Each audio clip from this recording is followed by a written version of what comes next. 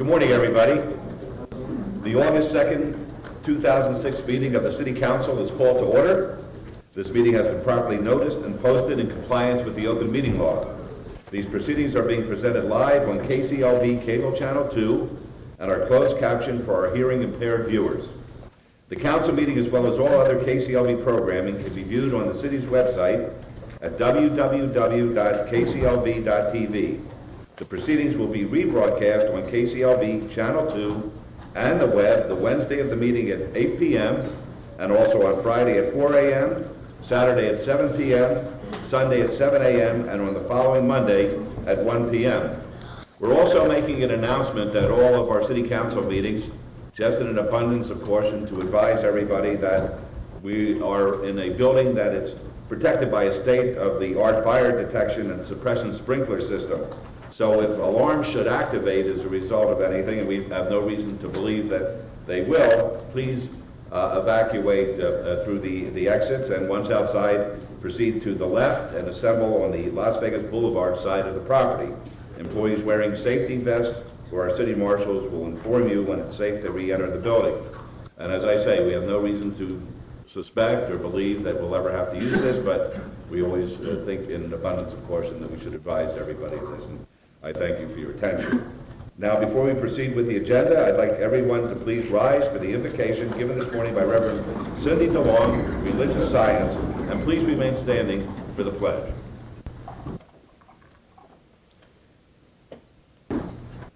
We recognize that there are many faiths, many creeds, and many religions, and we call upon that one supreme being that is common to all. And today, we ask and accept the blessings of this one being on the activities and participants of this gathering today. We ask that each word be spoken in truth and every ear listens and hears in truth. We ask blessings upon the young people that are present and for our city's great good in having wonderful youth to lead our future. We ask also that the blessings of each member of this council be guided in wisdom for the highest and greatest good of our city and its citizens. We ask that decisions be made in selfless integrity. All of this we gratefully acknowledge and accept as the highest good for each one here throughout our city and state. And so we say, Shalom, Amen. I pledge allegiance to the flag of the United States of America and to the republic for which it stands, one nation, under God, indivisible, with liberty and justice for all.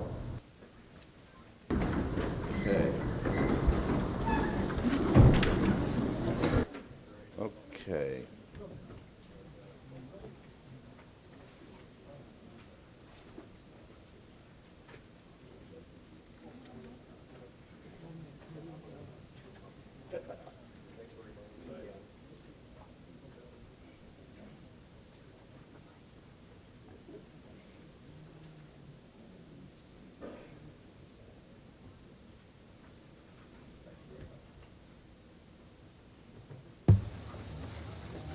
Morning. Good morning, ladies and gentlemen. This is the ceremonial portion of our agenda. And for our first item, we'd like to recognize the August Citizen of the Month. I'm very happy to present the August Citizen of the Month to Fasha. Fasha, will you please come up here?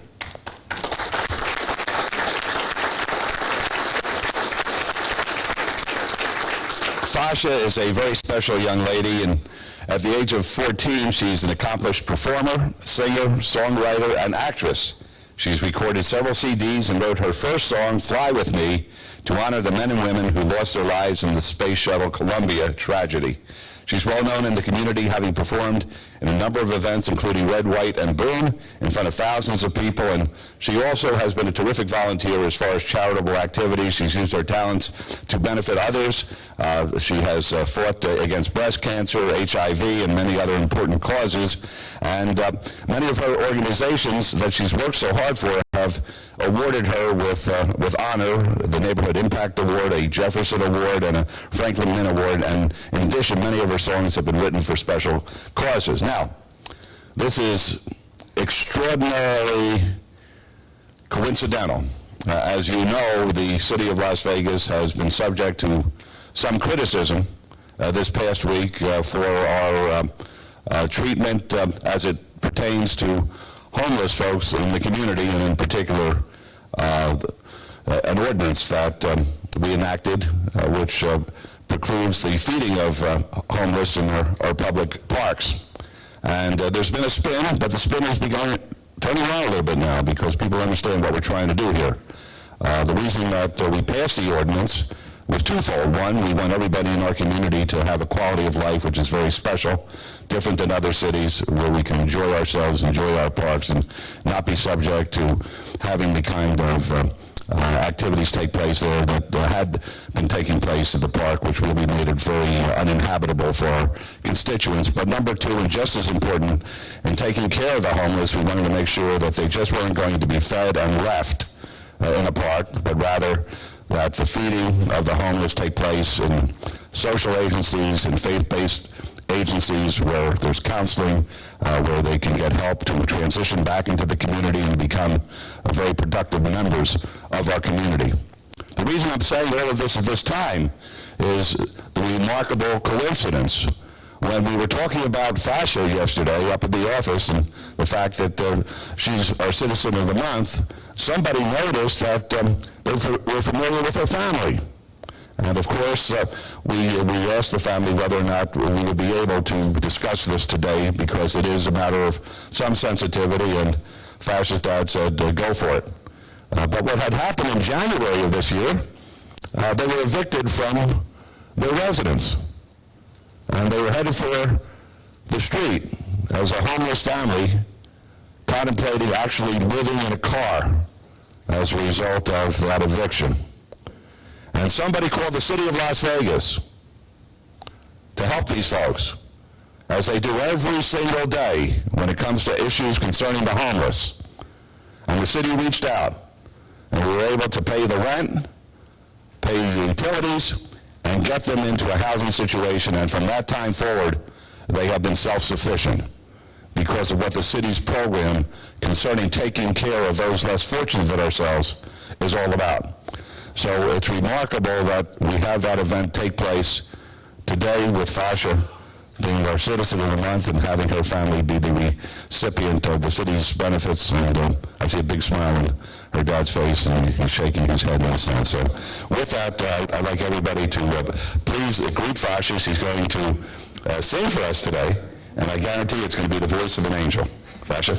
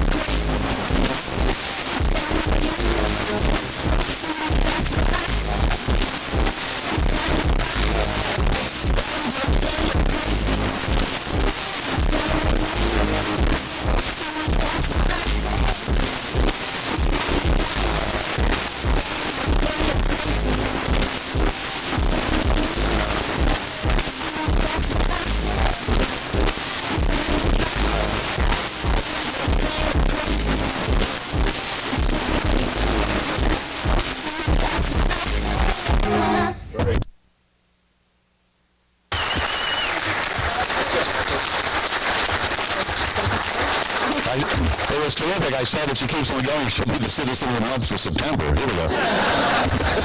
Thank you, Mr. Mayor and Council. I appreciate everything you do for our great city of Las Vegas. I know it wasn't an easy job to clean up the city to where it is today, and an even harder job to keep it the way it is. And that's what I do to do my part to try to inspire kids in our city as they.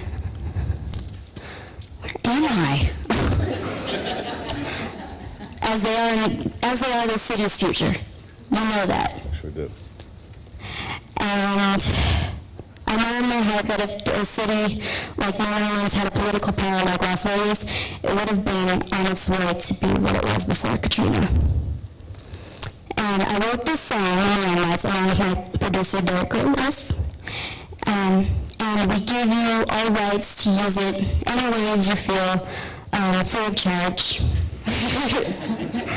And you can come see me at the 2006 Las Vegas Music Awards, where I have 2 nominations, Best Female Vocalist, Rising Star, and Best Song of the Year for the song Why. Thank you. It's an honor to be nominated for this city, and the proudest day in my life is this proclamation. But I'm not done yet. I love you all. Terrific. Thank you. That's great. Let us stand out. I ask Fash's family to stand up and be recognized. Thank you very much. Thank you. Thank you very much. Congratulations. And a shout out to my boy, Bobby G. Have a seat. Felt like the chopper there. Have a seat.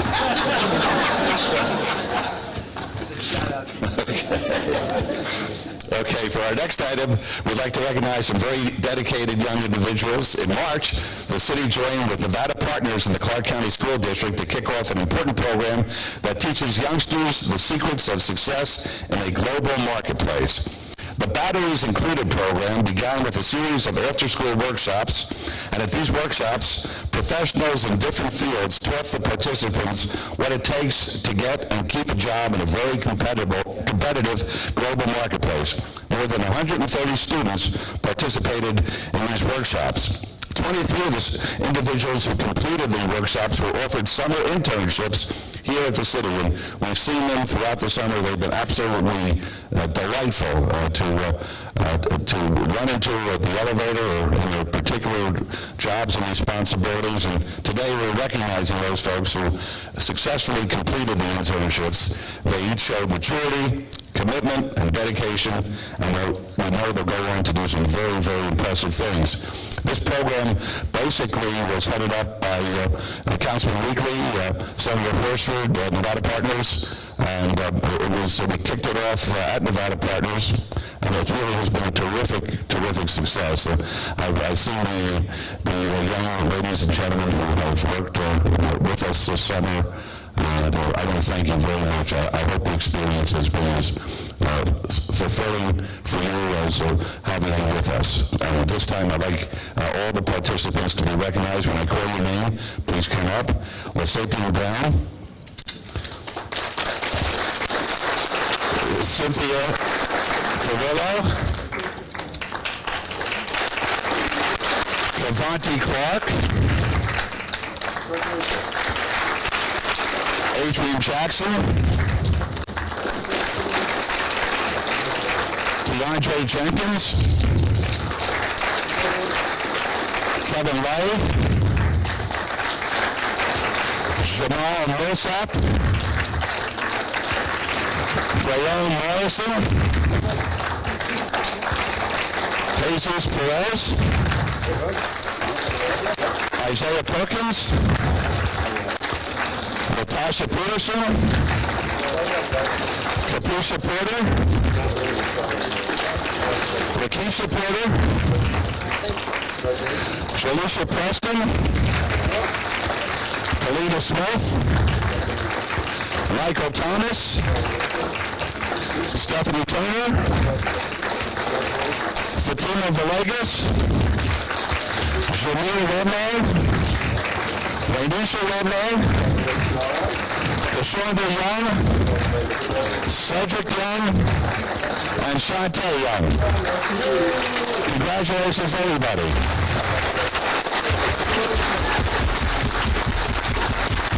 Thank you very much.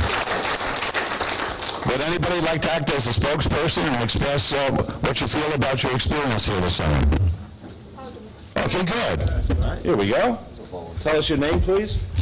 My name is Kashonda Young, and this experience has been great. We learned plenty of things.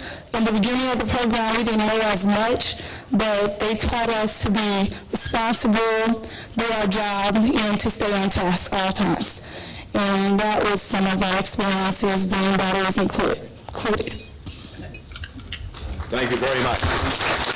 And of course, there are always those who are responsible for the success of these youngsters. And Jocelyn Blewett is here.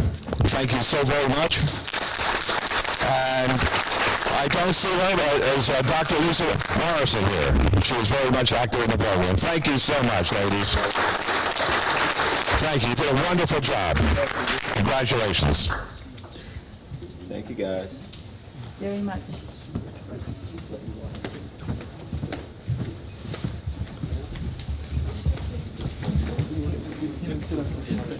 Good job. Good job. For our next item, Councilman Lewis will recognize a local organization and its coordinator. Councilman.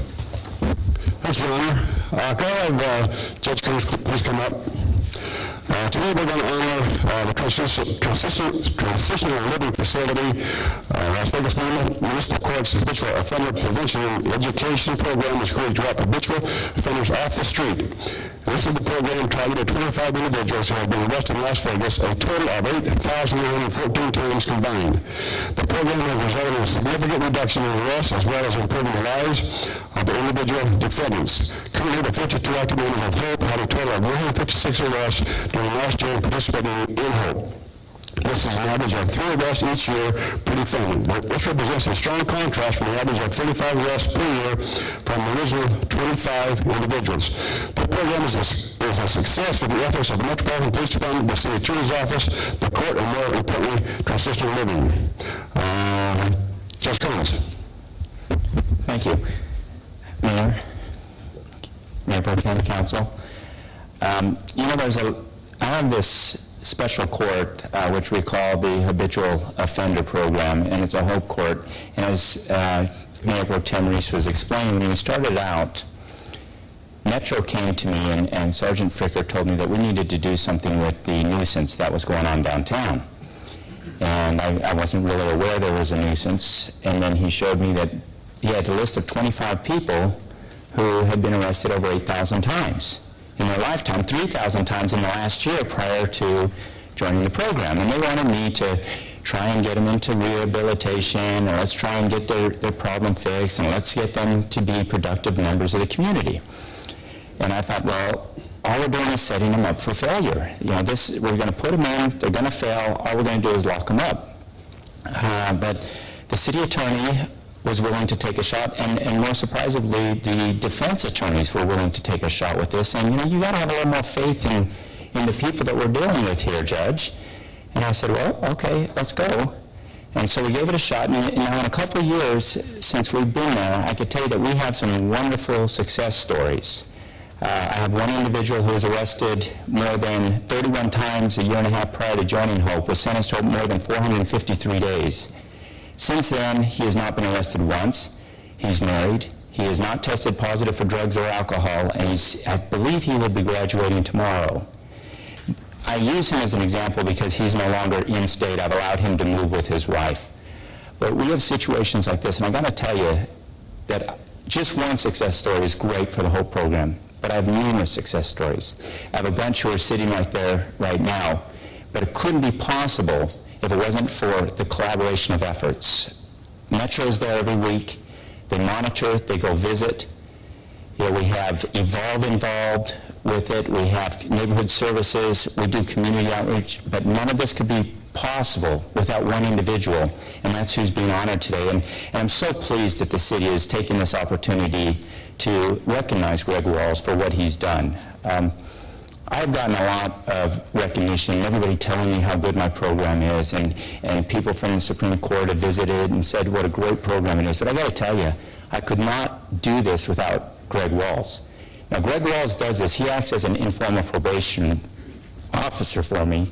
He monitors, he lets me know when people are doing well, he lets me know when they're not doing well. He goes out and he monitors the downtown cleanup. And he does this without pay.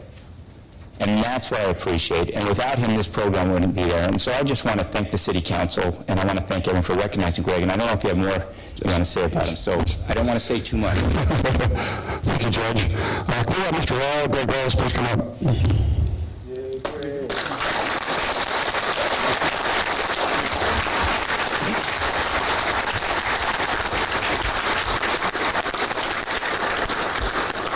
I'm sorry, there's also one more thing I wanted to say. I have to apologize to Greg because I told Greg that he was coming here today because I was going to ask for money for Hope. So Greg had no idea this was going on today, and so I'm sure he'll get even with me, but Greg, sorry. Thanks. Can we have a tape, please? We do have a tape. If we watch that. The issues of substance abuse and homelessness are growing across America. The two often go hand in hand. In Las Vegas, Gregory Walls, the volunteer outreach coordinator for the Transitional Living Community, also known as TLC, is taking action to help chronic substance abusers and their addiction. Greg is himself a TLC graduate. He is a former heroin addict who spent almost 13 years on the streets. And you should have had it done. Greg is a beacon of hope to those he helps in the program. TLC is open to almost anyone with a chronic substance abuse addiction, but many of the participants come from the Hope Court, intended for abusers who have been arrested in Las Vegas 20 or more times. First has to happen is either the prosecutor or the defense attorney has to decide that someone qualifies for Hope. Sometimes Metro will pick out someone that they think is Hope, and sometimes I see someone that qualifies for Hope. From that period, they come see me. I sentence them to the maximum possible sentence I could give them. However, I suspend that. And after, what I do next is I release them to TLC. They spend the time with Greg Walls over there at TLC. Here at TLC, we provide housing for 122 men. They get 3 meals a day, and they also have the privilege of going to AA and 4 classes a week to help them to learn about their addiction and to help them become better citizens. I'll get business money, Dad. So we come out here and be of assistance to individuals who need our help. It installs in them a sense of pride and a sense of self-worth. To be able to give back to society with no, without a return, other than the fact that their help was appreciated, it gives them a sense of being again. And they realize that they're sober and clean, and they're giving back something. We're getting jobs, we're getting people with positive attitudes, people are not cussing and swearing, they don't have any training minds or thoughts. It's beautiful. It's a great program, it really is. I've been with them for 20 years and I've done a lot, but with my drinking and my drug use, I never got anywhere. I've owned 3 houses.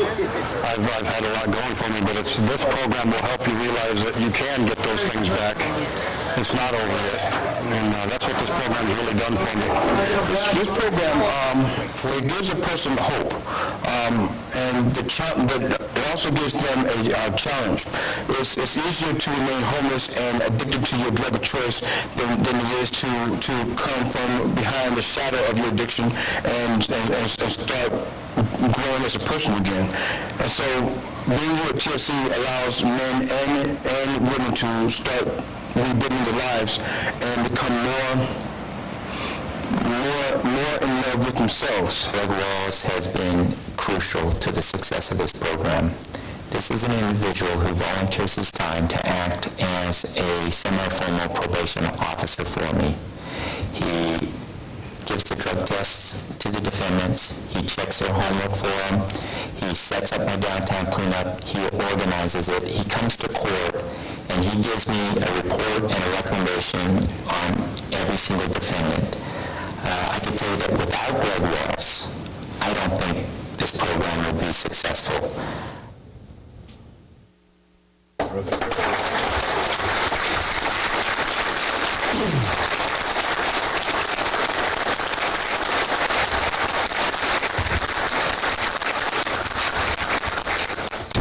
LLC is a private organization that is dedicated to sober living and rehabilitation of individuals. Mr. Greg Wells, Outreach Coordinator, has spent hundreds of hours helping to make the Hope Court City of Las Vegas Neighborhood Beautification Project and the Evolve Project to success.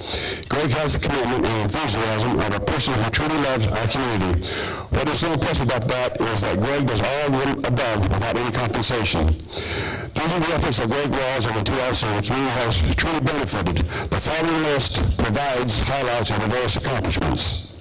Assisted a first-income, 84-year-old non-resident of the Biltmore Bungalows community with removing 5 hazardous trees and underground dry vegetation, removed large unwanted storage items and addressed underground vegetation of the widowed senior center's property had been shut in for several months, abated unwanted equipment and rearranged outside storage and assisted with the overgrown vegetation removed from the widowed senior horse property, trimmed trees, assisted with loading dumpsters and abated landscaping issues on a single-family income restricted property, provided paid labor for a much-needed visual improvement of a highly visible, multi-colored cul-de-sac wall in a mature residential community, blended and removed unwanted tree benches for income restricted disabled senior, removed trash and debris from a mature, historically designated dwelling nestled in a mature residential community, removed overgrown vegetation and painted exterior walls and collaboration with 3 neighborhood associations, distributed 1,173 notices to homeowners encouraging residential involvement in a community meeting, and removed trash and debris from highly visible intersection of an income-restricted neighborhood.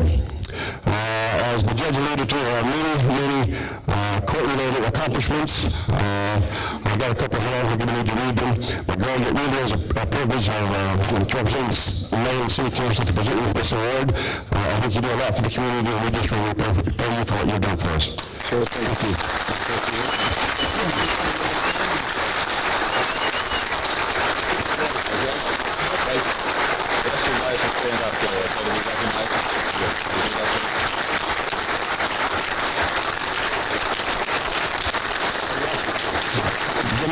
From TLC for Hope.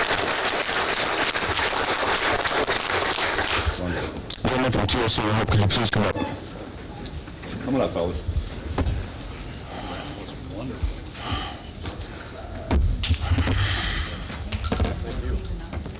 That's no better. Thank you, sir. That's no better. This is what we're trying to do. Good job. Thanks, appreciate that. Good job. Good job.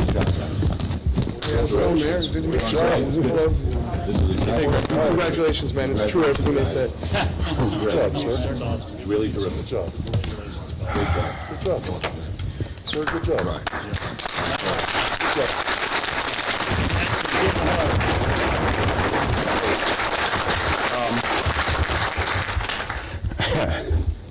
I thought that I was coming up here to participate with the fundraiser, and I guess my judge got one on me. I'm not one for a lot of speeches. We're privileged to be able to participate with the Hope program and to help men to rebuild their lives. It's something that I, for one, appreciate greatly, and as a representative of TLC, I can tell you that TLC appreciates the opportunity to be established in this great city and to be able to also participate with helping addicts, male and female alike, to change their lives. Without programs like the Hope program and dedicated programs such as TLC and others, our plight with the homeless and with the addicted individuals who live in the city will only grow. So to the city of Las Vegas, I say thank you for allowing us to be of service to you. Wow. I would also like to thank, as I said, the City of Las Vegas staff, the mayor, and the city council. I'd like to thank especially Judge Kearns and Judge Hopkins for their ability to see into the future and to see how best to help out the homeless and homeless situation in the addicted person. I'd like to thank Sandy Scott of the Municipal Court and Jim Carney, Neighborhood Services for all that they do, Metro for the cooperation, Code Enforcement and Rapid Response for assisting us with the community cleanups. I'd also like to thank Amy Wilson for her broad approach on and her innovative ideas for helping out in our situation. The Las Vegas community has been a tremendous service to us all, and I just want to thank you all for everything. The Las Vegas community for embracing TLC and allowing us to be a service to the elderly, disabled, and the income restricted. Lastly, but just as importantly, I'd like to thank the men of TLC who have taken the first step forward in their struggle to stay out of jail, to stay clean and sober, to walk back towards the love of their children, their parents, their brothers and sisters. This is not an easy thing for individuals who find themselves in our particular situation to do, but it's a necessary step, or else how else can they turn around and help the next man come up behind them? From TLC and Judge Kern's court, Judge Hopkins' court, I thank you all. Great.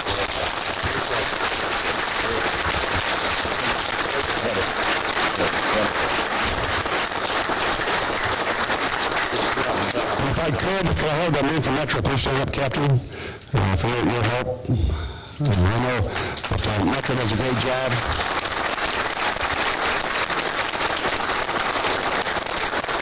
I also want to personally thank Susie Martinez from my office for the work that she does coordinating, work with these people here. So, Susie, thank you very much. Thank you, Mayor. City Council. Thank you very much, Ray. Thank you. Thank you. Thank you. But everyone to vote as well, gentlemen, that when Judge Kern was having a video made, it was on a Saturday, and the clock said 4:15, so he's a hard-working judge. That was the first falsehood that I've told all day. Okay, that ends our ceremony. We'll get down to some serious work.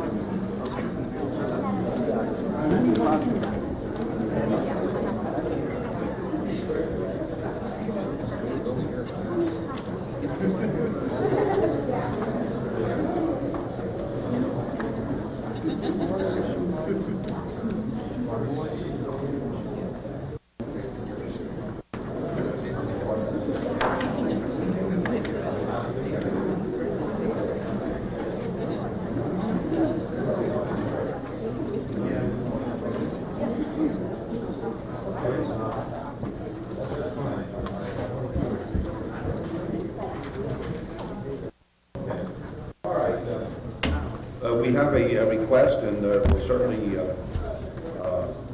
abide by the request.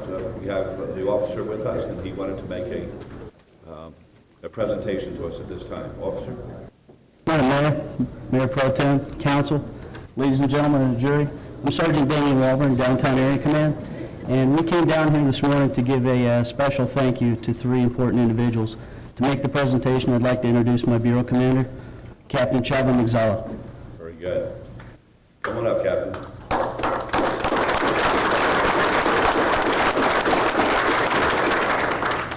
Good morning. Good morning. You know, we've come such a long way in the downtown area to reduce crime, to address violent crime, to improve the quality of life for area residents. And I think that is what it's all about. You know, as police officers, we put on this badge and this uniform so we can make a difference in the community. But we can't do it alone. And you have the A-team sitting behind you here. The mayor, Mayor Pro Tem, the city council, they're our partners. I mean, we work hand in hand with them every day to make a difference here in the downtown area. I also have the A-team back here. Stand up, folks, please. My officers back here, the community policing officers.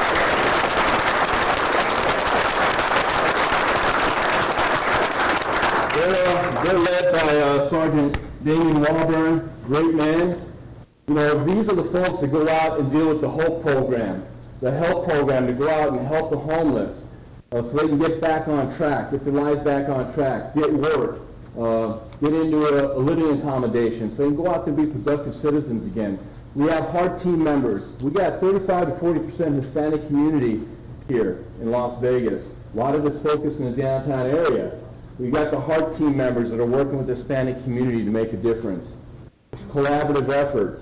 We had a situation that we needed some help on, and we had to reach out to the city council and to the mayor, and I want to give special thanks to city council liaison Jeannie Mouse and city councilwoman Lois Tarkanian. And let me just tell you a little bit about what they did. I'll go ahead and read the plaque. I'll kind of touch on what they did.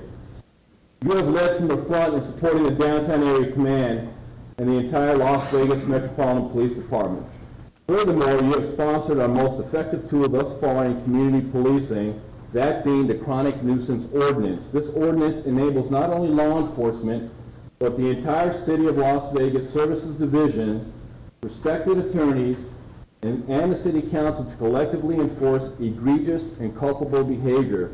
Through your efforts, you managed to get the Las Vegas City Mayor, Oscar Goodman, to co-sponsor the Chronic Nuisance Rewrite Project. Recently, you took time out of your busy schedule to address the crime trend and illegal behavior in the area behind the Stratosphere Hotel, the Meadows Village. I'm sure you're aware of that. This was done in partnership with the Downtown Area Command, directly addressing the property CEO and manager of the Stratosphere. Crime has steadily declined. The Stratosphere has assertively targeted crime prevention by adding several parking attendants, CCTV TV, barricaded arms for several new booths in the parking garage, and crime has declined. We look forward for future endeavors, and your unselfish leadership is very much appreciated by the Downtown Area Command and does not go unnoticed. Thank you very much. Councilwoman?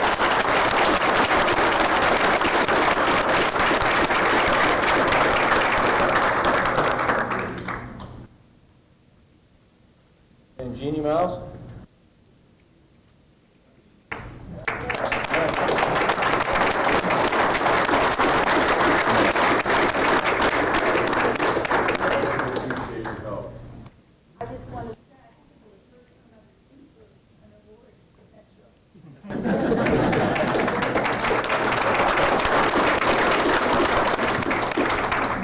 And also, we have one for our Mayor Oscar Goodman.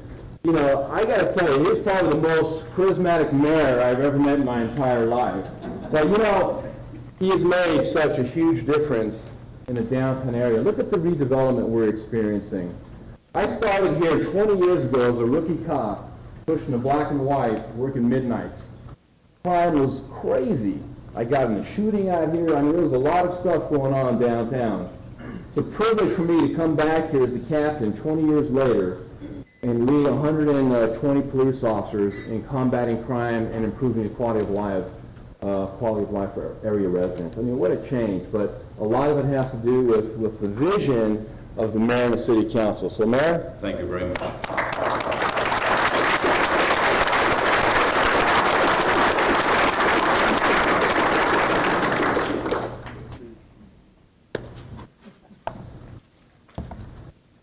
Thank you very much. Can you imagine 8 years ago, trying to arrest me, and now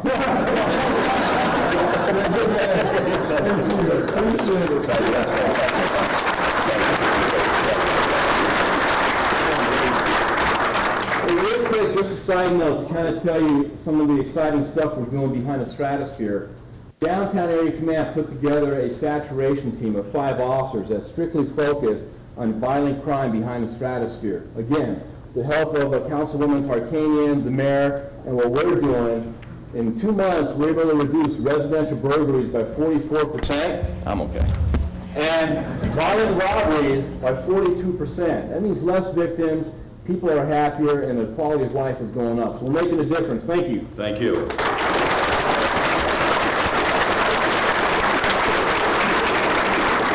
Thank you very much.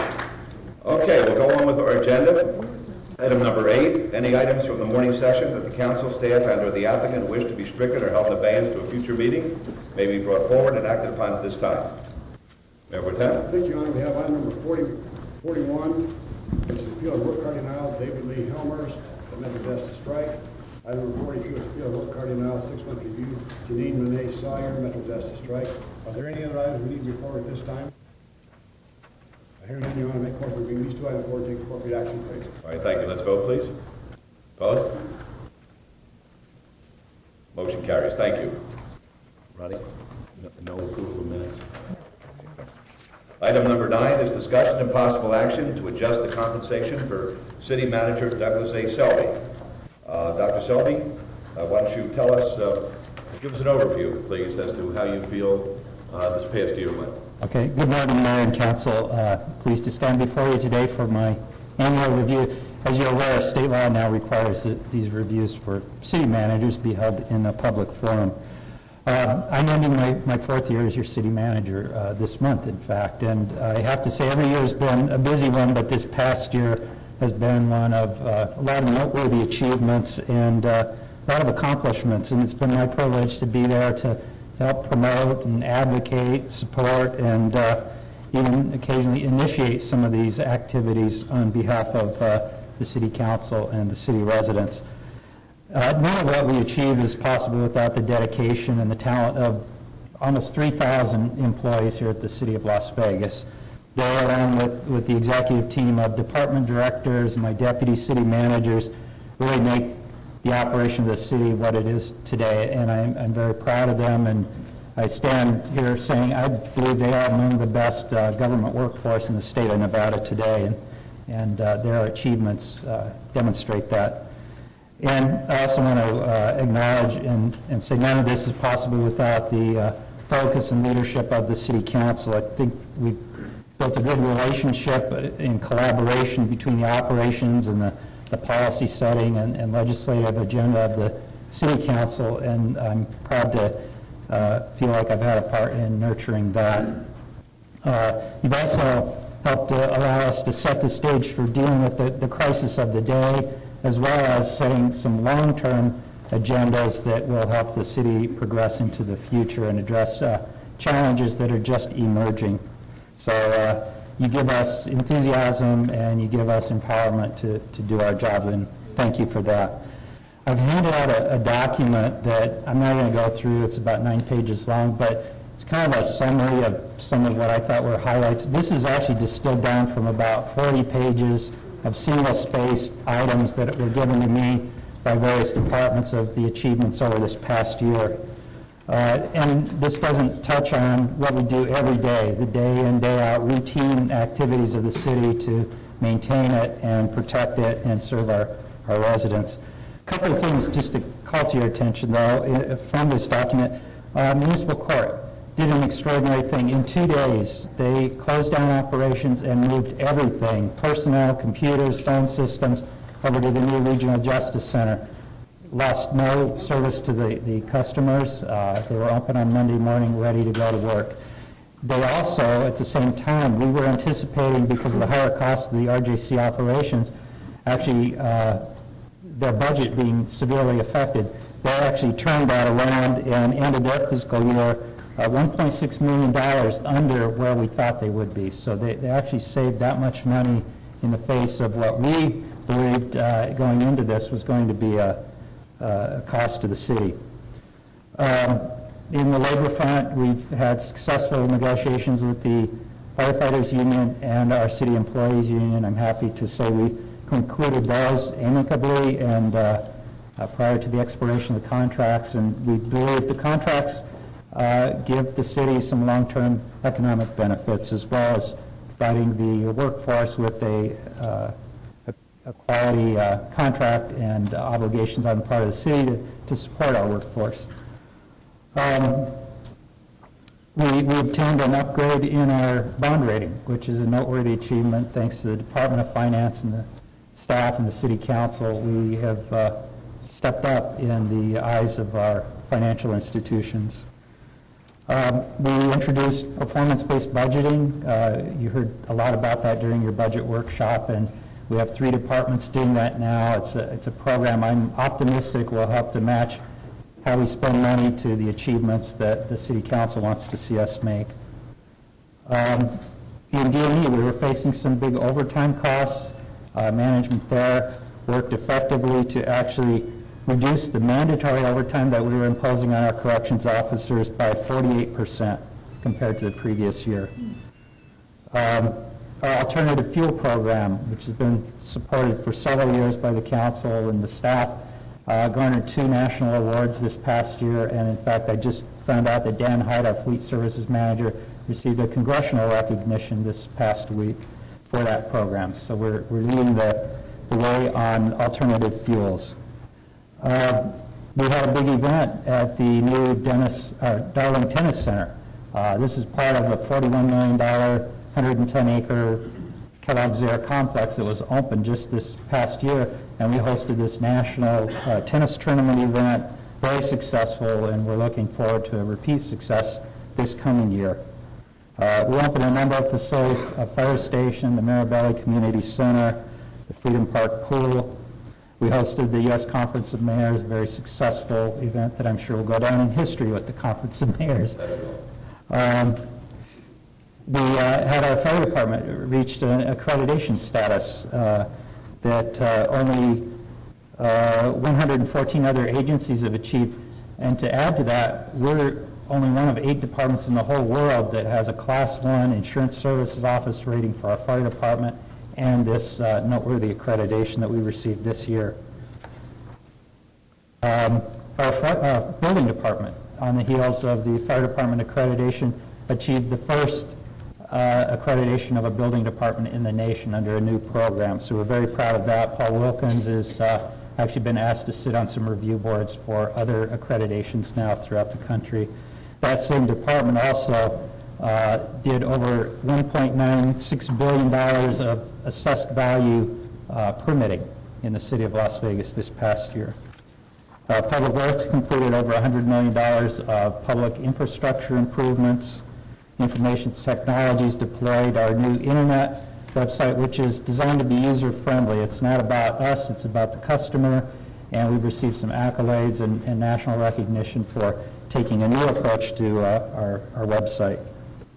We've refined our Neighborhood Indicators program with the help of Information Technologies to where we now can integrate a lot of data and determine the condition of a neighborhood and where to place our resources to best deal with neighborhood challenges.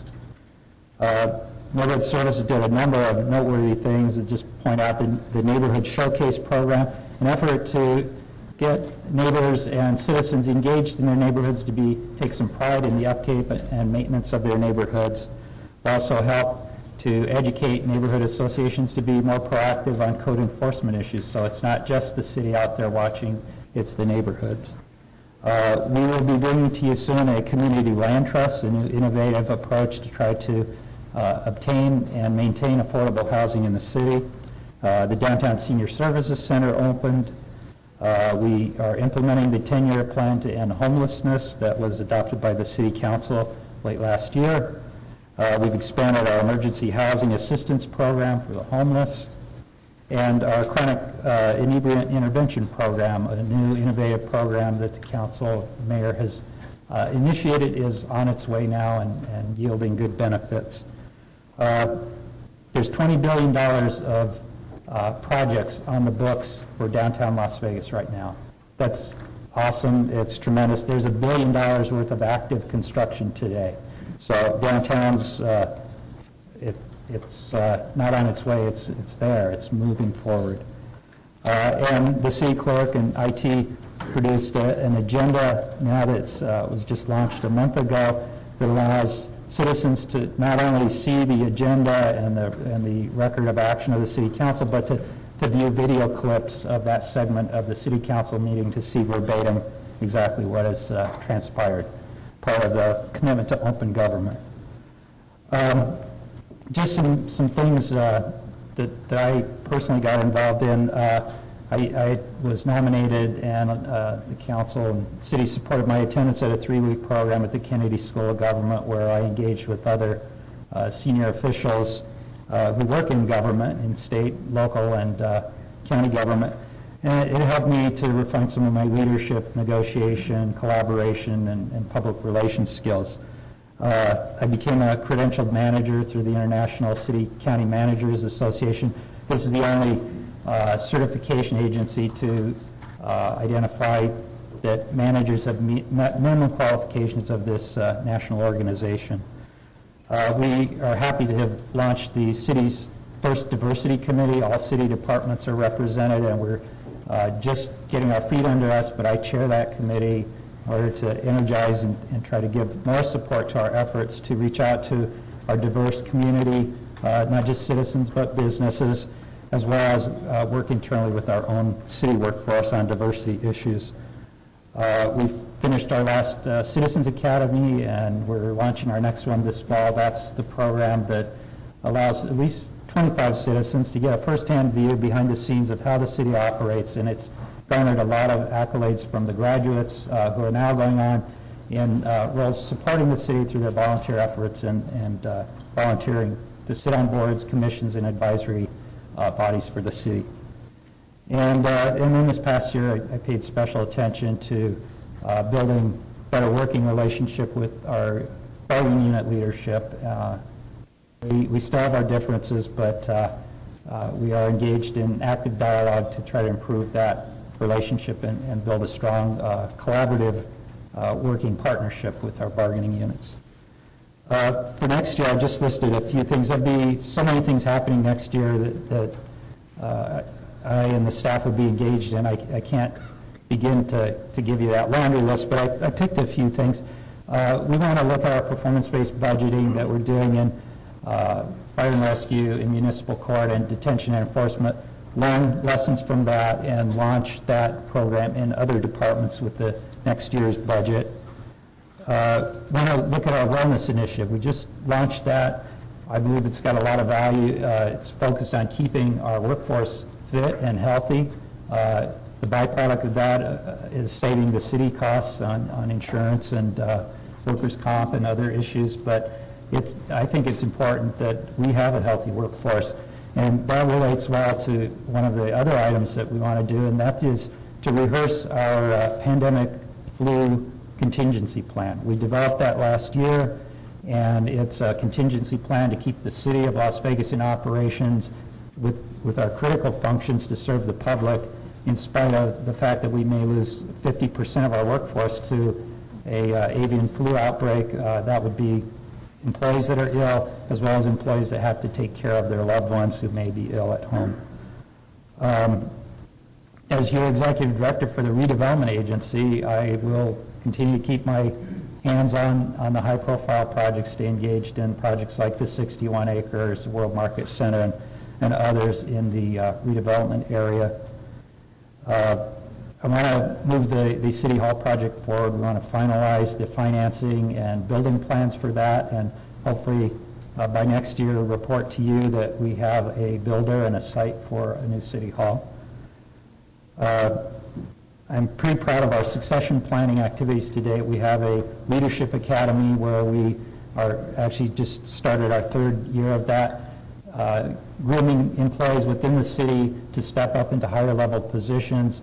Most of our promotions to directors, including 2 this year, have come from within the city. These are people that have been through this program, and I think in almost every department now we have a candidate to replace a director, candidates in the wings to replace deputy directors, and And I know we've got deputy city managers and even city managers in training available to meet your mandate that we have a strong succession plan here at the city. We want to, as I mentioned, ramp up our diversity program, reaching out more aggressively to our diverse business and citizen community. We want to continue to support technological innovations that, and workforce and process innovations that help to streamline our operations and better serve our customers. And finally, I'll just commit to you, I'll stay engaged in city projects and go where I need to go to make sure things run smoothly here at the City of Las Vegas. Thank you. Thank you very much for that presentation. Council, any questions or comments? Mayor Pro Tem? Thank you, Your Honor. Dr. Selby, I just want to thank you, first of all, for implementing that Citizens Academy. I've had 3 or 4 of those people that have graduated from the Citizens Academy that really think it was a great job, learning more of the city operation and how we do things and why we do things. I think they take that back to their neighborhood and explain to some of their neighbors. So I think that was very good. Also, I want to commend you on your forthright, upfront supporting the employees of the city of Las Vegas to get them ready to step up to higher paid level, higher positions. I think that's great. I know with me, you've always been fair and honest up front. You've always represented, I think, yourself honestly and truthfully. I think you're doing a great job for the city of Las Vegas. And I'm just thankful that we are here, part of the team that's going forward and making sure that our development of our downtown continues like we are doing it. And I think you're doing a great job. Thank you, Mayor Pro Tem. Thank you. Councilor Wilson. Thank you, Mayor Goodman. I too, Dr. Selby, would like to echo some of the things that Mayor Pro Tem Reese said. And I'd like to give a couple of examples. I've been on the council now 25 months. And I remember back in the fall of 2004, I'd been on the council just a couple of months. And I was doing my first round of neighborhood meetings. And those are pretty intimidating for a first-timer councilman, where you go out and you meet people in the community and you have hundreds of people show up. And I'll never forget, Dr. Selby, that you were at my first round of town hall meetings. And I want to thank you personally. It really shows your commitment to the city of Las Vegas, because by you being at these neighborhood meetings, it shows your dedication to having successful meetings and successful programs for the city. Another example, I had a neighborhood meeting last Thursday night, and the subject of our neighborhood meeting was a particular park, Hanson Park, and one of the neighbors was complaining about an old basketball hoop that had been in one of his neighbor's yards for weeks and weeks and weeks.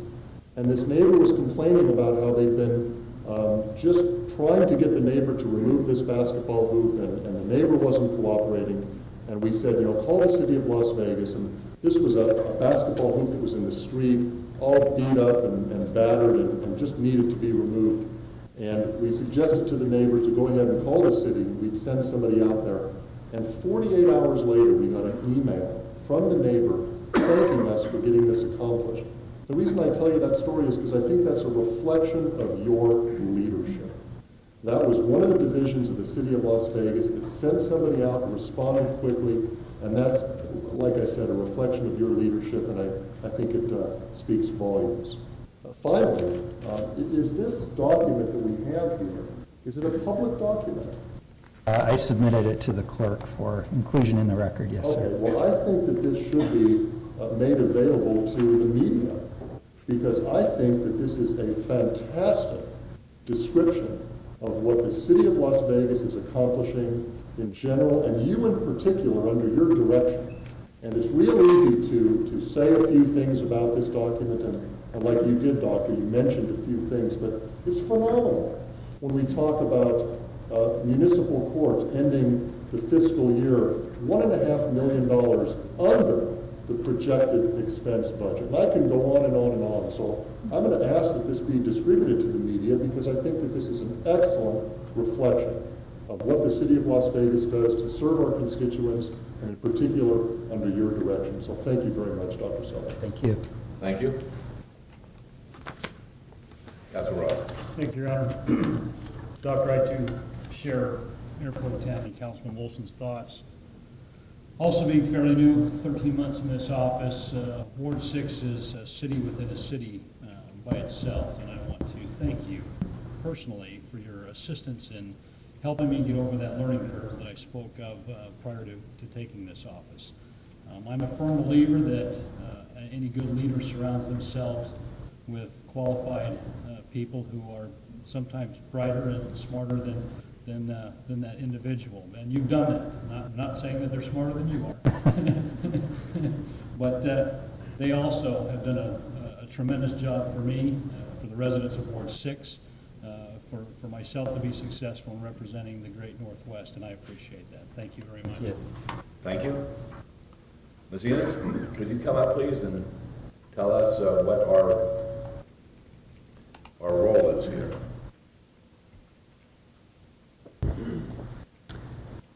Good morning, Mayor, Council.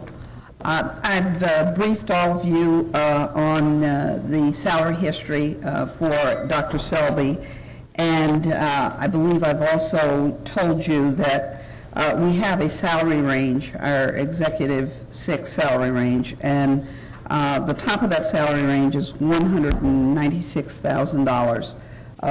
Dr. Selby is within 3.73% of the top of the range. You all have the option of making a determination with that range as it exists. You also have an option of giving a lump sum bonus. You also have an option of doing away with the range.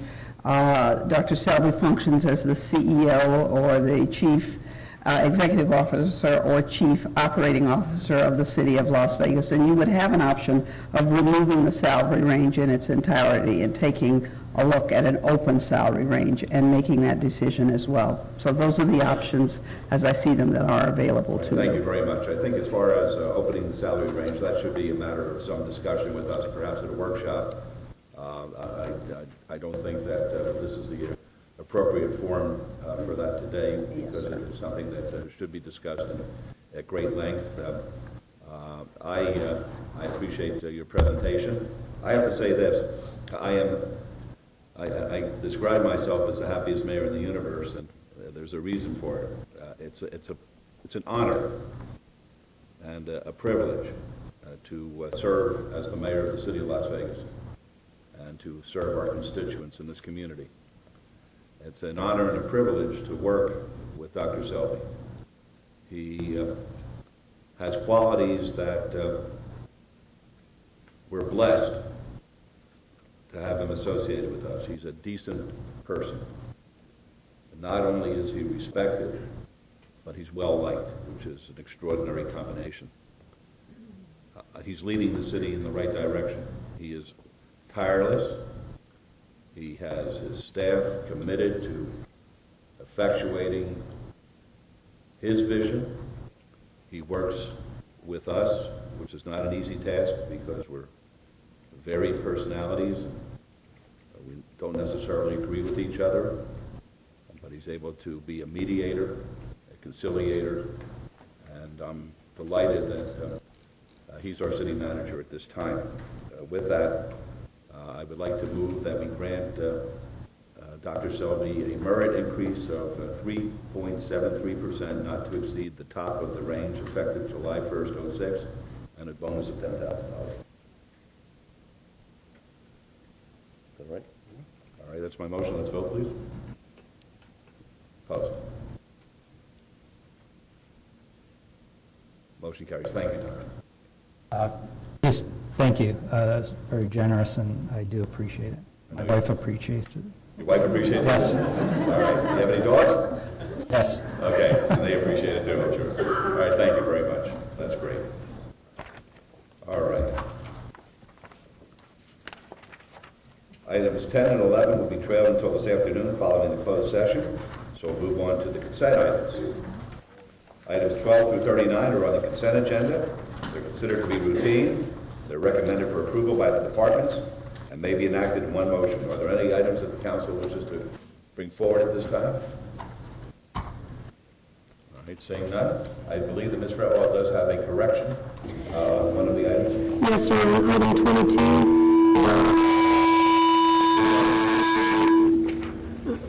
the award recommended to language, there are two letters that are transposed. It should read VWRL. VWRL? Yes. That's what mine reads. Mine does read VWRL. The way it's posted is VRWL. It should be VWRL. Good, thank you very much. All right, with that amendment, Thank you, Your Honor. I would move to approve items 12 to 39 then with those corrections. all right, let's vote, please. Opposed? Motion carries. Thank you. Okay. Brad here? Huh? She had to call that. I mean, I was sweating. My hands are sweaty. I know. Okay, item number 40 is a report from the city manager on emerging issues. You take it over. Good morning again, Mayor and Council.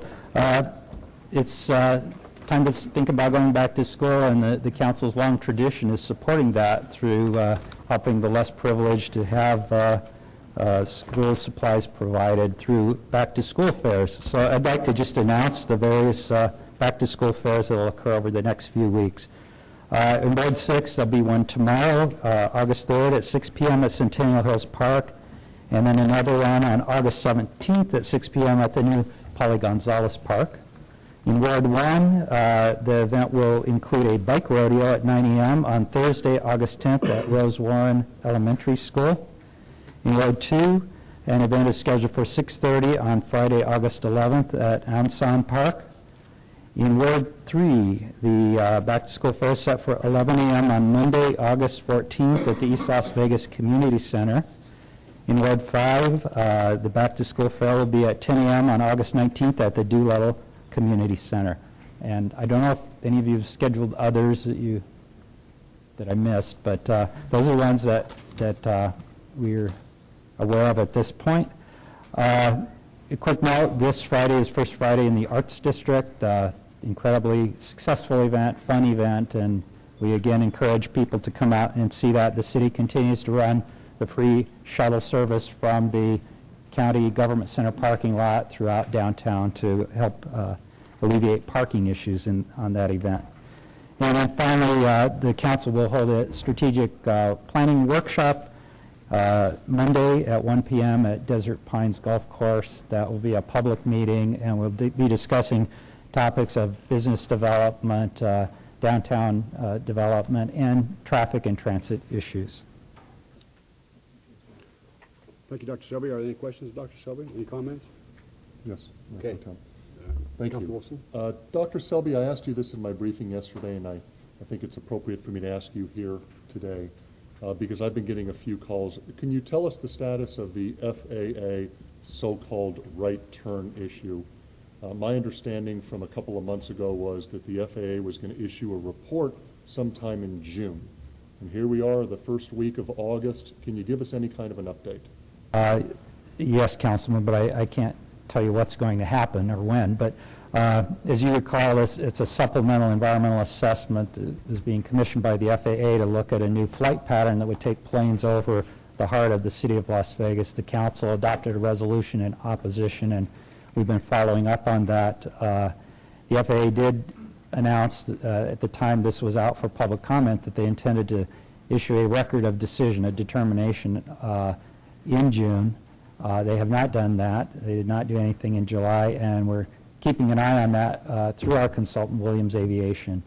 We also have a law firm on board that should that determination be detrimental to the city and in contrast to the comments that we've made, then we would work with the consultant and the law firm to determine the next step to be taken. But at this point, I have received no response from the FAA. I sent them an email 3 or 4 weeks ago asking for a possible decision date, and have no indication as yet when that might be.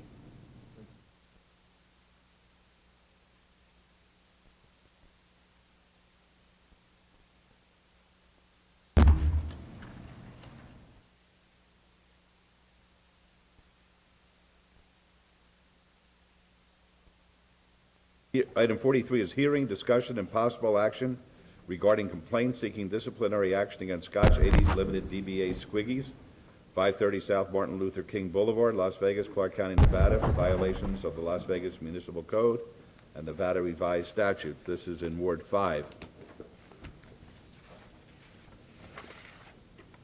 Before we start, Mr. Henry, I was briefed on this matter yesterday, and I had received the respondent's supplemental brief for hearing on complaint for disciplinary action. I turned that over to Mr. Scott of your office to be responded to. I don't know whether anybody was served with this other than myself. I received it on, or my office received it July 28th. During my briefing, I was told of the various alternatives that would be available here. Mr. DiFiore outlined that there could be a closure of the business, that the fines could be of $1,000 a day nature during the time that the alleged violations were occurring. And I began to rethink whether or not I could be fair in this particular situation because of my relationship with Mr. Piper and to a much lesser extent Mr. Bunch. We really did spend an awful lot of time together about a year and a half ago, virtually every other morning for about 45 minutes, and we talked about a lot of things, including Squiggies, and including his business practices and how he was monitoring it and his ambition and the like. And I really don't think I could be fair on this one. I want to vote in the worst way. I know that I'm elected to vote, but on this one I don't think I could be fair. I think the personal relationship is such that I have to recuse myself. I appreciate that, Mayor. I think that you made a record before that you have a personal friendship with the individual subject to the disciplinary complaint today. Your actions up until now have been procedural. They haven't been substantive. And I think that now that you've reached a substantive point in the process, your reevaluation is appropriate, and so is your abstention. All right, I'm going to abstain then, and I'm going to turn it over to the Mayor Pro Tem. Thank you, Your Honor. Are there any other comments or questions before we get started? Hearing none, Mr. Henry. Mayor Pro Tem. Initially, I'd like to lodge with the clerk proof of service of notice of today's proceedings. Thank you. We are before the council today for a hearing on the complaint for disciplinary action, which has been approved by the City Council, and it pretty much speaks for its self. In the nature of these things, I've been doing them 10 years now. Just in the last few minutes, Mr. Shannon, representing the licensees. Excuse me just a moment, Mr. Henry. Can we please have you introduce yourselves so we know what we're talking about and stuff? Certainly. John Shannon, I'm an attorney for the respondents, Scotch 80s Limited, doing business as Squiggies. My address is 501 South 6th, Las Vegas, Nevada. Thank you. Danny Piper, 1900 Waldman Avenue, Las Vegas, Nevada. Joe Bunch, 1217 Park Circle, Las Vegas, Nevada. Thank you, Mr. Henry. Mayor Pro Tem. Mr. Shannon, representing the licensees, and I have finished our discussions that probably started yesterday about whether or not there could be a resolution that staff would propose to this disciplinary complaint. And the complaint, in essence, is serious. It sets forth a number of crimes committed over the course of the last year at Squiggies or just outside Squiggies, and certainly a disproportionate number of calls for service. And with witnesses from the Metropolitan Police, the city is prepared, or city staff, to prove these allegations. But in lieu of that, staff, and I have spoken with Mr. DiFiore about this negotiation, and he participated in part of the discussions, and I've spoken with a representative of the Metropolitan Police about this proposed negotiation. They participated in part of the discussions. Staff would recommend this disposition. along with the respondent. First of all, the respondent would stipulate that all of the allegations in the disciplinary complaint are true and correct, and that the city could prove them this morning to the requisite legal level of proof. Secondly, Let's take it one by one. Okay, is that all right with you? We just take it, you got several, you say? oh, probably about 10 or 12. Okay, why don't we just have them respond to each individual one then as you go through them? As to whether or not they agree? Yes. Okay.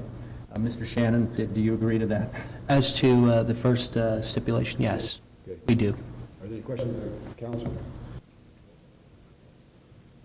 Okay, go ahead. This is all an interlocking whole, if you will. The agreement is that Squiggy's, actually Scotch 80s Limited, has 6 months to sell and transfer their gaming and liquor licenses, or surrender them or close down business, and if they don't, then the licenses at issue here today are revoked. The caveat to that is if 6 months from now they have a signed sales agreement, they have earnest money in escrow, their proposed buyer has made application to gaming control and to the city to receive the licenses, and all that's holding up the transfer is the fact that the city and or gaming control hasn't finished the background investigation, then Scotch 80s Limited can apply to the city council on a month-by-month basis for a 1-month extension to see those things accomplished. We would agree to those terms. Any questions, Councilman? Okay. Squiggy's agrees to pay a $20,000 fine within 15 days. We would also agree to those terms.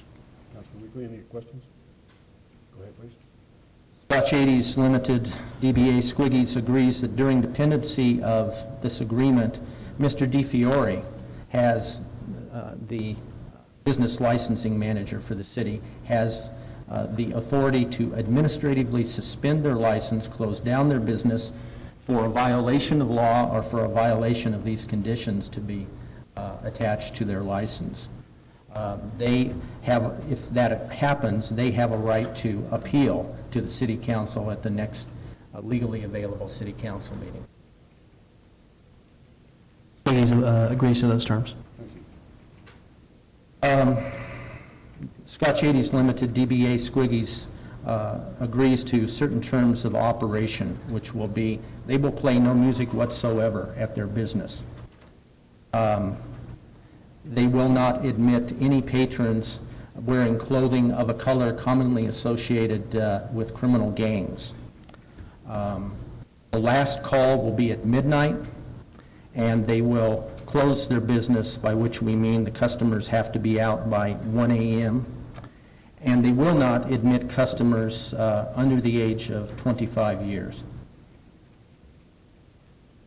We agree to those terms. Of course, we just wanted noted that the close of business hours from 1 a.m. to 7 a.m. the next day. Yes, that is the understanding. And finally, Scotch 80s Limited agrees that they will go on providing security guards at the business. Currently, they have 3, but it's contemplated between city staff and Scotch 80s Limited that there may be some sort of evolving problem that we can't contemplate, so that the provision of security guards is to be result of discussions with and direction from Mr. DiFiore. We would agree to those terms. I would like to comment on one thing that just occurred to me. the city attorney had proposed some limitations, age restrictions, which obviously Squiggies is already implementing, but also we would prohibit people wearing certain colors, gang colors and whatnot. My clients don't have independent knowledge of what would constitute that kind of that kind of color, or what colors would constitute gang colors. They would like some assistance in that regard. Well, I'm sure that they could get assistance from the Metropolitan Police, from the Bolton Area Command. Very well. Who came up with that color code? I mean, I personally have a problem with that, because I think that's pretty discriminatory, if you ask me. Because if I walked in Squiggies to use their ATM, which I have in the past, utilizing barbershop straight down in the same corridor, if I have a red jersey on, does that mean I can't go into? And more than likely, because I'm an African-American male, is that, well, I mean, I have a problem with that, and I think we need to do something about that. You know, I understand that, Councilman, and it's certainly the case that if you in making a motion on this wish to add or delete any conditions to the agreement, that would certainly... To me, I mean, I don't think it's rocket science here. I mean, I think it's just a matter of, these gentlemen here have to step up to the plate and take 100% full responsibility of what goes on at their place of operation there. And I mean, I think that you would know, what's appropriate and what's not appropriate in individuals who come into your place of establishment, if in fact, they're conducting themselves inappropriately, or if in fact, something just doesn't seem right in your gut. I mean, I think that you would have the discretion to address that, but, I just kind of I think it's just extremely old to me, and I think to me it's just discriminatory practices, and it's borderline racist, if you ask me, that you would go and identify someone who would have on red or blue or whatever the color may be. But, because been there, done that before, and it's just not a really cool feeling to be, to go into certain places. If I want to put, a Boston Red Sox baseball cap on, I know you're a Red Sox fan, Councilman, but that's my business. But I should not be identified as or profiled as something. I just kind of have a problem with that. I'm loving the fact that we are putting some conditions on the record here today, because there are some concerns that we need to address, Attorney Henry, and I'm with you guys on these recommendations. I met with Mr. Piper and I've met with Mr. Bunch, and I agree that there need to be some disciplinary actions put on the record, and they need to take full responsibility of what happens on their property located on Martin Luther King. In my opinion, the Martin Luther King location needs to be treated the same way your Sahara location needs to be treated. And I just think, in my opinion, that type of attention has not happened at that location. Have these gentlemen taken some measures to step up and address that? Absolutely. After the fact. Have some people lost their lives at the location? Yes, they have. I've actually heard from the family members of one of the young men that lost his life at that particular site there. And do they want to see something happen? Yes. And so, let's talk about that. And let's talk about today, I'd like to hear from you all. What are you all going to do, to address this and making sure that your place of business is a place that's safe? I've never heard of a bar you go into that don't play music. Does that mean they take jukeboxes out? I just want to hear some real stuff. That's kind of fluff stuff, but I don't want to sit here and talk about colors today and who can wear a blue shirt and who can wear a red shirt or whatever, because to me, then I think we'll be coming back and dealing with some racial issues here that are not cool as far as I'm concerned, because I don't get into that race card game, man. I just don't even want to even float around it, because it makes me extremely uncomfortable. Okay, Councilman, would you like to remove that condition? I think I would, please. All right. Given your guidance, Councilman, let's remove that from the negotiation.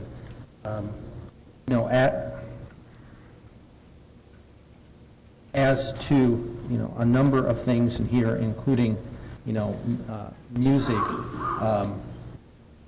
there certainly an effort made to style conditions in a way that would be entirely neutral. And although I have received input from various people, including the owners. I think, for example, on the area of music, where they thought that certain selections in their jukebox appealed to folks who tended to get in fights in their business more than other selections. I really saw no way to deal with that, and so I asked them if they would just be willing to not play music for the next 6 months, and they said that they would. And what governed my efforts in this was to try to style conditions that would tend to make this location safer than it had been before and as safe as possible.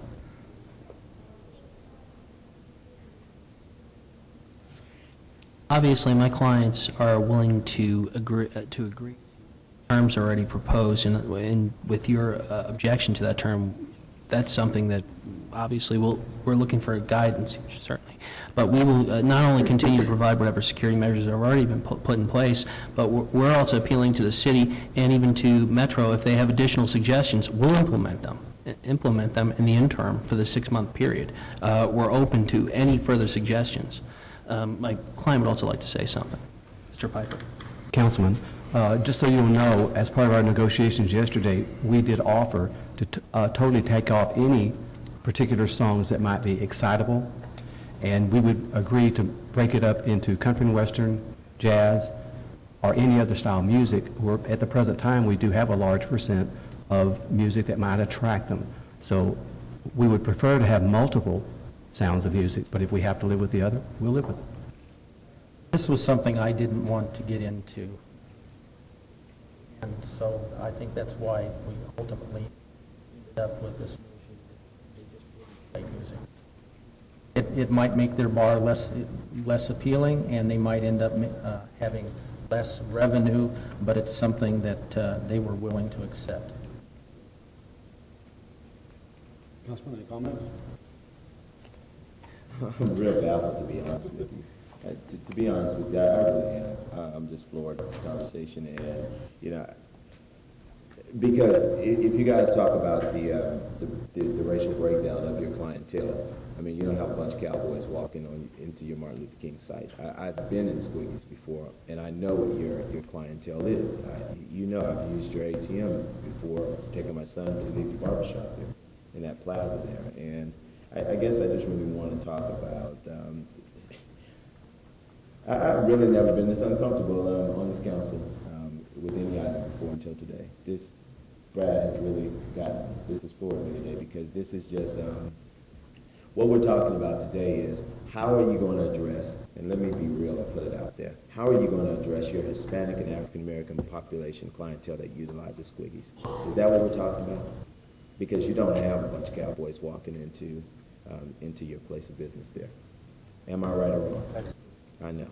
So when we talk about how you just want to flat out remove your jukebox or whatever the machine is called, I mean, let's just talk about that, because I mean the bottom line here is we're to talk about just measures on how, and Attorney Henry, if it's okay, let me hear what have you all done to better your business there. I mean, I know we talked about lighting, we talked about licensed security, we talked about better on-site management. If we can, for the public's sake, please, because this is just not good for me. Councilman, if you just pull that microphone up, I think it might be easier for you to talk. Okay. There you go. Excuse me. Yes, my clients have taken certain measures, and I want to go back through some of them, but we will, obviously, this is not the limitation of what we're willing to do to improve security, and that's why we're asking for some guidance here. But we have three security personnel members working on staff. License? One is presently a licensed security officer at one of the local casinos here in town. The other two are not. They have TAM cards. They're TAM cards and health cards. We have age restricted the place at this point. No one under 25. We have included additional lighting outside. We have upgraded from an older surveillance system to a digital camera system at some cost. And basically what we're trying to do overall, and I think this is what's going to be more beneficial, is to have more of a dialogue with our local community officials, with the police, because my clients are bar owners, but they're not security experts, and obviously they want to implement whatever's necessary. They're as upset about the goings-on at this location for the past year, and they want to improve conditions. And we're willing to agree to these terms, and even would be open to additional suggestions, and if there's some provisions of this agreement and some of these terms that, you know, that otherwise you object to, or any member of the council would object to, obviously we'll go along with your recommendations. Okay. What I'd like to do, Mayor Pro Tem, if you will, Mr. Bunch and Mr. Piper, I know you guys came in to meet with me on yesterday, and I was just getting back in town and I was unable to meet with you guys. I'd like to actually reschedule this, please, because I want to sit down with you guys and work with you on fixing this, because I think that there are some things we really need to make sure that you guys are going to give us some sense of assurance that you guys are going to step up and handle your business. You know, one of the things that I want you guys to put on the record today is that you have accepted responsibility for your site. And I don't care if you're African American, Caucasian, Hispanic, Native American, whatever your ethnicity is.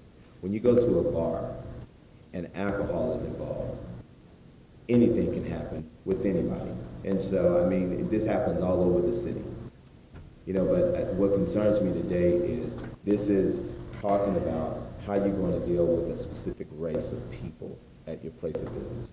And I just don't want to go right there with you today on this. I just want to talk about how you're going to run your business and what are some measures we're going to put on the record here. Because again, understand, people are lined up for these licenses. These are privileged licenses. And yes, you are totally responsible for what happens at your place of business. What goes on in parking lots and surrounding areas of your place of business, I know that may be a little bit out of your control. When we looked at the number of calls for service, I mean, your number is totally escalated from what happens over at the Ice House to over on Main Street to what happens at Freddy's, I think it is. Henry, over on Charleston, is it Freddy's? Frankie's over on Charleston. Your calls are quadruple, if you will, and that may not have anything to do with you. Who knows? Because there's a payphone, you know, that's down the hallway from your place of business. So let me table this for a moment, and let's get back together and put some stuff together. We can do that. Councilman, because I'm just to be honest with you, Attorney Henry, and with all due respect to you, I'm really, really not happy with where this conversation. Because in my short briefings that I had with you on yesterday, and I think I spoke with Mr. DiFiore for a moment here, I did not get the inclination that this is where we were going, and this is kind of what we were talking about. I need to tell you that this is the last city council meeting inside the 60 days, and so... Well, somebody needs to work something out for me. Brad, please, come on. Somebody needs to work with me on this one, because this is not cool. Mr. Henry's right. We have a 60-day window to... Talk to me today about what hip-hop music you need to take off of a jukebox and who can wear a blue shirt or a red shirt or a green shirt. I don't roll like that. I understand your concerns completely, and I appreciate them. I think that you're exactly right. Probably tabling this today is in order. I don't know if legally this is a waivable 60-day timeline. But for purposes of continuing these negotiations, just to let you know, I would like to get a waiver for Mr. Shannon right now of that, if it's legally doable, with the understanding that if there's a problem down the line and there's a challenge to this waiver, we will have to restart this disciplinary process of refiling the complaint, which we're prepared to do if we can't reach a resolution. We'll waive the 60 days, you know. I agree with you completely, Councilman. I think that everybody needs to be completely comfortable and understand what this negotiation is at the end of the day, and it shouldn't send a message that we're trying to do something here that we wouldn't do for any other bar in this city. The bottom line is the bar's been off the chain, it needs to get on the chain, and it needs to be some standards that we all understand. And I don't think there's a meeting of the minds here this morning, and I think that continuing this is appropriate. Thank you, sir. Mayor Pro Tem, now we do motion. 2 weeks, Councilman. That means 16th. That's August 16th. Are we going to obey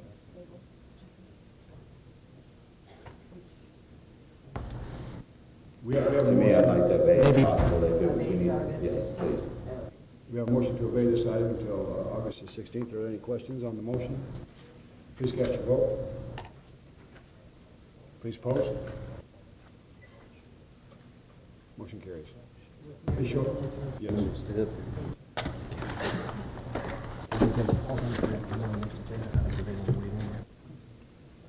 Item 44 is abeyance item discussion of possible action regarding approval of a new liquor license, liquor cater license, Scotch 80s Limited, doing business at Squeaky's, 3805 West Sierra Avenue. Danny R. Piper, Director, President Treasurer, 50%, and Joseph D. Bunch, Director, Secretary, 50% Board. This is in Councilwoman Tarkini's ward. Mayor? Thank you. I think, does my abstention spill over to this? I think, Your Honor, that out of an abundance of caution, I recommend that it should. Okay. And I think that Mr. DiFiore's recommendation is going to be to table this until August 16th as well, so that these are both heard together. Is that All right, correct? very good. Then I'll turn this over to Mayor Pro Tem. Thank you. So then, Mr. Jervin, asking us to hold this against Councilwoman until the August 16th meeting also. What's your pleasure? We can hold it in abeyance, but I have some grave concerns about moving into this until we see what happens about the fixing up of the other. I think that's right. So I would want to, probably a longer abeyance than that, but if you want to bring it up on this, you can. Okay, it would be your choice. Do you want to hold for 30 days then? If I could make a suggestion, we could bring it up on the 16th to be heard after the disciplinary complaint is heard. And if at that point, Councilwoman, there still seems to be some uncertainty, we can continue it one more time. But that's just a suggestion. All right, that would be fine with me. I would move accordingly. The motion would be to hold item number 44 in abeyance until August 16th, not to be heard before item 43. Okay. Are there any questions? No, thank you. You've heard the motion. Please cast your vote. Please post. Motion carries. All right, thank you. Item 45 is discussion and possible action regarding temporary approval of change of ownership and business name for a tavern license, subject to the provisions of the fire codes from American Golf Corporation, DBA the Badlands Golf Club, to Troon Las Vegas LLC. This is in Ward 2. Mr. DiFiore. Mayor, members of the council, the applicant today is here for consideration of temporary approval of this change of ownership and business name for the tavern license, and they do meet the requisites for consideration of a temporary approval, and that would be my recommendation. All right, thank you. Any questions, Mr. DiFiore? Sir, we'd like to be heard. No, that's fine. Okay, could you identify yourself? Yes, my name is Rich Riffle, 10449 Niagara Falls, Las Vegas. All right, thank you very much. All right, Councilman Wilson. Thank you, Your Honor. My motion is for approval consistent with Mr. DiFiore's recommendation. Thank you. Let's vote, please. Opposed? Motion carries. Good luck to you, sir. Thank you.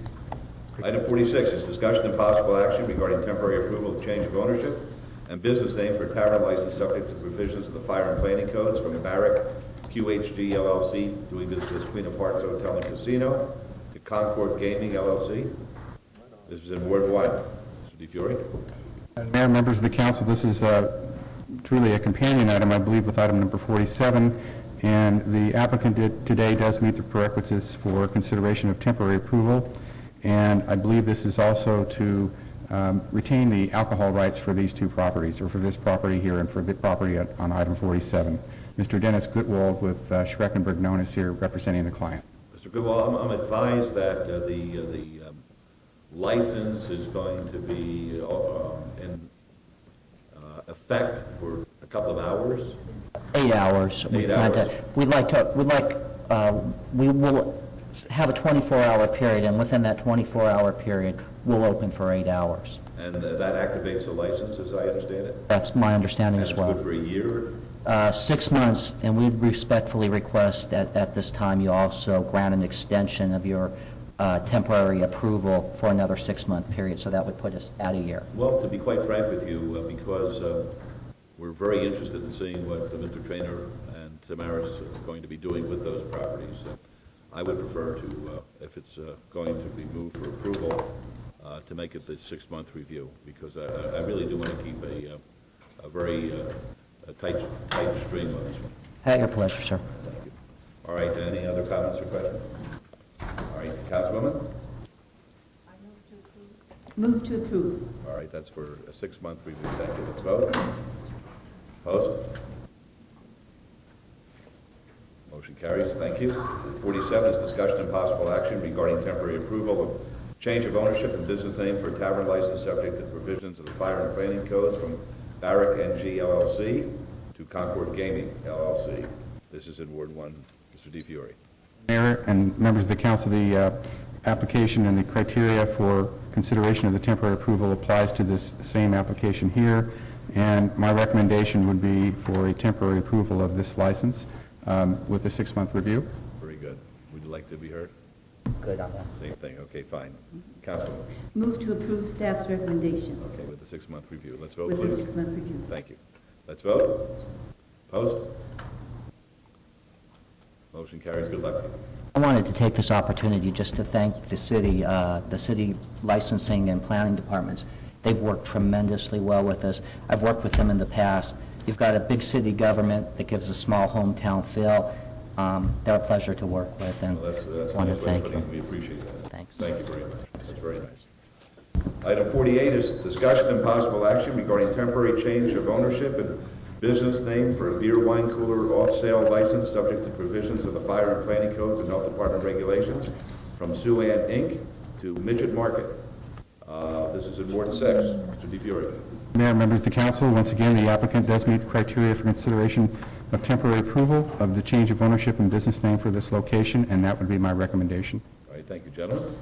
Just to identify ourselves, Tom Davis, attorney for Midget Market, Inc., DBA Green Valley Grocery, 1905 South 15th Street, Las Vegas.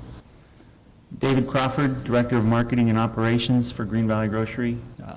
Address is 17 Aspen, Mount Charleston, Nevada. Okay, what kind of grocery is this?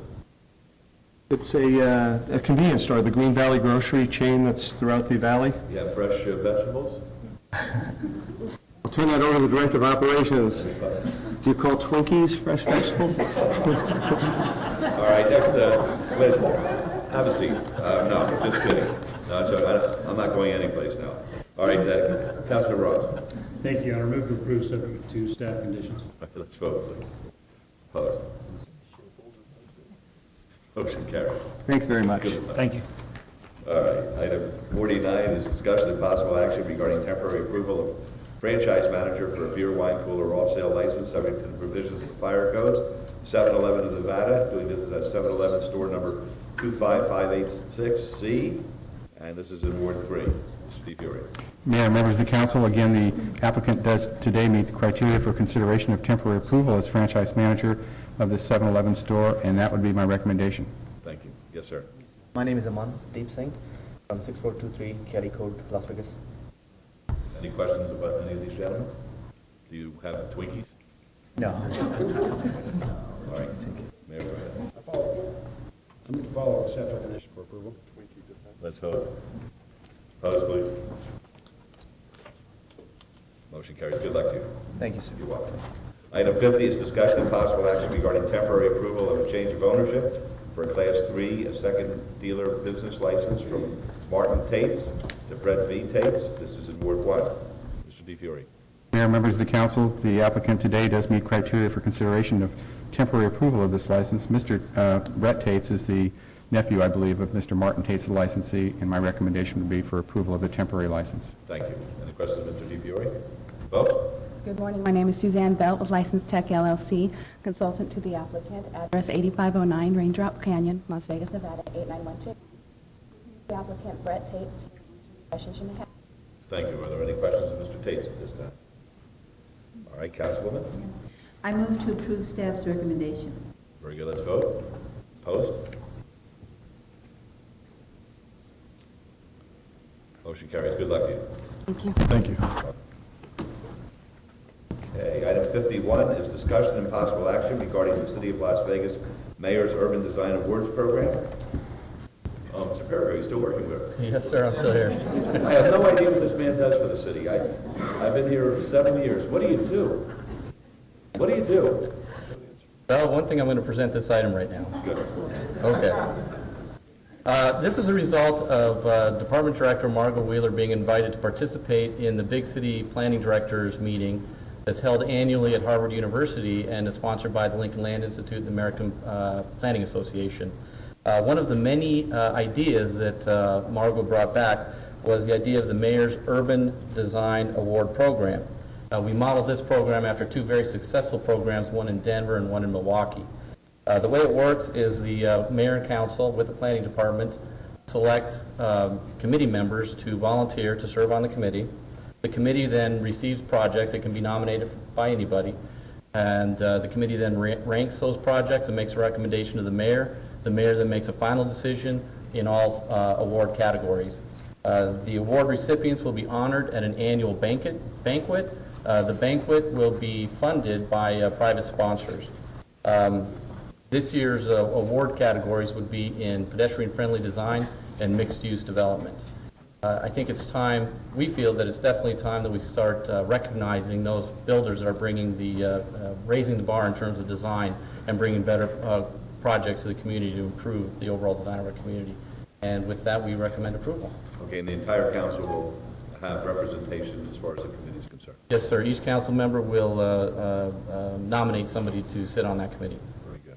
Any other questions? All right, comments? I'll move for approval. Opposed, please. Motion carries. Great job, Mr. Mayor. Your Honor, I just want to vouch for him. I do know he does something. What does he do? I see him regularly. I see him regularly too. What does he do? He covers me tremendously well out in Ward 6 when it comes to planning issues. So. All right. Thank you for bringing that to my attention, because I have no idea what the man does. All right. We have item 52, report from a representative of the Nevada Department of Transportation on the design-build contract for improvements to I-15 from I-15 US 95 interchange, the Spaghetti Bowl to Craig Road. This is in Ward 5. Mr. Kukowski. Good morning, Mayor and Council. Nevada Department of Transportation has been working on a project to widen I-15 from the Spaghetti Bowl to Apex. Phase 1 of that project is to widen I-15 from the Spaghetti Bowl to Craig Road. Today we have Jeff Hale with the Department of Transportation to give you a presentation on the project. Mr. Hale. Thank you.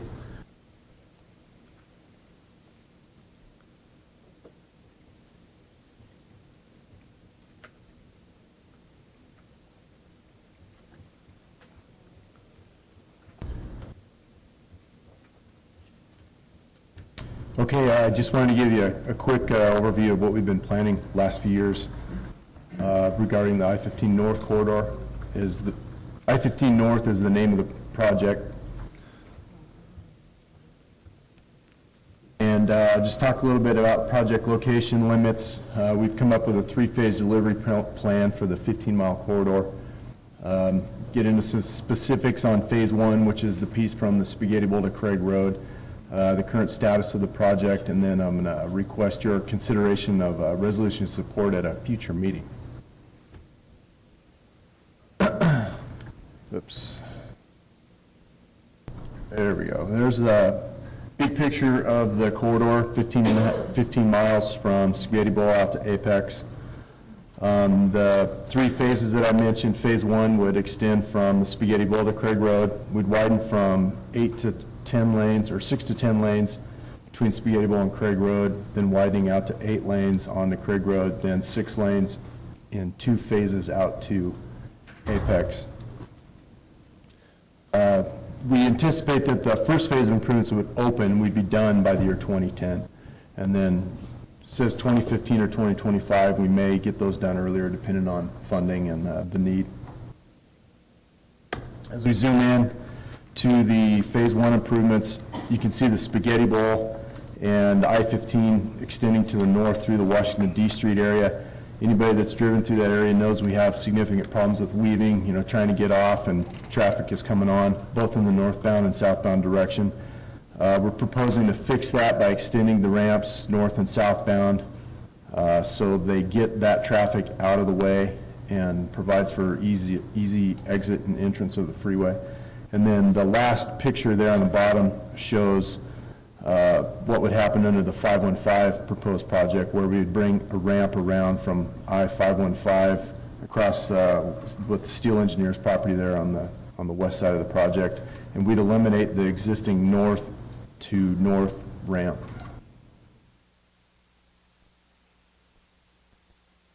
Moving on out to the Lake Mead interchange, we're going to reconstruct that interchange. It currently enters the westbound entrance ramp, comes in on the left side. It's an unnatural movement, so we'll fix that. We've had some problems with the bridges there. We'll reconstruct the bridges as well. We're also going to fix the eastbound to northbound movement, so it'll have you won't have to backtrack through town anymore. So it'll be more of a single point style interchange, like say Cheyenne. Then back into the phase 1 area, a little more detail.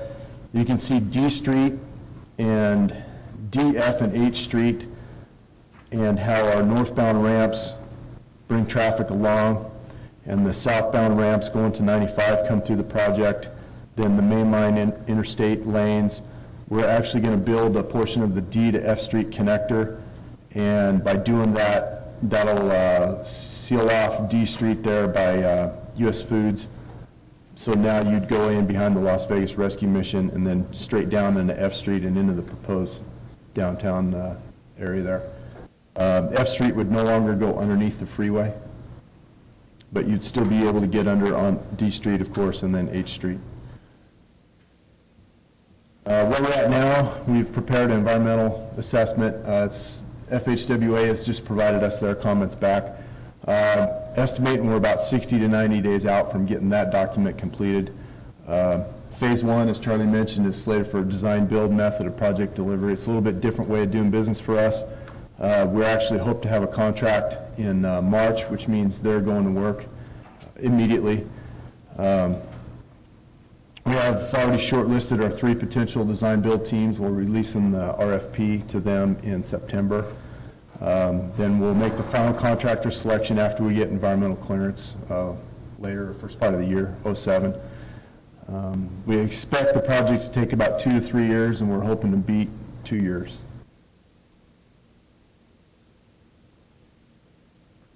So I'm here today to give you an update on this project and request your future consideration of a resolution of support. All right, thanks for your time. Are there any questions by either of the gentlemen? All right, thank you very much for the report. Thank you. Thank you. Item 53 is discussion and possible action on an amended interlocal cooperative agreement between the Clark County Water Reclamation District and the cities of Las Vegas, Henderson, and North Las Vegas for the establishment of the Clean Water Coalition. Mr. Kukowski. Good morning, Mayor and Council. Charlie Kukowski. In November of 2002, the city entered into an agreement with the Clean Water Coalition for the SCOPE project, which about 2 months ago, Doug Carafa here made a presentation to Council to explain again the purpose and need for the project. This amendment is an amendment to that original agreement from November 2002, and it essentially does 2 things. One, it allows for North Las Vegas to become a member of the Clean Water Coalition.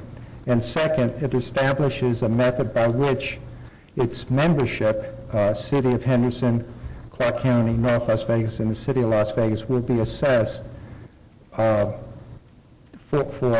project funds for building the project and to operate and maintain the project. Doug Carafa is here, and we're here to answer any questions. Very good. Would you like to make a presentation to be heard? I don't have a specific presentation. I'm just here essentially in support of Mr. Kukowski. Are there any questions or comments? All right. Thank you. Yes, Your Honor. I'm going to follow Charlie's recommendation. All right. Let's vote on that, please. Opposed?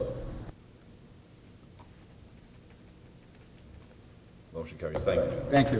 Appreciate it. Okay. 54 is R. 57-2006, discussion of possible action regarding a resolution on climate protection consistent with the agreement passed unanimously by the U.S. Conference of Mayors in 2005, calling for cities, communities, and the federal government to take actions to reduce global warming pollution and to highlight the actions currently undertaken by the City of Las Vegas to reduce global warming pollution. Before you start, Mr. Olivas, all I can tell you is that this is a matter of great concern to the nation's mayors. Global warming is something that we're really trying to address throughout the United States, and I really appreciate the fact that you're going to be giving us this presentation today. Thank you, Mayor Goodman. I'm joined here today by Dr. Michael Pravica, who's the Assistant Professor of UNLV's Department of Physics, and he's going to give a short presentation after I provide the Council a short background on some of the things that have led up to this resolution before the Council. Last year, the U.S. Conference of Mayors adopted a climate protection agreement, and that called for cities, communities, and the federal government to reduce global warming pollution.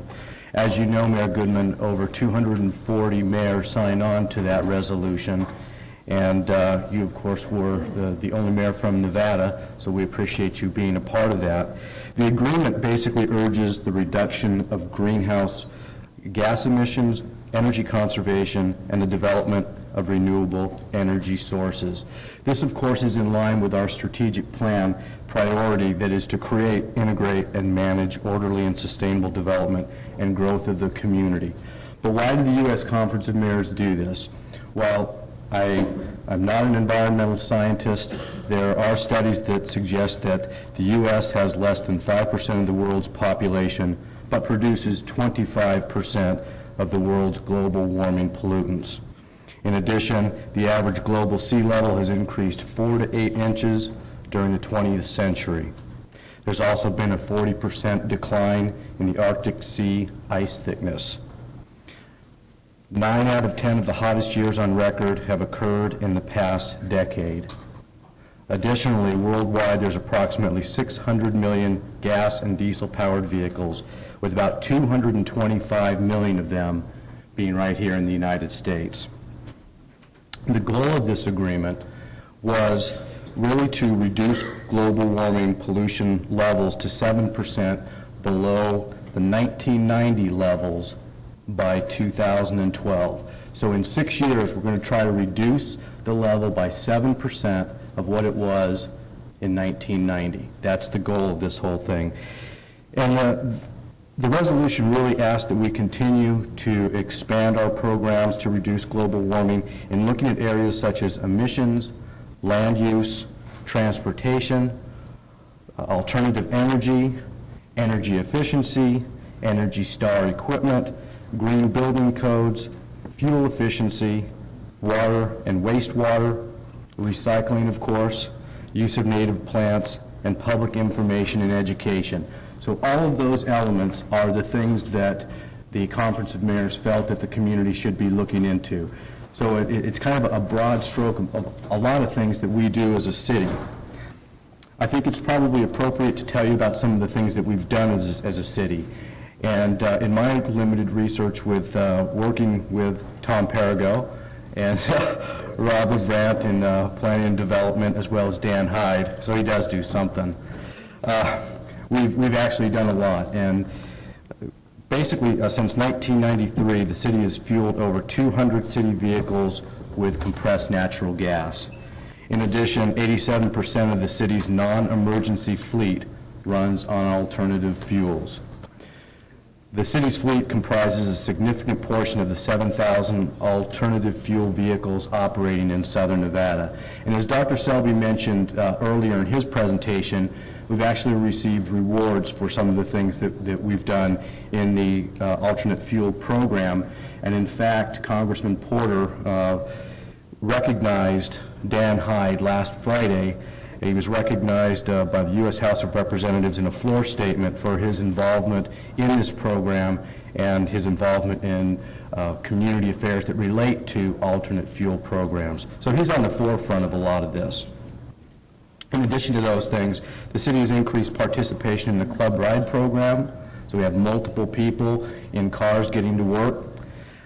City facilities have been retrofitted with energy-efficient lighting, and we've used motion sensors in some areas. Instead of having the light on all the time, it turns on and off. We promote the design and development of green facilities whenever feasible. We promote the planting of trees, and we've been recognized as the Tree City USA by the National Arbor Day Foundation. We promote the creation and maintenance of open space through the implementation of the Conservation Parks and Recreational Trails element of the Las Vegas Master Plan 2020. We have also expanded the city recycling program to include plastics and aluminum. All of these activities have an effect on global warming pollution. So collectively, these are all things that we're doing to help in that regard and are consistent with the elements that have been identified in the agreement. In addition to this, we've also sent letters to the other jurisdictions in Southern Nevada asking that they potentially have a similar resolution so that all the local government jurisdictions are on the same page and have a common goal as it relates to this very important issue. There are a number of people that have been involved in this and have support for this resolution, and I would be remiss if I didn't mention some of these folks. Professor Monica Brett assisted us in the development of this, Steve Ripka, Dr. David Hasenzahl, who's an associate professor and chair of UNLV's Department of Environmental Studies, as well as Tim Carlson. Now I'd like to turn it over to Dr. Pravica, who will provide a short presentation. Thank you, Doctor. Make it, we're not the smartest, well, I'm not the smartest guy in the world, so make it simple, okay? I'm going to try my best, Mayor. First of all, thank you for inviting me, Council. My name is Michael Pravica, 1471 Lodgepole Drive, Henderson. And I'd like to talk a little bit about global warming.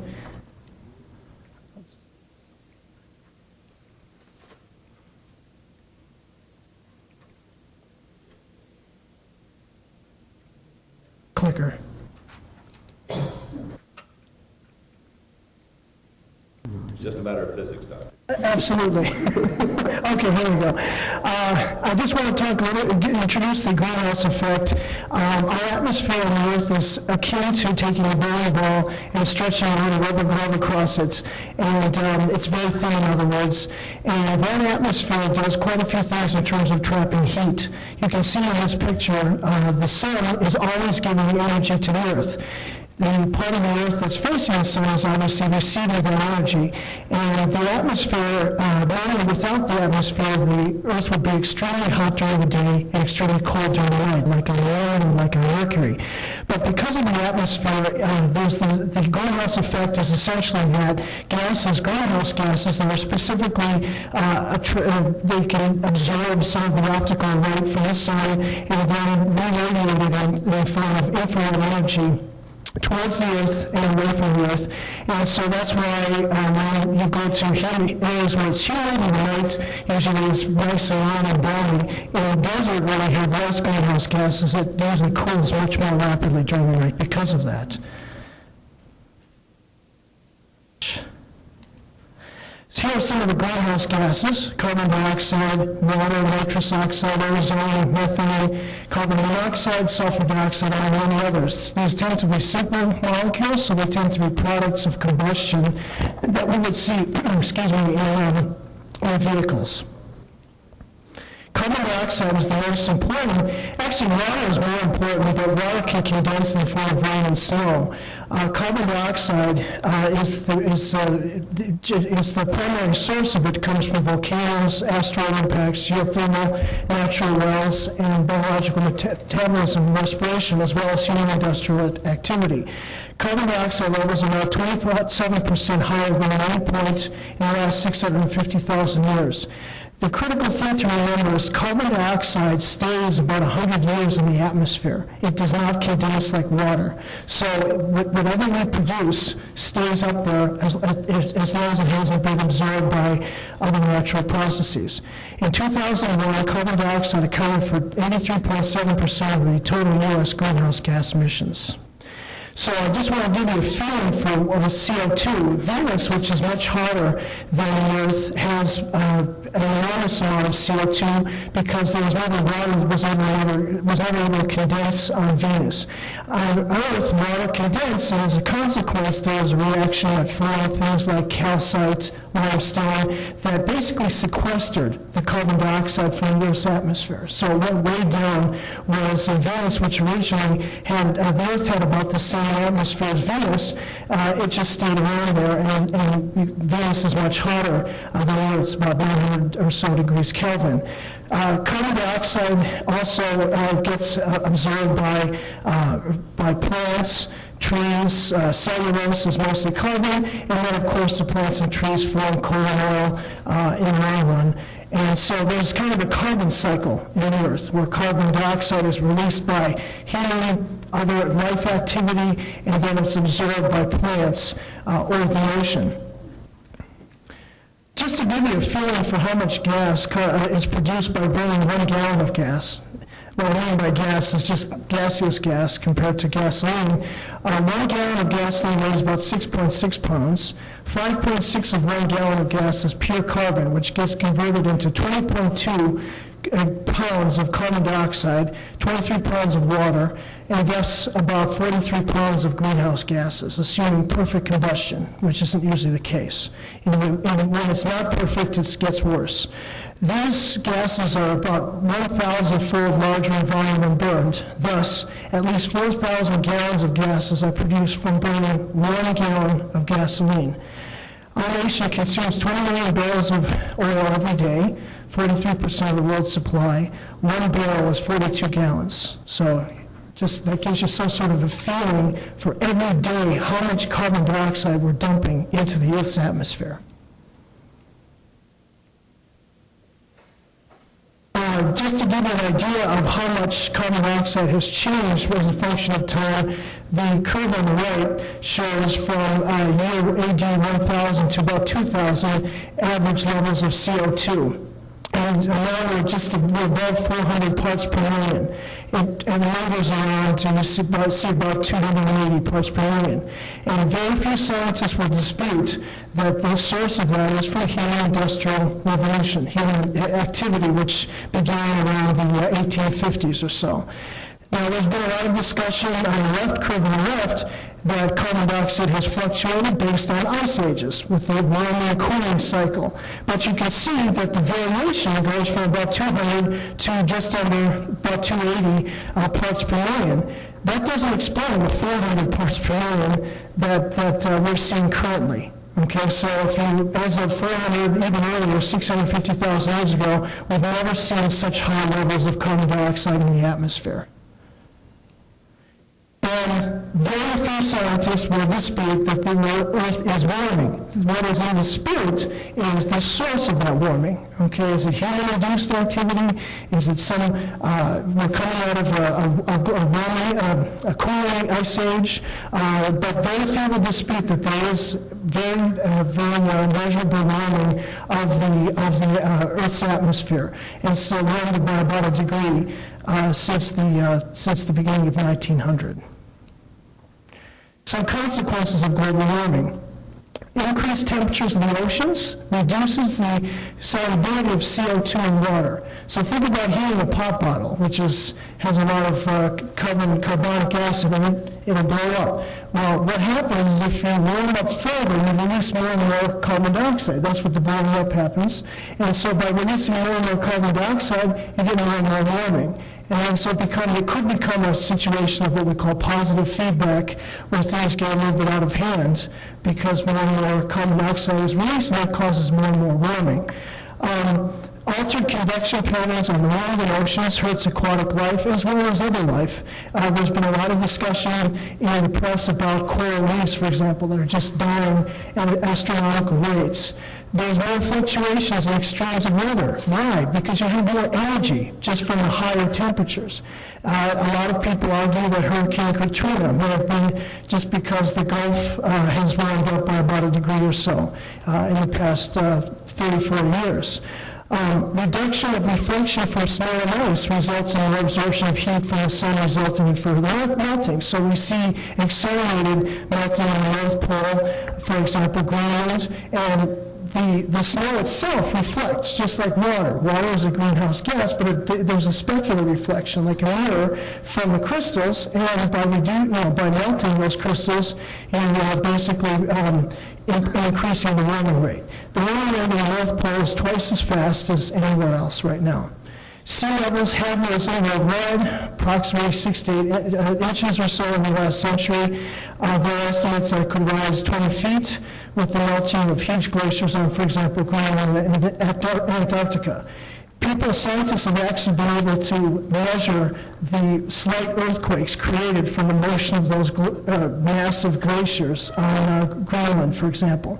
Melting of glaciers also releases trapped greenhouse gases back into the atmosphere. That's how scientists got the prior data of the fluctuating CO2, was by just going into cores of these glaciers and going as a function of depth, measuring how much CO2 was contained. And I mentioned runaway conditions that are the risk. Here's just a picture of a lot of people have seen this, Kilimanjaro in Africa. Picture on the left is from Der Spiegel in Germany, and it just shows you in 1912 how much of that glacier on the top of the mountain was there, and then in 1953, that's in the yellow. You can see it's reduced. It's been reduced compared to the pink, and then what it is today, that's the white. That's what's left over. And on the right, you can see some dramatic pictures from 1993, what that glacier looked like, and now 2000. Kilimanjaro is a very vital glacier in terms of supplying water for that part of Africa. So that's going to be a little bit of a natural catastrophe in the future. Here's Matterhorn in Switzerland. You can see on the left, this is a picture of the glacier on top of that mountain, or the ice cap, in 1960, and on the lower right is 2005, just to give you an idea of a comparison. So what I'd like you all to consider is that whenever rapid change occurs, which is what we are seeing, and I mean rapid in the time scale of life, decades, even centuries, that's rapid, all life suffers until it adapts to new conditions. Life altered the harsh primordial atmosphere of the Earth. Remember that the Earth did not have any oxygen in a primordial sense. All the oxygen that we have today, which is about 20% of our atmosphere, came from life, from plants, essentially, blue-green algae. So people who say that we cannot alter the atmosphere at all are wrong. Life has altered the atmosphere to accommodate itself. Smog is yet another example of dramatic changes in local atmosphere that do come as a result of human-induced activities. Human-induced natural catastrophes are not new. Dust Bowl was a result of, in the late 20s and 30s, was a result of overfarming in the Midwest and in Kansas and Oklahoma. The Aztecs, many people believe the Aztecs were kind of vanquished, not because of the Spanish, but because of the conquistadors, but because of, in fact, overfarming and some changes that people are still trying to pinpoint, local environmental changes. Tornadoes, many people have noticed that tornadoes seem to be picking up in intensity.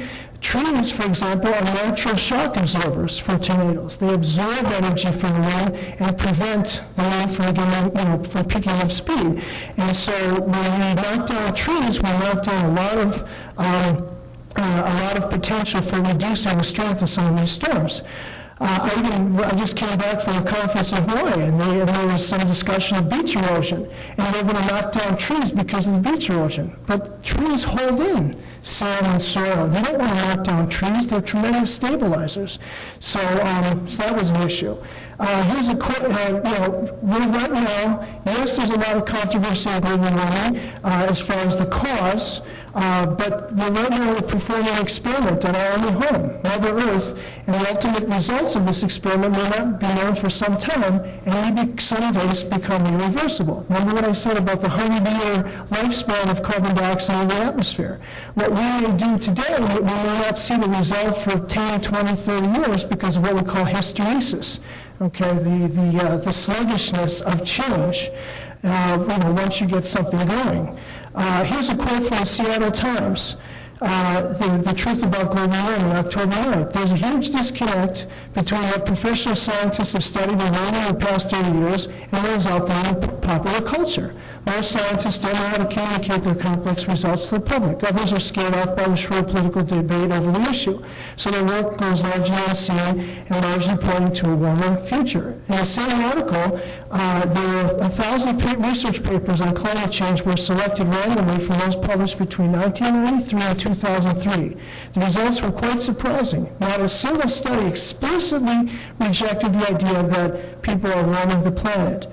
Okay, that's just a quote from that newspaper. So There are some examples you may have seen in the press recently. James Hansen from NASA was specifically told by his bosses, who are not scientists, that he couldn't go out and explain his opinions on global warming. There was a recent article in the Honolulu Advertiser that, and I think it also appeared in the LA Times, about a scientist who had found some evidence of cooling in Antarctica, and then his results got misinterpreted and then applied by various people, various authors in study, about global warming as evidence of cooling the planet. But in fact, he said there's a vanishing ozone layer in Antarctica, and as a result of that vanishing ozone layer, that might have been the reason for, because remember we said ozone is a global greenhouse gas, so that may have been causing some localized cooling, but on the rest of Antarctica, it's actually warming.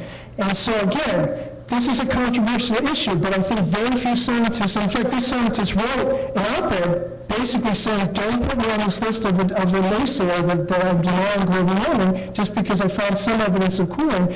And other people, he pointed out there was research even challenging his own research about this cooling phenomenon. Okay, so can we reverse this apparent trend?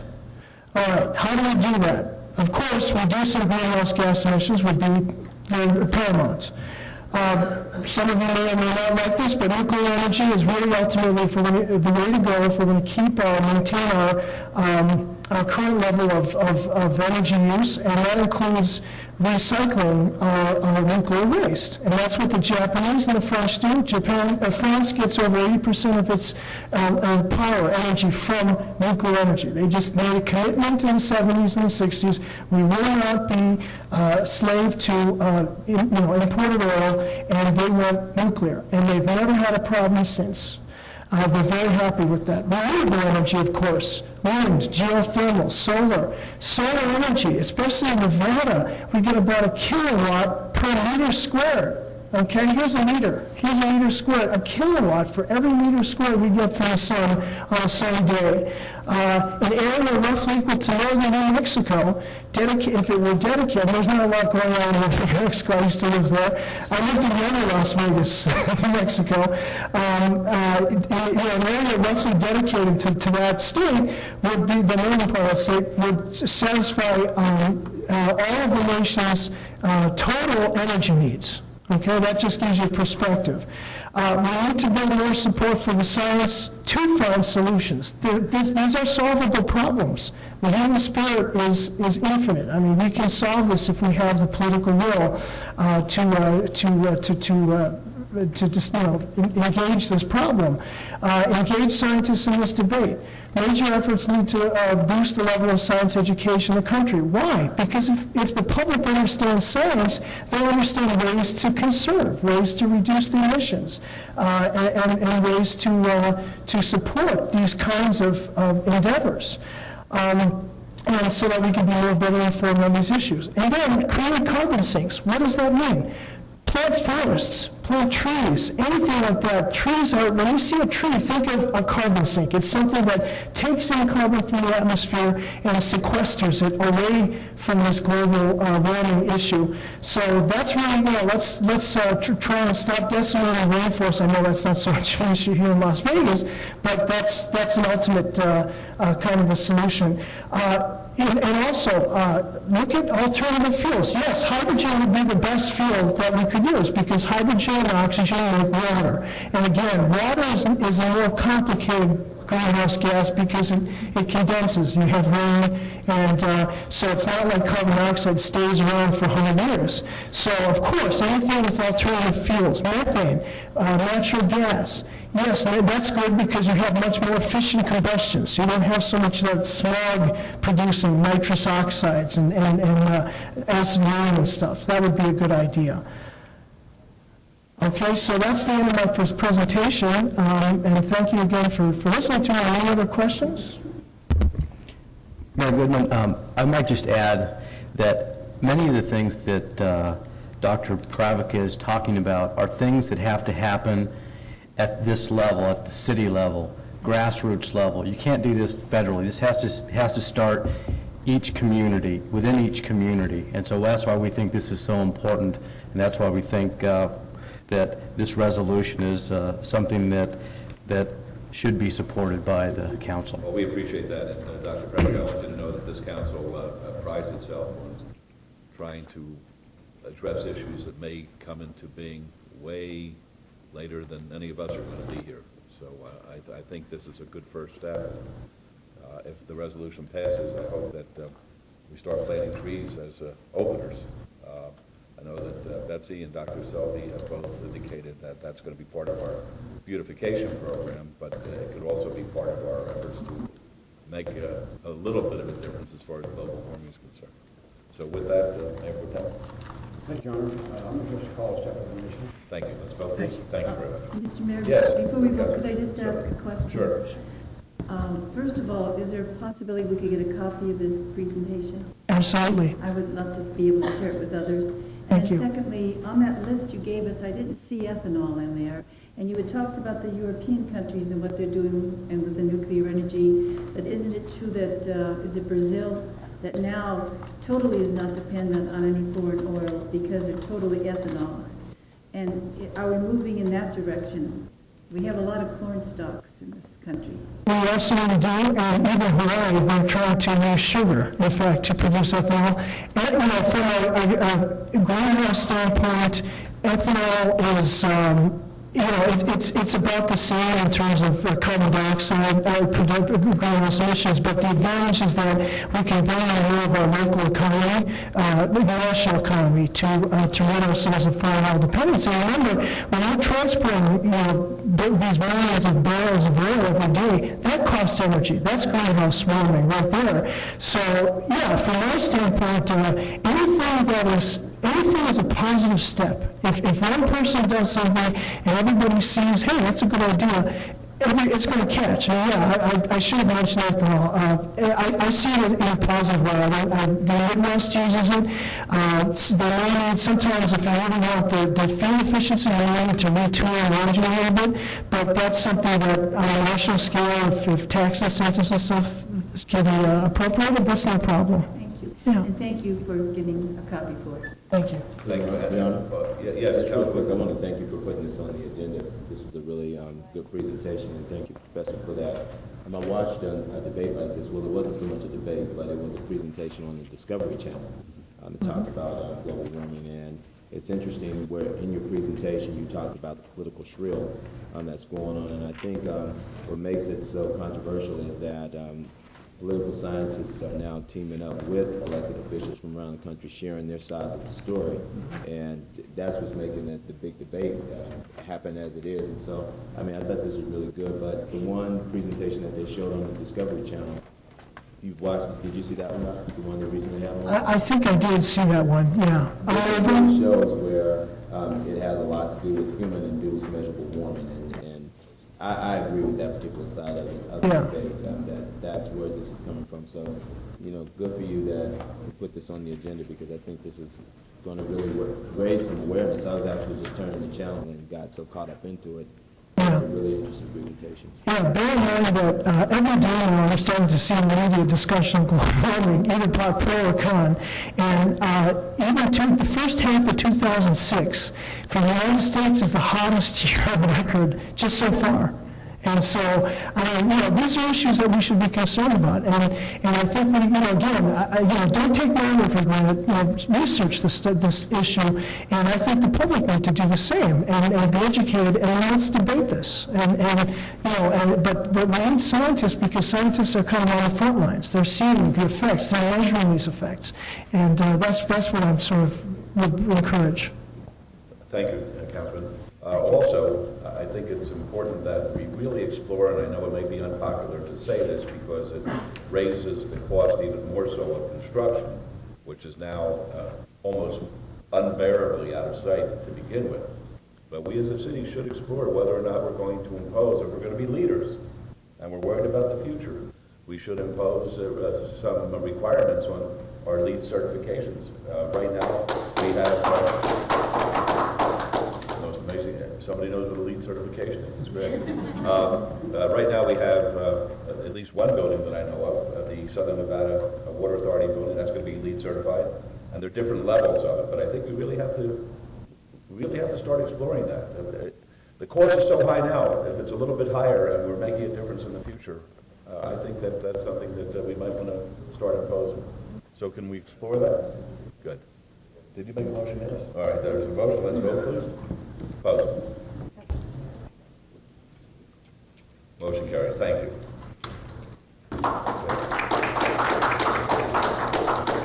What is this group? What is this? I think they're with the Discovery Channel. No, just kidding. Whoa, whoa, whoa. What happened? No, that's supposed to be there. Right. Okay. It's not time yet. It's not time. It's not time. No. It's not time. Well, I'll make my speech pretty quick. No, it's not time to make the speech. We have to go on to the next item. Okay. All right. Item 55 is R58-2006, discussion and possible action regarding a resolution amending the Lone Mountain Master Plan, Development Plan and Design Standards. This is in Ward 4. Councilman Brown, is somebody going to make a presentation? I don't think so. No? All right, do you have a motion? Thank you, Your Honor. Move for approval, subject to staff's language. All right, let's vote. Opposed? Motion carries. Thank you. Mr. Jervin, did you want to say anything regarding the Lone Mountain Master Plan? I do not, Your Honor, but I would like to say something when you get to the new bills, or the bills eligible for adoption. Okay, thank you. All right, we're up to number 56, which is Senior Citizen Law Project Advisory Board, the term for Robert Cercio. It expires 4/14/2009. Mr. Cercio resigned on June 20th, 2006. Yes, ma'am. Ms. Good Vogel. morning, Mayor, Council. Our recommendation is Tracy Itz. She is a member of the Nevada State Bar. She is a local family law attorney and has devoted her career to helping families in Southern Nevada, and we recommend her appointment to the Senior Citizens Law Project Advisory. Thank you. Are there any questions, Ms. Vogel, at this time? All right, this is actually Councilman Reese's turn to fill. Yes, I move to follow Ms. Vogel's recommendation, please, Very good. Let's vote. Opposed? and thank her. Motion carries. Thank you. Thank you very much. All right, item 57 is the Audit Oversight Committee.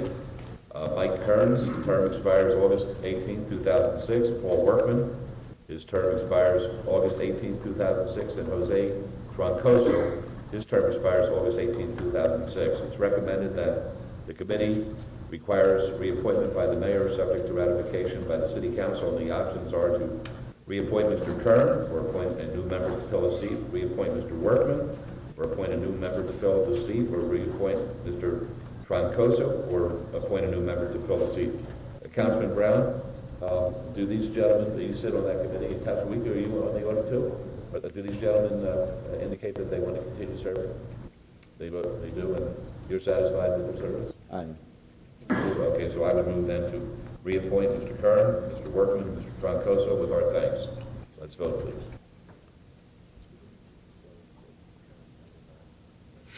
Yeah, that's probably the best. But Councilman Weekly does make a point. Mr. Kern is my, I guess, campaign treasurer and advisor, and I think the same applies to Councilman Weekly. Is there any, I don't know whether anybody else, so that doesn't affect my ability to be impartial on this. It just... I don't think it creates a conflict, Your Honor. I don't think you're doing them any favors by appointing No, them to that's the what I'm saying. Okay, let's vote, please. Opposed? Motion carries. Thank you. No favors. Okay. 58 is bill number 2006-32, annexation ANX 12752, property located at 5800 Gilbert Lane. Councilwoman, do you want that bill read? Yes, please, Mr. Mayor. Thank you. Thank you, Councilwoman. Thank you, Your Honor. Before the new bills are read, if I could just take a moment. Today is the last day of our summer intern program. Just recently, we started for the very first time an internship program with the Boyd School of Law at UNLV. And we have with us today the two last interns of the summer. Elise Reinhardt is to your left, and Brandon Squires is to my right. And they're going to be interchangeably reading the new bills today. But I just wanted to take a moment to say that I think it's been a really positive thing for our office to have these interns on board. We had 4 in the civil division, 3 folks working over in the criminal division. I hope that they got as much out of it as we did. We really enjoyed the experience, and I wanted to thank Dean Morgan at the School of Law and thank Brian Scott in our office for putting this together for the first time. Well, I'm not going to point any fingers as to which one this is directed to, but I hope that they're able to read better than they're able to research. Right? I'll explain that when we get to this point. No, I understand. I was interested in exploring whether or not we could have pillories and posts in order to punish some of our graffiti violators and to bring out the deterrent effect that the criminal law suggests as part of the process. You know, we have punishment and we have rehabilitation, but everyone's forgotten about deterring outrageous conduct. And one of these interns participated in the project for me, and apparently was taken away from that intern. And Dan Still wrote a memorandum, which is totally unacceptable, saying that it's cruel or unusual punishment. Anybody knows that it's just common sense. And I hope that one of these interns will get me a good memorandum tomorrow. And with that, who's the reader, Mr. Chairman? Our first reader is Elise. Okay, Elise. Mr. Mayor, is a good memo one that subscribes to your opinion? A good memo, that's the only kind of memo that's good, that supports my opinion. Okay, so I'll write you a brief then. Thank you very much. Okay. The first bill is number 2006-32, an ordinance to extend the boundaries of the city to particularly describe the land to be annexed, to make its inhabitants subject to the laws, obligations, and benefits of the city, and to provide for other related matters. All right, thank you, Councilwoman. Do you have a motion? Okay. Mr. Mayor, before you entertain a motion, this bill needs to be amended. The dates, the effective date for this bill is set forth in sections 4 through 6. It reads currently July 28th, and it should read August 11th. We'd recommend that as a First Amendment. All right, thank you very much. Mayor Pro Tem, you have a motion? Move to approve. As amended? Move to approve as amended. All right, let's go to that, please. Post. Motion carries. Thank you. All right, 59 is bill number 2006-33, annexation number ANX 12916, property located at 1506 South Jones Boulevard. Councilwoman, do you wish to have it read? Please, Mr. Mayor. Thank you. Bill number 2006-33, an ordinance to extend the boundaries of the city to particularly describe the land to be annexed, to make its inhabitants subject to the laws, obligations, and benefits of the city, and to provide for the other related materials. All right, thank you. Councilwoman, do you have a motion? Mr. Mayor? Yes. Again, this bill needs to be amended in the same fashion. The dates changed in sections 4 through 6 to August 11th. Thank you very much. Councilwoman, do you have a motion? Yes, move to approve. Thank you. Let's vote, please, as amended. Opposed, please? Motion carries. Thank you. Item 60 is bill number 2006-34, updates the zoning standards applicable to group residential care facilities, facilities for recovering alcohol and drug abusers, and facilities for released offenders. Councilwoman, do you wish to have it read? Yes, please, Mr. Mayor. Thank you. Bill number 2006-34, an ordinance to update the zoning standards applicable to group residential care facilities, facilities for recovering alcohol and drug abusers, and facilities for released offenders, and to provide for other related matters. Thank you. Does this have to be amended? No, Your Honor. All right, very good. Councilwoman, do you have a motion, please? Move to approve. All right, let's vote. Opposed? Motion carries. Thank you. Item 61 is bill number 2006-35, establishes the means for allowing adult daycare centers in commercial and industrial districts and establishes standards for the use when approved as a conditional use. Councilwoman, do you wish it read? Please, Mr. Mayor. Thank you. Bill number 2006-35, an ordinance to establish the means for allowing adult daycare centers in commercial and industrial districts, to establish standards for the use when approved as a conditional use, and to provide for other related matters. All right, thank you. Councilwoman? Move to approve. Thank you. Let's vote. Opposed?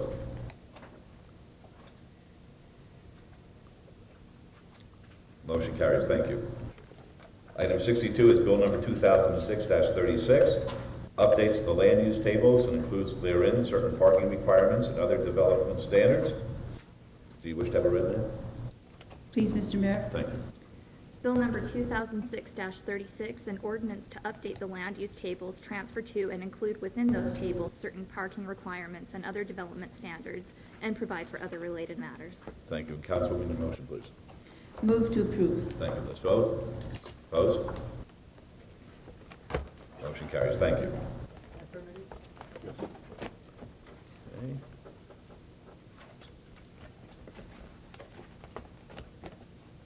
Thanks.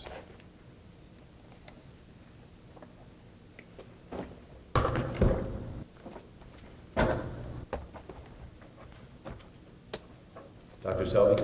Yes. I'm going to ask you if you would, if we get a little beyond the noon hour, if you'd be kind enough to meet with those gentlemen. I will do that, yes, sir. I would really appreciate that. And apologize that I'm not there, but I will be up here as soon as I can. Okay. Thanks a lot. Okay, item number 63 is bill number 2006-38, adjust the ward boundaries of the city. Councilwoman, do you wish to have it read? Please, Mr. Mayor. Thank you. Bill number 2006-38, an ordinance to adjust the ward boundaries of the city and to provide for other related matters. All right. Folks, I see some folks in the audience that I believe probably want to be heard on this. We had a recommending committee hearing on this, at which time we took public comment. I'm told by the city attorney that public comment is not necessary today. However, because you're here, I'm certainly going to listen to those who took the time to come down who want to address this. We'll try to do it with a 2-minute clock, and if we find that that's inappropriate, then we will expand it. Those folks who were here during the recommending session who spoke, I indicated that they probably wouldn't be allowed to speak again. I'm going to amend that. I'll hear from anybody who wants to be heard on this. But as I say, I'd like to put a 2-minute clock on. Yes, sir. Thank you, Mayor Goodman. Stephen, Captain Truth Dempsey. I apologize for not being here at the meeting. I guess I got past me somehow. I wish I would have been here.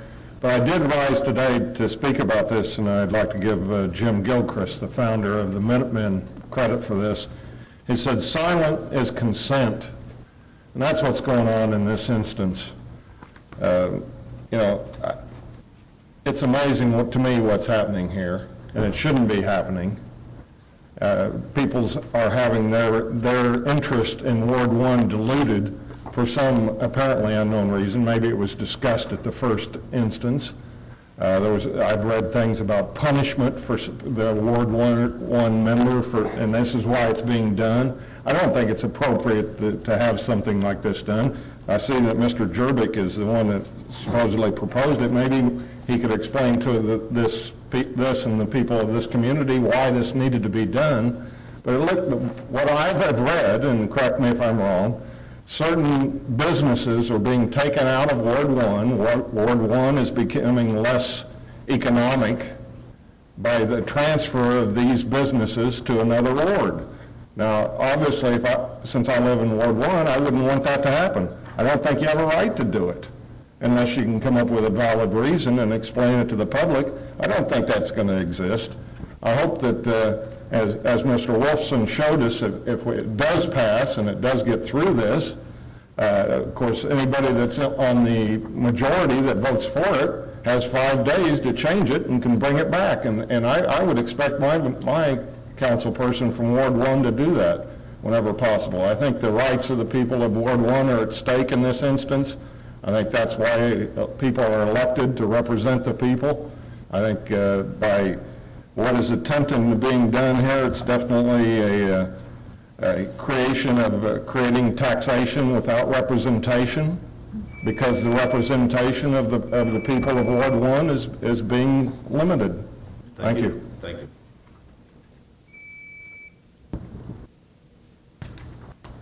Yes, ma'am. Good morning. My name is Anna Williams. I live at 7451 O'Bannon Drive, Las Vegas, Nevada, and I am a resident of Ward 1. I'm here to oppose the redistricting, especially of Ward 1. I was on vacation, or I would have been at the other meeting. I was under the assumption that a redistricting plan was done in order to equalize the ward growth. I looked at the numbers, could not understand why wards 2, 4, and 6 were not diminished in size to allow for growth, and Ward 1, which is such a stable ward, be left alone. Does not make any sense to me how you redistrict.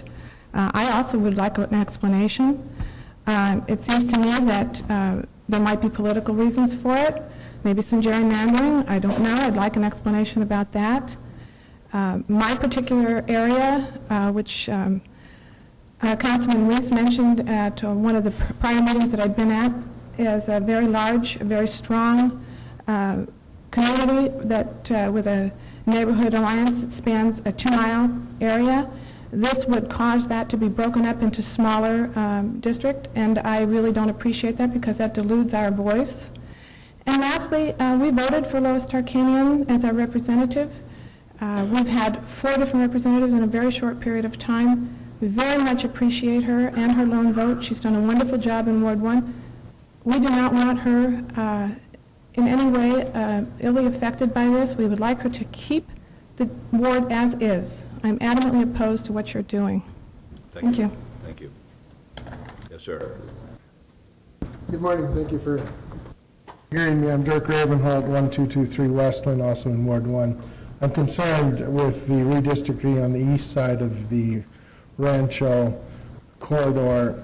I looked at the plans. It looked as though there were about 6,000 population removed in that east corridor from Las Vegas Boulevard up to on the east side of Rancho. But as we all know, that's the redevelopment area. That's the World Trade Center. That's where the money is now being generated. I'm concerned with the roof tax, that's being removed from Ward 1, in which we were going to gain taxes. We've had that area for years and years and years as desert, as undeveloped, or as the Las Vegas Boulevard currently used to be. It's now being redeveloped. Now all of a sudden, when it starts to become a gem, it's taken away and moved to a different ward. If we do this redistricting, I'm not so concerned on the physical movement.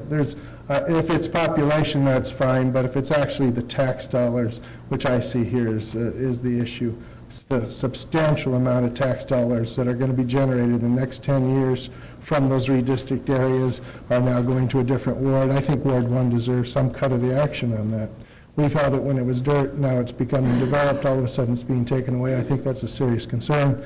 I'm Ward 1, been here in Las Vegas for 50 years. I'm interested in maintaining those things that we've been here for a long time, and we don't get these things removed when they become prizes. Thank you. Thank you very much. Hello, Mayor Pro Tem, Council. Sorry to take your time. I was unable to be here the first time. My name is Mary Green, and I don't think that there is a ward in the city of Las Vegas whose citizens have used every means possible to demonstrate their concern of who their council representative is as the citizens of Ward 1. We chose Councilwoman Tarkanian, and we fully support her. To be forced to endure the breakup of our ward with no choice is undemocratic. Why vote when your vote can be so casually dismissed? To vote for your choice of representation is a tenet of democracy. We are currently facing a possibility of World War III because of our government's interest in a foreign country and bringing democracy there. Who chooses our government and our representation? If the government chooses, you have a dictatorship. If the people choose, you have a democracy. Here in Las Vegas, Ward 1, I think we're sliding backwards towards away from democracy. Thank you. Thank you very much.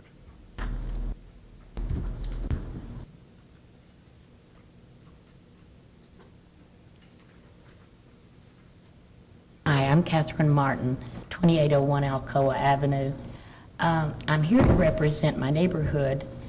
The Richfield neighborhood occupies about a very small area, but we are made up of 400 plus residences with a little over 1,000 voters, and we voted for Councilwoman. And we don't like our voting rights taken away, and we just want to say we still cannot find anything that will be of an advantage to Ward 1 in this move. and we would like you to oppose it. Thank you.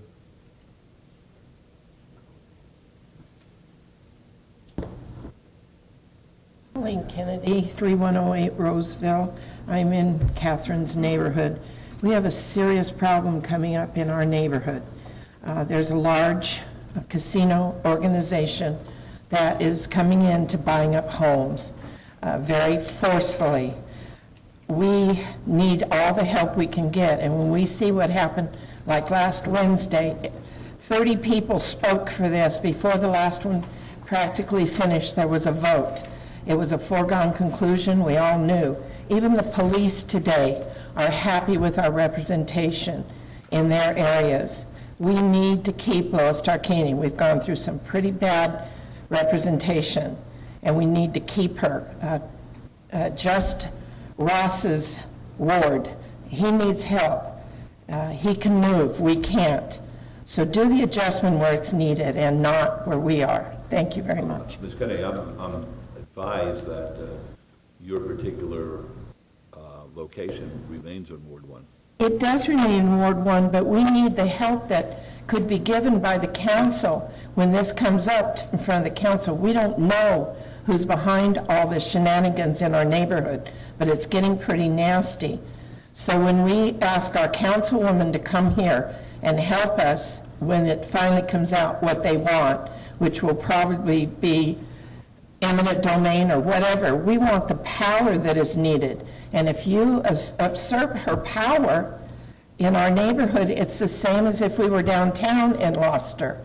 So we need to have a councilwoman with the support of a council and a mayor behind her that will keep us a neighborhood with affordable housing instead of 10, 50-story buildings, or we just heard it was going to be some kind of a convention center. We don't know. No one will tell us.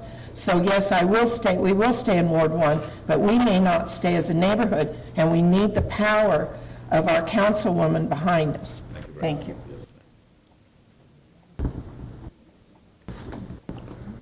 Mr. Mayor, my name is Charles Thompson, as you probably know. I live in the ward. I did speak before.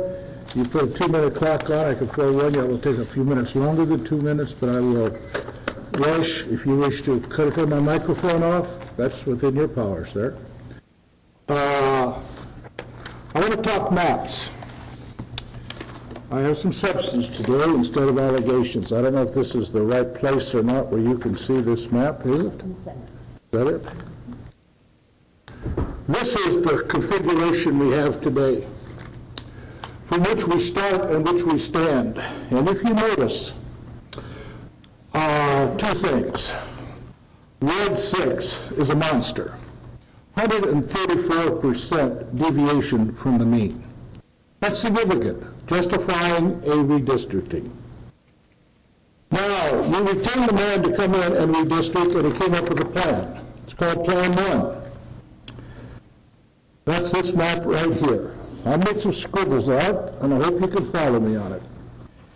Map 1 is an incredible job. I wish to commend the judge for that. He honestly came in decently, honestly, and tried to do the job before he got waylaid. And I'm going to point out some things. Number 1, it corrects disparity. Number 2, it observes the traditional reasons for redistricting, including compact, maintains traditional boundaries, and maintains communities of common interest. And most important, it maintains the population deviation at close to 0. I know I probably skipped right by some of you. Good job. How does this accomplish? Quite simply. Ward 6, who is a monster, most of its population is distributed to contiguous wards 4 and 5. I've marked that on the map as B. Those were those reconfigurations.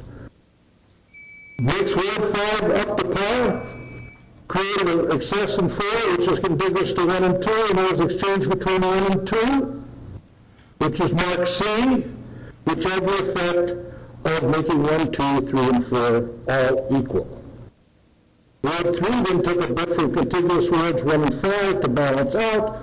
This does not affect the minority representation at all. Plan 1 also eliminates the hangovers in Ward 1 and 2, which are marked E, which would level out some boundaries. Beautifully done. But evidently, appropriateness did not fly, because we went through 16 more drafts to get where we are today. So we must ask that question, the reason why. And let's look where we are today. We've gone from 0 deviation to now we are in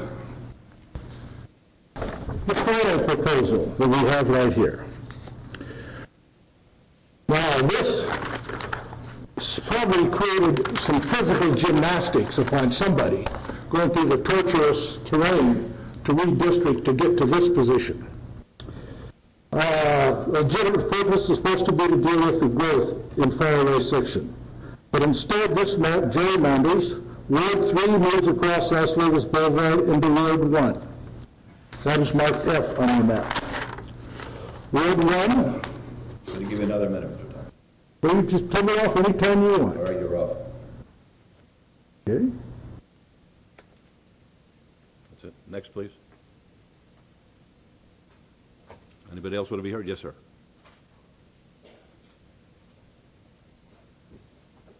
One last thing, Mr. Mayor. Sure, I'll put you on.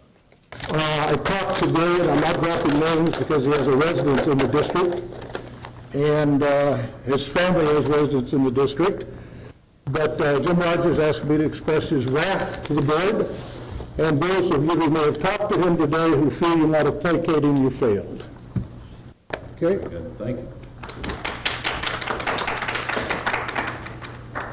Good morning, Mayor, council persons, and my friends and colleagues in the South End.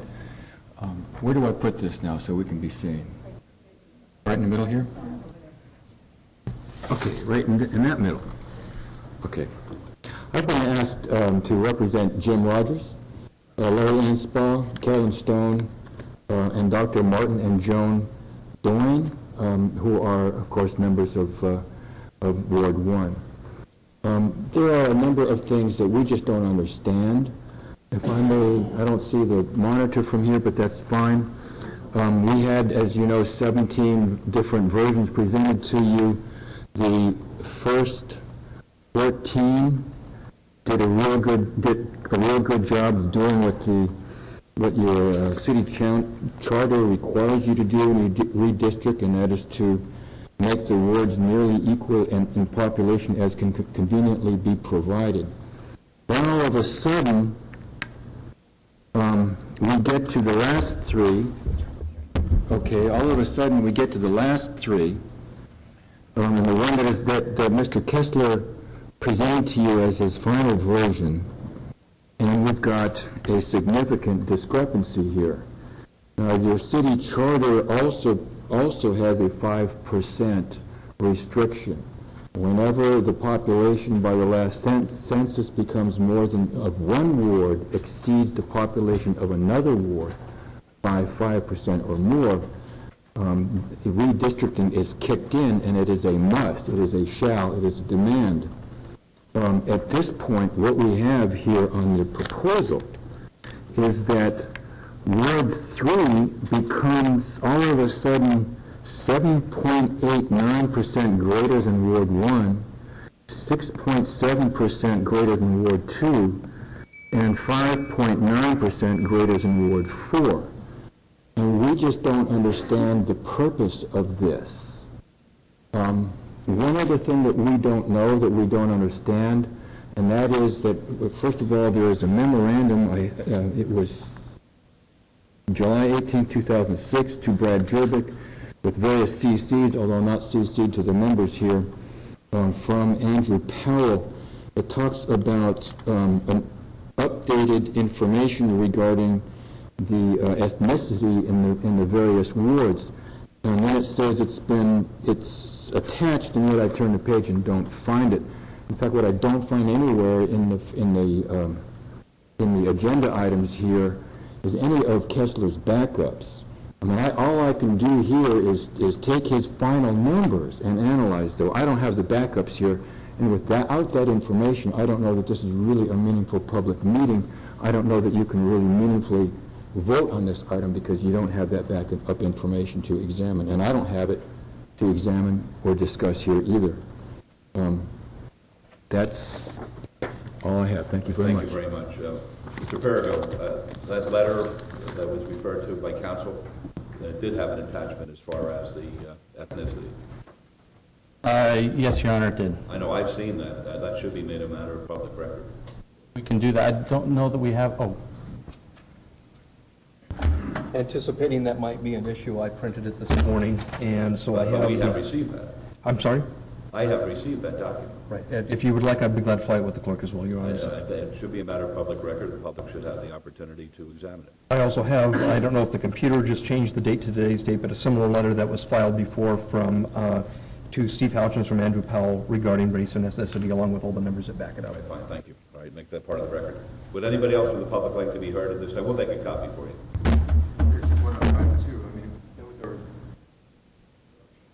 I haven't had an opportunity before the meeting to look at those. I appreciate that. And at the same time, I don't know that tells me what Kessler did with those numbers and how he arrived at these final numbers. I don't have Kessler's backup. I appreciate that. Thank you. Thank you. Mr. Jervik, why don't you, if you can, you did it before, some of the folks weren't present at the time, and I think they're interested as to why redistricting takes place, and in this particular instance, why this redistricting has been suggested to us, and what the purpose and objective of redistricting is, and whether or not it is simply a legal process, or is it a political process as well. Good morning, members of council. I'll be happy to answer your question, Your Honor. As I said the last time, the city charter provides the basic rule for redistricting with respect to the city of Las Vegas. If we go to the overhead, section 1.130 talks about redistricting and talks in general terms that the ward should be nearly, I'll read exactly what it says. The wards must be nearly equal in population as can conveniently be provided, and the territory which comprises each ward must be contiguous. Those are the general rules for redistricting. It also goes on to provide, and I will just paraphrase now, that if after a census year, if the population between any two wards is off by more than 5%, you must redistrict. And that's only after a census year. This is not the year after a census, year after a census, so we're in a permissible redistricting, which means that you do not have to redistrict. If you don't want to, you can if you want to. This council gave us direction because of the huge population increase in Ward 6 that you wished us to go forward with the redistricting process earlier this year. Following that council decision, Judge Kessler, who has assisted us with the last 4 redistrictings, was retained by the city of Las Vegas. She can hear you. I'm sorry. Judge Kessler was retained by the city of Las Vegas after the council directed us to proceed with redistricting, and starting in March, he began generating his first series of maps. As I put on the record at the recommending committee, after the first 3 maps were generated, there was we revisited the issue as to whether or not we had looked at ethnicity using the right numbers. Following that conversation, Tom Perigo and Andrew Powell went and got records from the state as to birth rates for various ethnic groups, and then applied those birth rates to the 2000 census figures, thereby arriving at numbers that they can stand by and say should be relied upon by this council for redistricting. That's how we got the numbers. That's how we got the direction to proceed. Judge Kessler, after that, proceeded with a number of other maps. As I put on the record the last time that it was asked, are those maps legal? And to my knowledge, I don't think any of those maps are a problem. At this point in time, once you comply with the law, you have wards that are contiguous. Once you comply with the law, they're as nearly as equal as possible as can be conveniently provided. And Judge Kessler will talk about why we're not 5% on this, because that's a good question, and I think it needs to be addressed on the record. But we are within 10%, and that's what Federal Voting Rights Act talks about, and I think we're legal with respect to the way this was redistricted. Any one of these 17 maps is legal. This is where we go from legal to political. This is the most political process that a council or a governmental body can engage in. The state legislature does this. The counties do this. You probably read in the newspaper about the redistricting in Texas that took a couple of years to accomplish.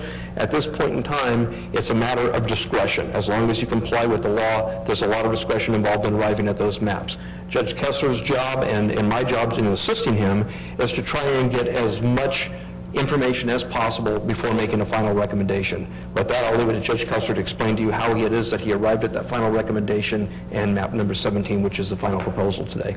Fine. Now, as a council, we rely upon you for our legal advice, not for our political decisions. That's correct. For our legal advice, is this in accordance, as a lawyer, are you telling us the map that is before us today as part of this ordinance, is this in accordance with both our city charter as well as the Federal Voters' Rights Act? In my opinion, it's in accordance with law.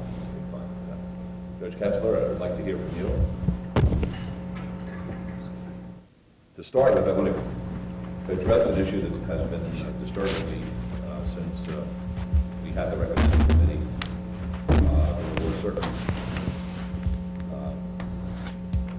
statements attributed to you that took place when you had a conversation with Councilwoman Tarkanian, which were characterized by her as that you indicated that this council was going forward with the process and this particular map for retaliation. I believe that was the phrase, and I asked you whether or not you, and so did Councilwoman Tarkanian, we both asked whether or not you used the phrase retaliation and whether that was part of your briefing with her.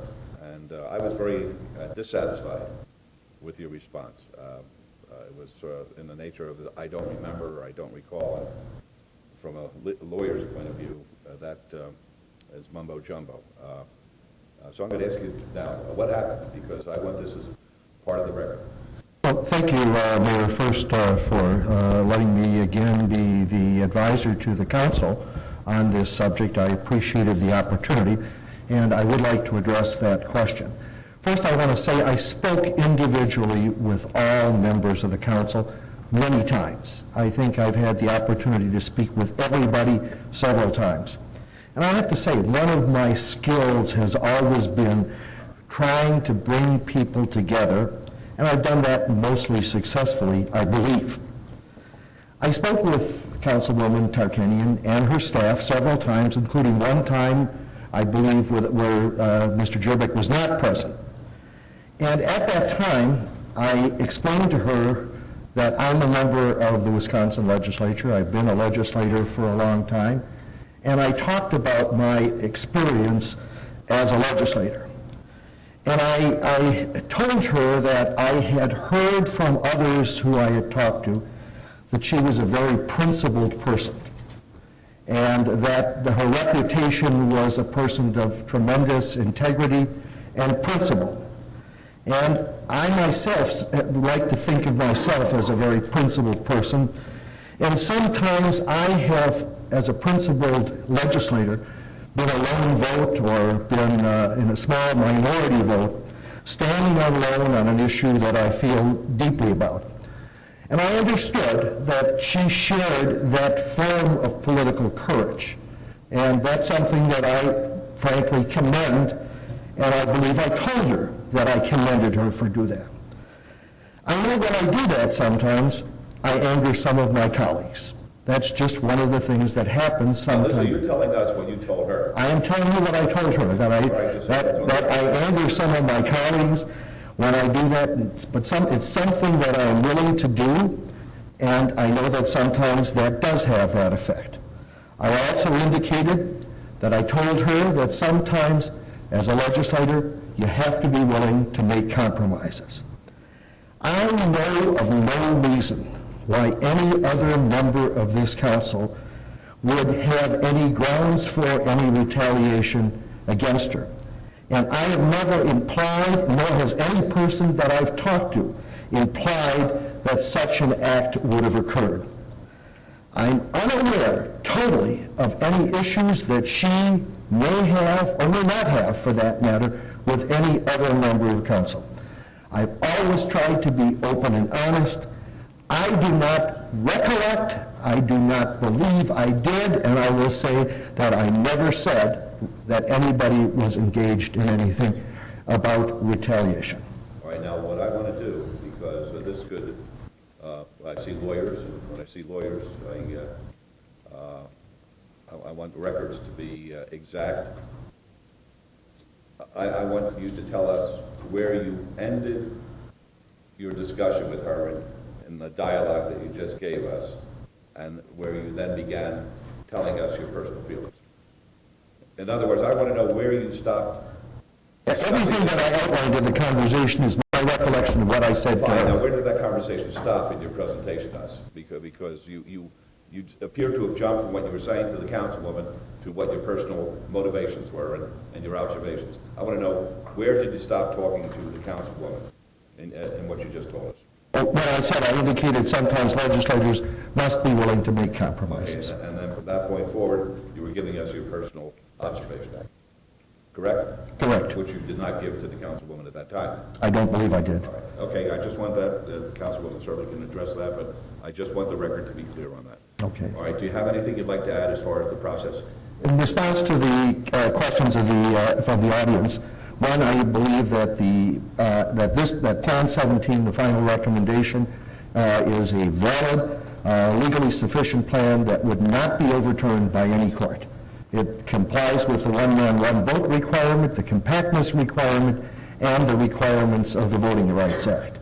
There is a reason that we cannot move districts in another direction, and that reason is because of our desire to preserve minority majorities, and particularly the concentration of African American strength in Council District 5. That means that basically Councilman Reese's district is not able to be moved in a northern direction, but must be moved in a southern direction.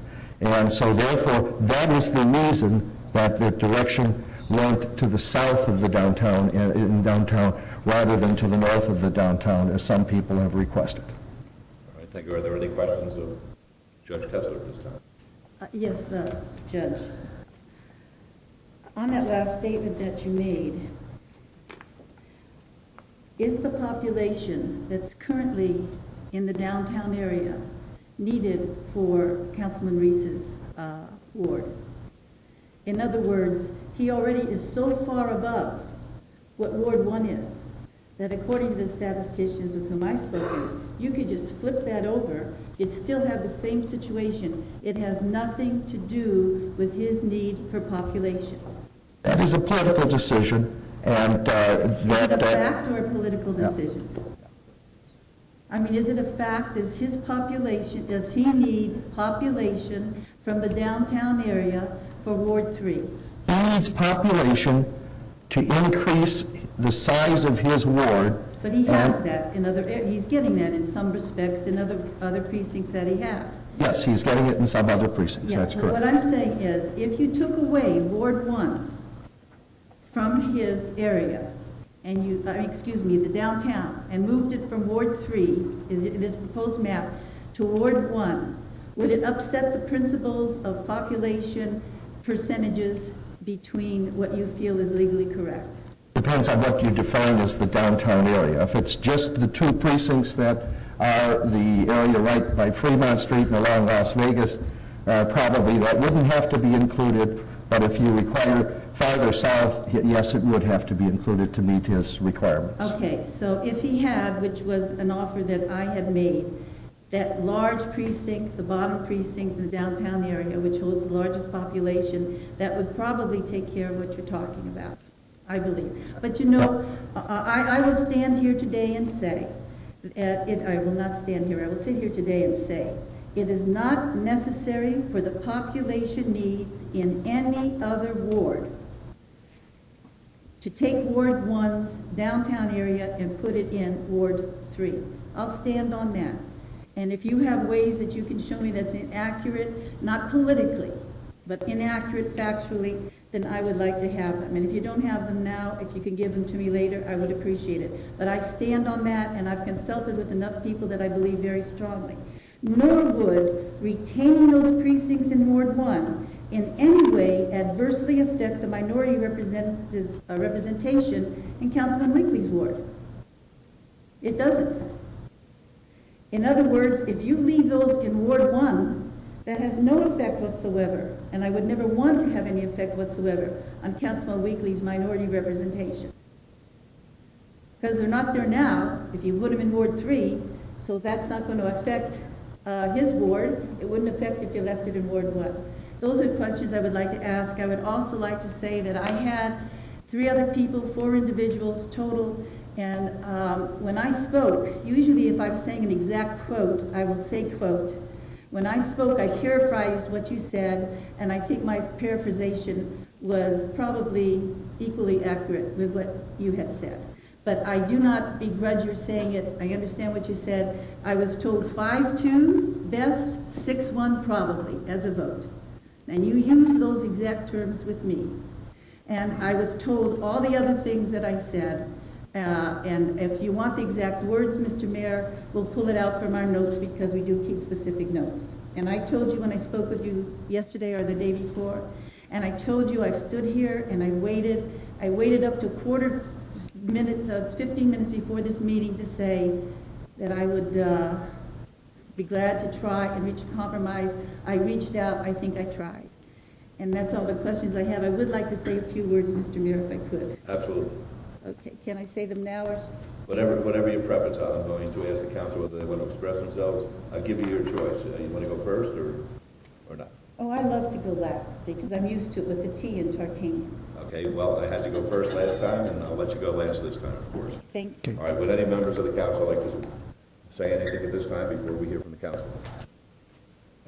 All right, Councilman Brown. Just a question, and perhaps it's addressed to Judge Kessler or Mr. Jervik. Obviously understanding what's legal and what's political or discretion, but the various maps that were produced, 1 through 17, is it to be our understanding that all 17 versions met the legal requirements of redistricting? I can answer that question. Yes, they all met the legal requirements. Every one of them I would be proud to stand up and support.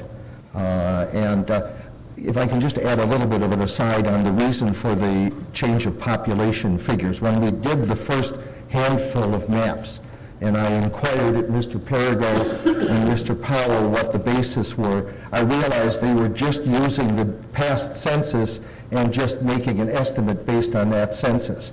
And that didn't reflect the change in population, which I know had occurred, and the changes that occurred, particularly in Councilman Reese's district, on ethnicity. And so I asked them if they would go ahead and try to get more accurate data, and I'm very pleased that they did. And the accurate data, the data in maps after the first 3 is got the more accurate data based on birth and death records. And I appreciate that, but again, Your Honor, at least from my perspective, that was an important point that seemed to get lost over the last couple weeks and certainly through the process, that redistricting, we certainly want to meet all the legal requirements. I think that's paramount. But past the legal requirements comes into the political or discretionary, whatever you want to call it, and it's important that the public know that all those options meet the first requirement of legality and fall into the second of 6 members, all have their preferences, all may want to have certain things, and it simply comes down in some precinct options that multiple representatives want to represent that area. And I concur with Councilwoman. There has been outreach. I know at least 4 or 5 of the members have discussed certain precincts, certain parts of the city, as far as the domino effect. If you take this, then that's going to move 2 or 3 other, affect 2 or 3 other wards. So, Your Honor, again, I just want the public record to clearly show that we have met all our legal requirements, and a lot of the issues that have been discussed over the last few weeks come down to political preference or discretion, whatever the semantics want to describe that as. Thank you. All right, thank you. Councilman Reese? Yes. There's been a lot of, to me, misrepresentation out there as far as the tax revenues that's going to be created. Can I ask Mr. Vincent to step forward, please? and again, go over one more time how this rooftop tax gets involved. And I think that as far as I'm concerned, the rooftop tax money that I've been receiving has been probably the lowest, as was stated. But again, though, I feel like that the other council members have supported those wants and needs that I've had to have in my ward. And I know without their support, with rooftop tax money alone, I wouldn't be able to do the things I've been able to do. And so, Mark, are you able to tell us what effect you think this would have by taking some of these so-called rooftop tax generators out of Ward 1? I mean, I personally feel like we're not endangering the parks or any other needs that may be arising in Ward 1. And I know that the council members have always supported me, and I feel obligated to say that in the future, I don't care whether it's next week, next month, next year, I will certainly support, as we all have before, those needs in the separate wards, whether it be rooftop tax money or whatever. I know that Councilman Brown and Councilman Mack, when he was here, and Councilman Ross, they have yielded some of the funding because of the rooftop tax money that they receive. All right, Mr. Ravenhold, this is basically the area of concern that you had that's being addressed. And I do appreciate it in that I'd asked that, that we have some share and share alike, and I see that you addressed that. Yes, we have, but I think it's important that you hear Mr. Vincent, because it's not an issue I think that should cause you any sleepless nights, but we'll hear it. Thank you, Mark Vincent, Director of Finance and Business Services. Let me first describe what residential construction tax is. Sometimes people call it rooftop tax. It is a tax based on the value of an assumed value of per square foot of residential space. It has been rising slightly. This year, we anticipate about $3 million in residential construction tax revenue. It is earmarked for neighborhood parks, can only be used in parks that are under 25 acres. The law requires us to create parks districts, and the money has to stay within the district in which that tax was collected. For administrative reasons or convenience reasons, we have always defined, since the inception of this tax, we've always defined the park regions, parks districts as ward boundaries. It's a simple way for us to deal with that. About 85% of that $3 million is really generated by activity in two wards primarily. That's wards 4 and 6, which are experiencing some of the more significant residential construction. So that leaves very little money to be spread amongst the remaining 4 wards. Can you hear him? Fairly. I didn't think so. Why don't you use the handheld mic? These speakers stink. Well, at least you didn't say I stunk. No, I didn't say the speaker stinks. I said the speakers stink. Can you hear me better now? Yes. But it wouldn't be like you to say I stunk, though. So, to put in, it is the only revenue source, again, because it's designated for neighborhood park construction. It's the only revenue source that we get that is ward-specific. Since I've been here 8.5 years, we have always looked at our budgetary resources as citywide resources. Council makes the decisions about where we apply those resources, both in operating basis in terms of support for rapid response or code enforcement or whatever programs we have. You also make the decisions about how we allocate those resources in our capital budget plan, which is where residential construction tax comes into play. In any given year, depending on whether we're issuing bonds or not for parks projects, we might have 20 to 40 million, maybe more, maybe less in some years, that we allocate towards new capital projects. So when you consider that residential construction tax is only $3 million, only about 10% of our revenue for parks and recreation capital projects is being driven by residential construction tax. It's obvious that, and I think I said this last week, that particularly in the smaller wards, but it's even true in Councilman Ross's ward in Ward 6, that residential construction tax in and of itself cannot really finance any substantial parks project. You certainly can use it to do other additions. You can certainly use it to renovate existing parks or make small improvements, but if you were going to do any large project, it's not sufficient to fund that. And so those monies have to be supplemented from general fund revenues, from bond revenues, from allocations from the Las Vegas Convention and Visitors Authority. So there are other sources. And but it is, to be perfectly honest, it is also true that that shiftings in the boundaries is going to affect the designation of those new monies and what ward they can be used in. But again, if there's any project of any significance, it's going to have to be supplemented by other sources anyway. So, I mean, to sort of, I feel like you put me on the spot a little bit, Councilman, but to the extent that council continues to work collaboratively and make decisions that are in the best interest of the city, I don't see that there's a major issue with that. I mean, basically, and I'm going to paraphrase what I asked you during the recommending hearing, it is correct, is it not, that Ward 3, which is represented by Councilman Reese, received very little monies with the rooftop taxes, correct? For the 6-year period that we put together, Ward 3 received the least amount of new residential construction tax. I did not go back to the inception of the tax, and obviously changing the ward boundaries would change that distribution going forward. But for the 6-year period, that was correct. They received the least. That during that 6-year period, there was about $50 million worth of park projects in his ward. Yes. Yeah. Or more, 50 million or more. Yeah. So basically, the proof is in the pudding.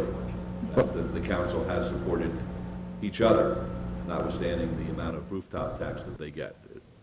Is that a fair observation? I think that's fair, and I think Councilman Brown mentioned last week as well that there's only so much resources. So there are projects that do get delayed, that do get planned out in the out years. But I think his statement, which I think is correct, that unless a council member voluntarily took a project off the list, they all got funded eventually. Right. Okay. And we are, if it makes people comfortable, we are in a position where we could discuss redefining the park areas. That was one of the questions that was asked of me last week privately, and I said that the council has discretion of how you want to define the Parks District. We just happen, as a matter of expedience, to define it by wards, but certainly you could redefine it another way. The other thing I didn't say last week, in that is that when this is I've been here 8.5 years or so, and this will be the third ward change, boundary change I will have experienced. The last two, the way we did it for residential construction tax, we ended up having 2 sets of park district boundaries, because we don't go out and move the money from existing wards as of today to the new wards. It stays where it is and is consumed in that geographic area as it has been collected to date, and then going forward, new money collected going forward would then be targeted for projects within the new boundaries. So we don't reallocate anything, we just have 2 sets of maps, if you will, going forward. Thank you. Any other council members want to speak before Councilwoman Tarkanian? All right, Councilwoman. Could I just ask a question? Is this what they're discussing in the paper today about the county wanting to keeping some of their park revenue? Would that affect us as far as having less monies for parks? I'm talking about smaller parks in mature areas, not about the larger regional parks which were mentioned in the paper.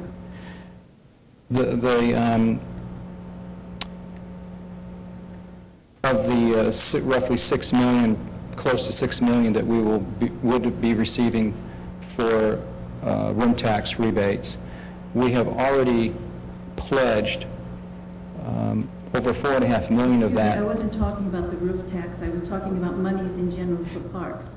Well, yeah, We'll just put a squeeze on it. I'm sorry, maybe I'm making the answer. Our staff who are quoted in the newspapers saying it will, so I'm just asking to have it put on the record. I'm making the answer too difficult. It's going to have an impact, and the question that we're all asking, and I think the question that Dr. Selby's been asking, is how do we make sure we have guarantees that whatever the county is going to do with that is going to be benefiting equally the residents in the cities. And that's the question that if we can't answer that, then I can't answer. Because funds we're getting now that we can use for parks, if they keep a larger percentage, they would keep those.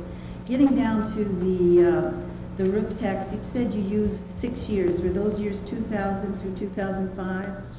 Yes, I think that's Okay. correct. In 2005, the difference between, in the year 2000, the difference between Ward 1 and Ward 3 was less than $5,000 difference on roof tax money. In the year 2001, Ward 3 got approximately $50,000 more than Ward 1 got. In the year 2002, the difference between the two was less than $6,000. I went through this with you, I think, yesterday. Yes, you did. In the year 2003, Ward 3 got approximately $26,541 more dollars than Ward 1. 1 year, Ward 1, and that was when it came to Allure Towers, got quite a bit more, $1 million from the Allure Towers. The year, and that was 2004. 2005, the difference was 2,125. So out of the 5 years, it goes back and forth, who got more, who got less, but it's very, very close on those two wards. The only year there's a difference is when the Allure project came on and gave that big money for roof tax funding. I just wanted to clarify that. It's not as if, you know, Ward 1 has had a whole lot out of this. They had it from the Allure. And by the fact that we're going to be taking all the development and redevelopment away from Ward 1, any chance for that happening again is almost nil. And so it would be going all to another ward, which again gives you the topsy-turvy. I just wanted to put that on the record. These are the figures you and I went over yesterday. That's correct. And I would say, Councilwoman, that it is correct that the biggest impact that the inner city wards are going to have with respect to potential residential construction tax is going to be with condominium development, and that's a fact. Somebody here mentioned, I think that, you know, now that something's coming in, people want it, and they want the funding, and I just want a good protection for Ward 1, is what I'm trying to say. But these figures are, if you look at the figures that were given to you by Mr. Vincent, you will see exactly what I told you is accurate as far as who gets what. Less than 5,000 difference, 2,000, less than 50,000 more in Ward 3, 2001, less than 6,000, 2002, 26,541 more in 2003 to Ward 3.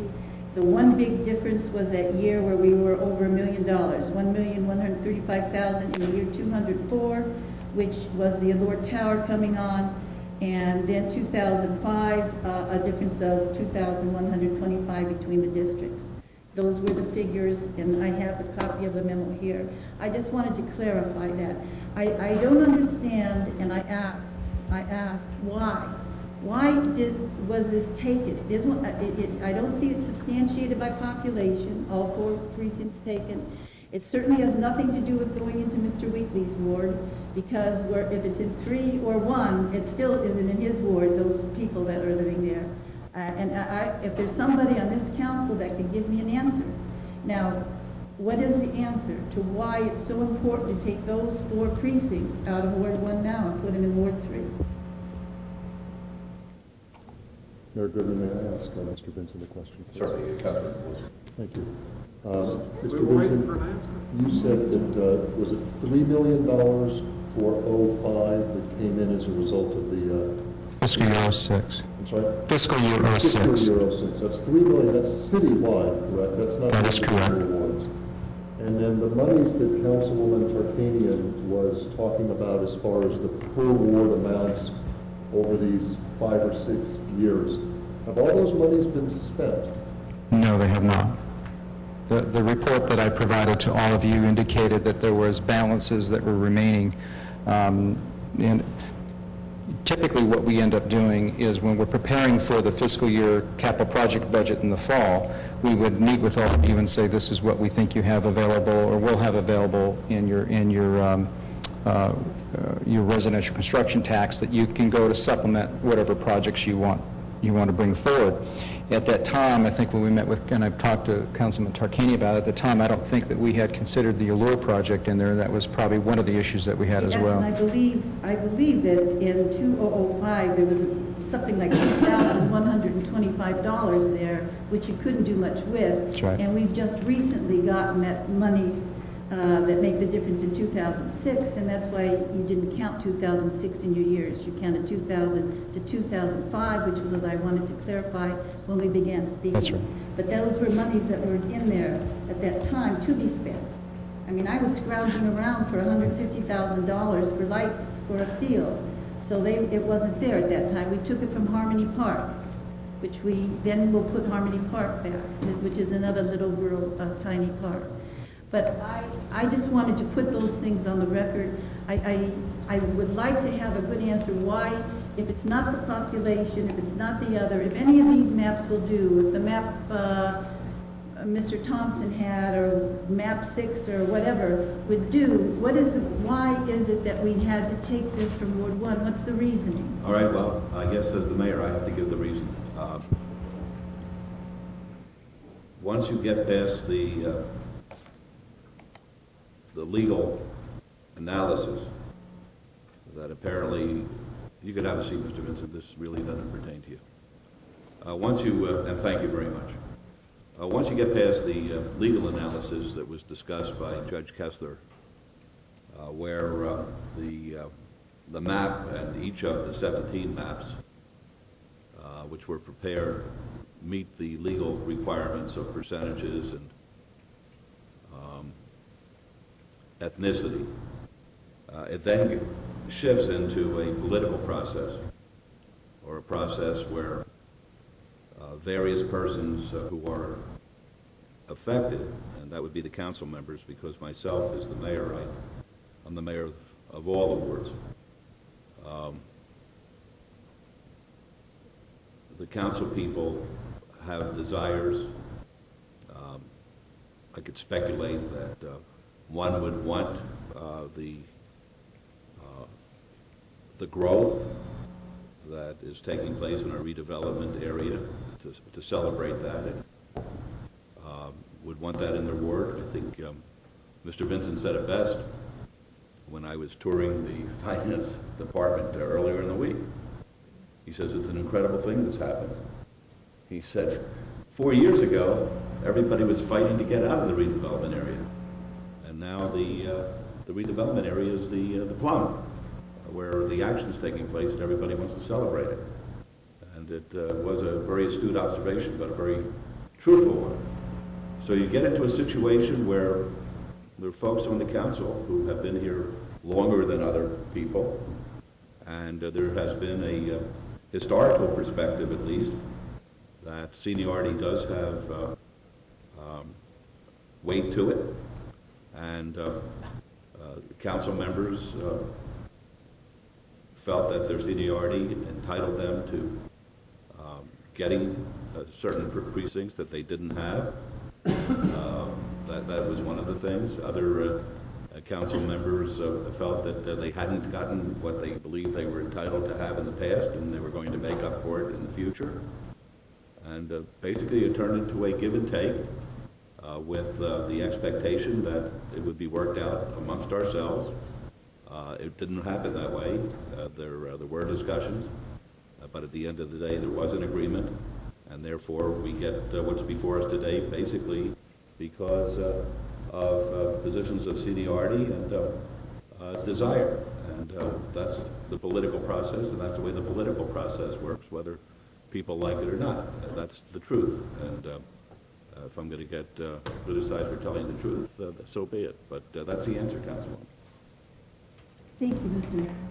I don't know if you want to be a speaker, but if you want to, I would like to just say my few words. I'd like to hear from you. I'm the last one, right? Absolutely. Did you want to hear him? No. Didn't we just define gerrymandering with your speech? Could be, but as I said, Didn't you quote earlier that your council is up there to Wait a go second. beyond your term? Wait a second. And now all of a sudden you're talking about making changes just for the people that are That is there? correct. That's the way the political aspect But aren't works. we working for the city, not ourselves? We're working for what's best in our And opinion. isn't this wrong? All right, I'm not going to get into an argument. I don't,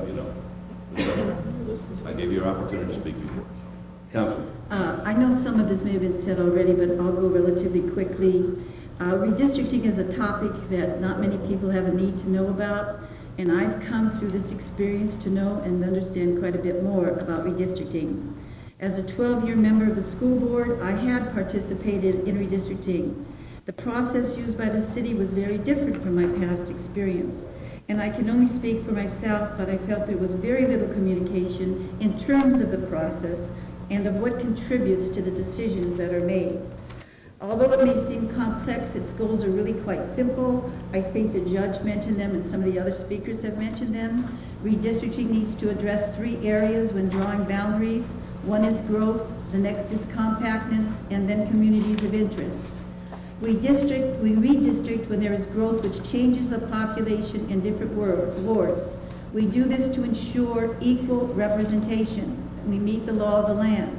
Wards need to be compact, which means not dispersed over a large area, and communities of interest, which can be thought of as neighborhoods or areas that have historically shared interests, need to be preserved. I still do not support the current proposed plan for a variety of reasons.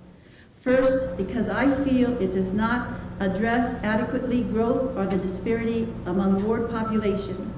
It disperses my ward over a large area and changes its historical configuration. It also separates many communities of interest, such as downtown Las Vegas, the neighborhoods in the area of Buffalo and Charleston, and continues up the Rainbow Corridor. It eliminates almost entirely any development or redevelopment in Ward 1 that offers the life and viability that older, mature wards need. And I have seen the tremendous job that has happened in Ward 5 by the fact that the councilman is utilizing what he has there to develop his viability with redevelopment development funds. Taking away the downtown precincts from Ward 1 is not necessary for population needs in any other ward contiguous to Ward 1, nor would retaining these precincts in Ward 1 in any way adversely affect minority representation in Ward 5. I will tell you, I am appalled at the lack of true, informed public involvement in this process. I feel that sometimes we give more notice to neighbors when someone is constructing a wall than replacing the representative they elected. To place an ad in the Sunday paper, hold recommending committee 3 days later, and vote on it today, 1 day later, is not sufficient. We have not involved the residents that this directly affects in this process. We have held no evening public meetings. I believe strongly in representative democracy. I believed it when I was on the board. I believe it now. I've pushed it so strongly. Sometimes democracy gets a little messy.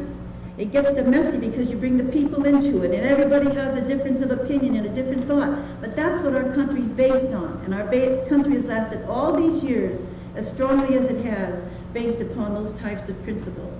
There has been much more public outcry opposing this proposed plan. To be exact, when I came in today to this meeting, I asked how many calls. 1,085 letters, signatures, hotline calls. 1,084, all in opposition to this proposed map. Not one single one in support. When dealing with the fundamental right to representation, we must act with great diligence in the best interests of our citizens. I'm very concerned that our charter states that the city council has the ability to replace the representative you voted for with someone else by resolution. By resolution, your representation can be overdone by resolution of the city council, quote, by any measure which is found permissible by the city council, unquote, by any measure. I just don't see that that is the right thing to do for citizens. Some may say that, and that's why I think we must act with great diligence when we do this, with great care, with great public input, so it's the best of the citizens throughout the entire city. Some say that redistricting is a purely political process, but I think we've lost track, we've lost our way in it becoming overly political. We should redistrict to address growth and have responsible, balanced growth to ensure representation for all citizens, and that the right of the elected representation, I feel, is one of our most important rights in our country. And for those reasons, the population, the not meeting the needs of the redistricting, the fact I just don't feel we had enough of the public involvement in this. It's difficult to get to a 4 o'clock recommending committee meeting. It's difficult to get to a meeting in the morning if you work, and most of our citizens certainly work. And so I go down very strongly, whatever the vote on this, however, I'm proud of Ward 1 residents. Thank you. All right, thank you, Councilwoman. All right, it's fine. You're welcome to applaud.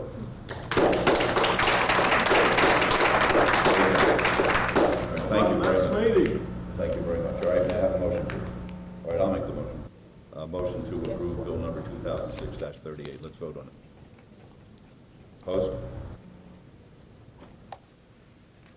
Motion carries. Thank you. All right. We're going to new bills, items number 70 and 71, bills 2006-42.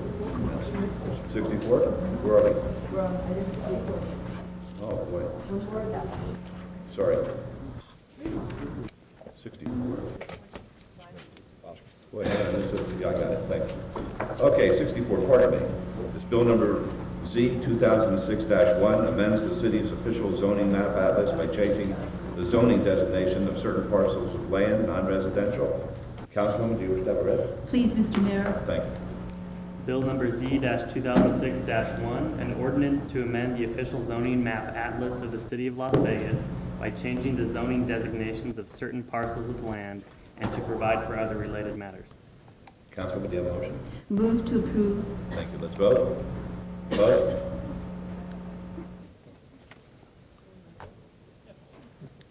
Motion carries. Thank you. Item 65 is bill number Z 2006-2, amends the city's official zoning map atlas by changing the zone designations of certain parcels of land, residential.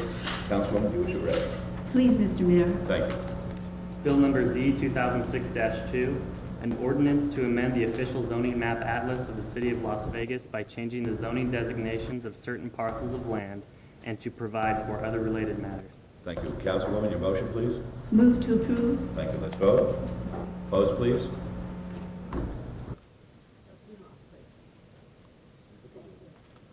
Motion carries. Thank you. Mr. Vincent, did you want to be heard? Next one. Okay. Bill number 2000, this is item 66. Bill number 2006-41, authorizing the issuance of City of Las Vegas, Nevada general obligation limited tax various purpose bonds additionally secured by pledge revenues, series 2006C, in the amount not to exceed $32 million. Councilwoman, do you wish to have it read? Please, Mr. Mayor. Thank you. Bill number 2006-41, an ordinance authorizing the issuance of the City of Las Vegas, Nevada general obligation limited tax adjustable rate various purpose bonds additionally secured by pledge revenues, series 2006, in the maximum aggregate principal amount of $32 million for the purpose of financing building projects, drainage and flood control projects, environmental remediation projects, park projects, off-street parking projects, recreational projects, sewerage projects, street projects, and water projects of the city, and providing other matters relating thereto. All right, thank you. Mr. Vincent. Thank you, Mark Vincent, Finance and Business Services. I'm sorry for prolonging the meeting. If I could just jump in here, I wanted to represent that yesterday at the recommending committee meeting, this bill was heard, a number of amendments were proposed, and it was recommended as a first amendment. It ended up being more than 150 pages, so we haven't brought each of you a copy, but there is a copy lodged with the clerk. And now Mr. Vincent, now that I've interrupted him, will finish explaining, summarizing what those amendments are. Well, I'm not sure. Is there an air of emergency about this?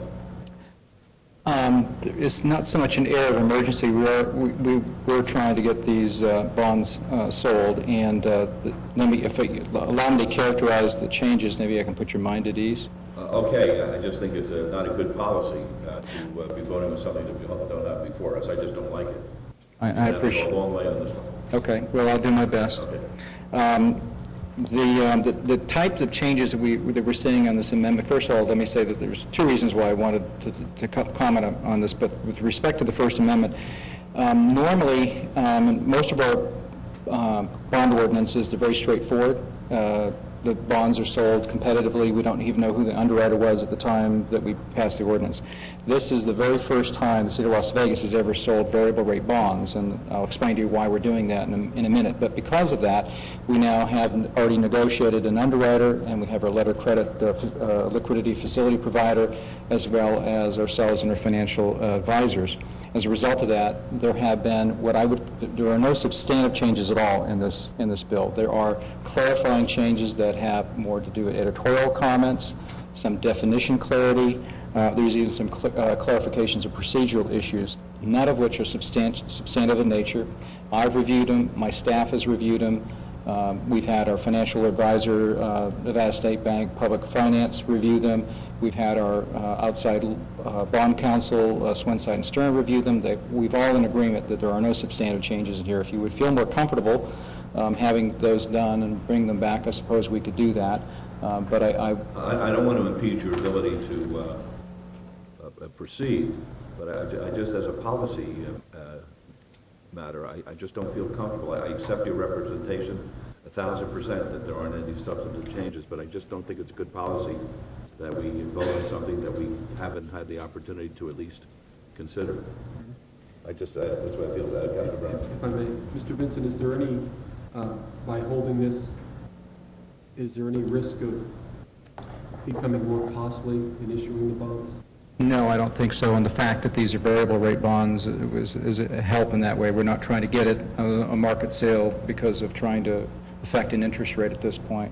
So I don't think if you wanted to... I'd like to pay it for 2 weeks. I feel more comfortable, lady and gentlemen. If I could, Your Honor, if I could ask the clerk if this is eligible for adoption if it's held in advance for 2 weeks. It is, okay. I think we've set a bad precedent if we do it the other way. So I'm going to move to obey for 2 weeks. Opposed, please. Motion carries. Thank you. Thank you. And I appreciate it. No problem. Thank you.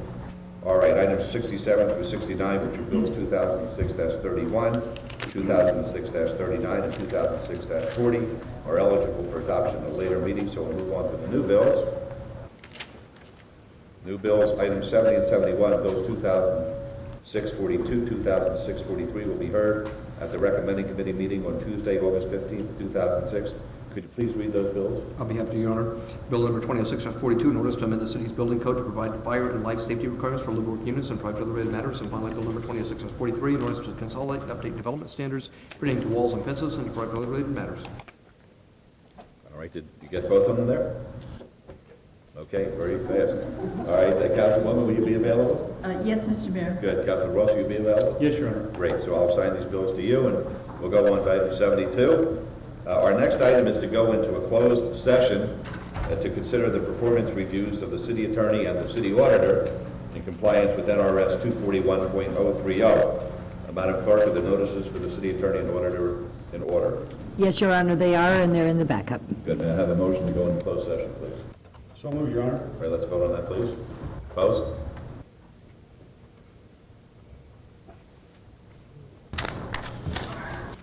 Motion carries. Okay. Boy, I thought we were going to be through at 11 o'clock this morning. I think, folks, we better say 2 o'clock to be on the safe side. We have a personnel session, which could take some time in presentations, and I have a meeting with some developers that was supposed to have started an hour ago that Dr. Selby is attending. So let's come back at 2 o'clock, please. We're in recess until... Yeah. Pardon me?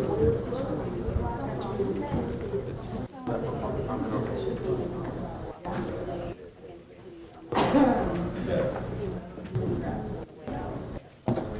It's America.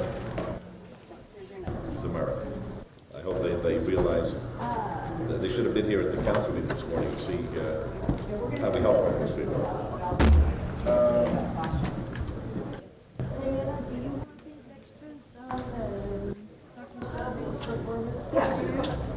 I have a copy in case you do. Or I'll take one, yeah, in case we get asked about it. Thank you. Yeah, we'll make sure.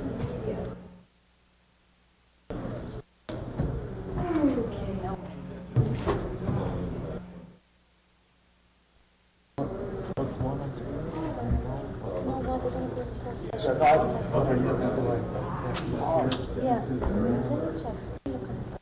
sorry, I have to go into session. Can you read about it? I just got a question. I came in, I wanted to hear some stuff on 28 and 29, and... 28, 29, item 28, 29? Yeah, Let me look. and nothing, that whole section was skipped. Oh, no, that's a consent. So I don't know what was going on there. I got to... 28, 20.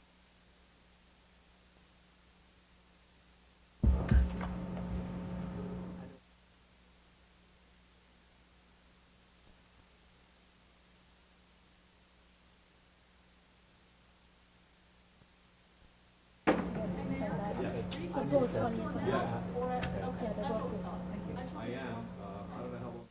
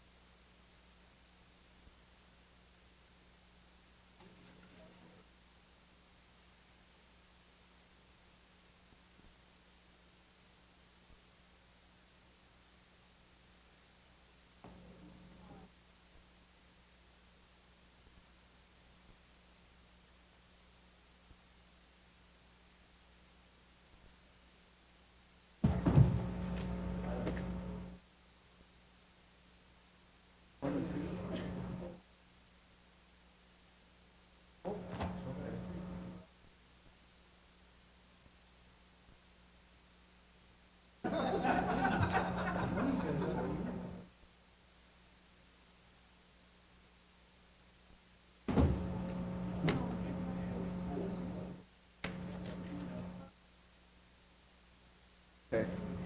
Then I'll start having one.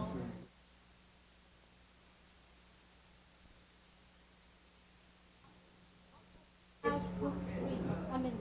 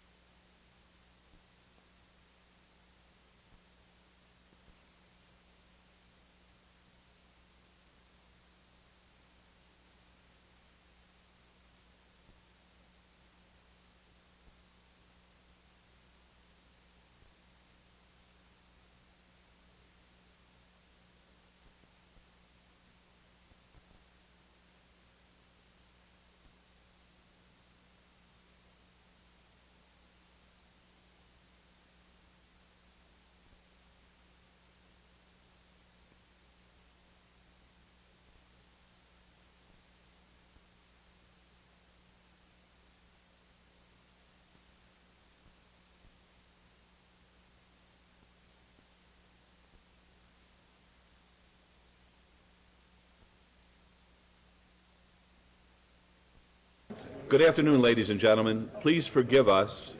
We had a very busy morning, and then when we finally got through with our morning agenda at 12:30, we went into a closed personnel session, and it will be that personnel session that we will be addressing as our first items this afternoon. So I'm going to call item number 10 from the morning agenda.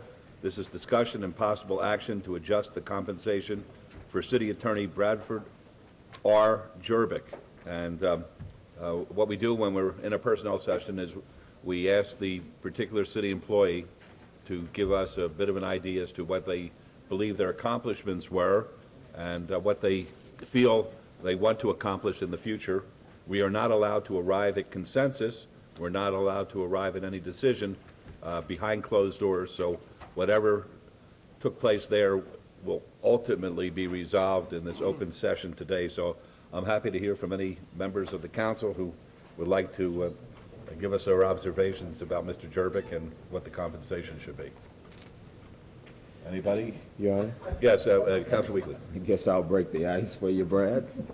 I think we had a good discussion to hear and discuss our thoughts on Mr. Jerbick. I'm sorry, that's me. And I guess overall, Mr. Jerbick has been able to accomplish some things in his office this past year, and relatively been able to introduce us to some great programs out of his office that streamlines a lot of the legal issues that we deal with here, and we've had some serious legal issues that we've had to deal with from the city standpoint, and so I'm in full support of whatever recommendation, Your Honor, that you make for Mr. Brad Jerbick here today. Okay, thank you, Councilman. Would anyone else like to be heard? I think that the feeling with the questions and the reaction to Mr. Jerbick's presentation was that he's a valued city employee, that he cares about working for the city, that he has been responsive to all of our needs on a moment's notice, that his legal advice has been sage, and with all of that in mind, I would move at this time that we grant Attorney Brad Jerbick with a merit increase of 5% effective July 1st of this year. That would take him to a base salary of $170,116.67. That's my motion. Let's vote, please. Post. Motion carries. Thank you. Mayor, members of council, thank you for your consideration. Thank you. The record should reflect that in the past, Mr. Jerbick has been such a loyal city employee that when times were a little bit tighter, he actually advocated that whatever bonus or raise he was going to get goes to his staff. And he, for years, did not take any increase whatsoever. And his salary now makes him very, very competitive with the very, very best city attorneys in the country, and we deem him to be in that category for sure. All right, the next item is item 11, which is discussion and possible action to adjust the compensation for City Auditor Radford K. Snelding. Are there any comments from the council as far as our auditor is concerned, who's sitting very quietly in the back of the room? Okay. Well, I just want to make a couple comments. I think people in the private sector don't really realize how important that Mr. Snelding has been to the city of Las Vegas, and that the findings that his committee has come up with to save the city money. I'm sure that if we was to look at the complete impact of what he's done, he has saved us probably 15-fold, 100-fold, 2,000-fold monies by the things he's done to save the city. And so I think that Rad probably has one of the most important jobs with the city. Thank you, Councilman Reese. I'll say this, that I think we're the only entity in the valley, and maybe one of the few in the country, that disclose the work of our internal auditor. The internal auditor is a troubleshooter. He looks for badges of fraud. He looks for areas in the city where we can save money, and he writes us reports of a very detailed nature, and sometimes the reports are critical of city employees, of city departments, of the council, by implication, and he does it without fear of any kind of reprisal, which is what should be done, and then those reports are made public and subject to inspection by our constituents. And You do your job very, very well, Rad, and as a result of that, I at this time would move that we grant our city auditor, Rad Snelling, a 5% increase, which will give him a base pay of $130,222.91. That's my motion. Let's vote, please. Is that also Effective July 1 of 2007. No, just kidding. Just kidding. All right, let's vote, please. Opposed? Motion carries. Thank you. All right, item 73. Any items from the afternoon session that the council, staff, and/or the applicant wish to be stricken or held in abeyance to a future meeting may be brought forward and acted upon at this time. Mayor Pro Tem? Thank you, Your Honor. We have review of condition 13825, Lennar Communities, Nevada Southwest Communities Development. Review of condition for 3-story homes adjacent to the northeast corner of Elkhorn Road and Campbell Drive. The applicant is asked to hold that in advance until our August 16, 2006 meeting. And item number 89 is a special use permit 13381, Reagan National Advertising, appeal the denial of the request for a special use permit for a billboard sign at 1110 South Rainbow Boulevard. The applicant is withdrawn without prejudice. Item number 90 is a special use permit 13383, Reagan National Advertising, appeal the denial of the request for a special use permit for a billboard sign at 6750 West Sahara Avenue. Has been withdrawn without prejudice. And item number 91 is ARC 13764 Montecito Marketplace LLC, major modification to master sign plan at Durango Drive, Elkhorn Road. The applicant has asked for that in advance until our August 16, 2006 meeting. Council members, are there any other items that we need to bring forward at this time? Seeing none, Your Honor, I make the motion to bring these 4 items forward and take appropriate action, please. Very good. Let's vote, please. Opposed? Motion carries. At this time, I recognize Councilman Brown. Thank you, Your Honor. I would ask the council if we could reconsider from this morning's agenda, item number 28 on the consent calendar. All right. Item 28 is approval of the interlocal agreement for shared funding with Clark County and cities of North Las Vegas, Henderson, and Boulder City to contribute $276,760 of general funds for regional homeless coordination and inclement weather shelter. Councilman? Your Honor, did we have to take a vote on the reconsideration? Yes, there's a motion to reconsider. Let's vote on that. Thank you. Opposed, please?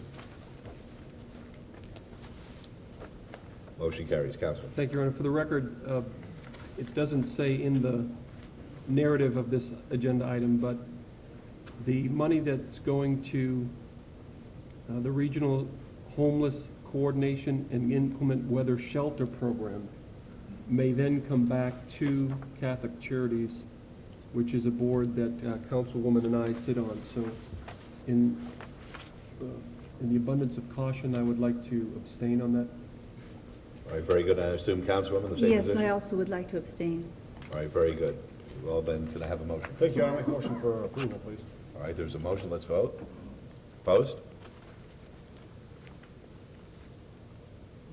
Motion carries, and the record should reflect an abstention by Councilwoman Tarkanian, too. Good.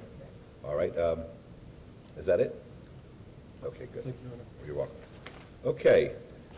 We'll go to item number 74. This will be a public hearing to consider the report of expenses to recover costs for abatement of vacant or abandoned building and assess civil penalties located at 3220 Mariner Bay Street. The property owners are Congregation Ephraim Israel, and it's in Ward 2. It's a public hearing which is now declared open. Mr. Harrison? Thank you, Mayor and Council. Permissible? It's Turl. Is it on? Why don't you use the handle?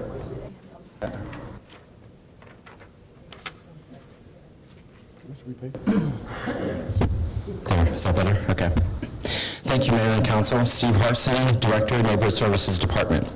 This case was abated to today's public hearing from the July 19th City Council meeting. This case has been active since January 9th, with a total of 23 site visits conducted to date. We also learned that the property transferred ownership to TBN Family Trust and closed escrow on June 26th of this year. Since the last council meeting, the attorney representing the property owner, John Hanson, submitted a mitigation plan, and all the work requested in the original notice and order has been completed. If the camera could zoom in, this is some pictures also as of yesterday. As of August 1st, 2006, the property passed inspection and is in compliance with all the codes. Neighborhood Services is requesting to recover costs for the abatement and assess the civil penalties for the property located at 3220 Mariner Bay. Given that the original notice and order was recorded on the property and that the purchaser would be aware of the notice and order during escrow, Neighborhood Services recommends that the City Council move forward and approve the report of expenses in the amount of $5,896.35. That's $1,749 to CH Construction, $435 in inspection fees, $262.35 in administrative fees, and $3,450 in civil penalties specifically related to the 8 failed inspections. If you so desire, City Council may assess the daily civil penalties of $500 a day after the 6th failed inspection for 21 days, covering June 28th through the July 19th, totaling $10,500. An additional $6,500 of civil penalties could be assessed for the 13 days covering from July 20th through yesterday, August 1st, and that the above charges be filed and recorded against the property constituting a special assessment and authorizing that the notice of lien assessment be recorded with the county treasurer. And that concludes our presentation. The bottom line, before we get into the finances, is that the property is all cleaned up. Yes. And not in any kind Yes. of violations this time. Good job. Case is closed. Did a good job there. Did you get paid?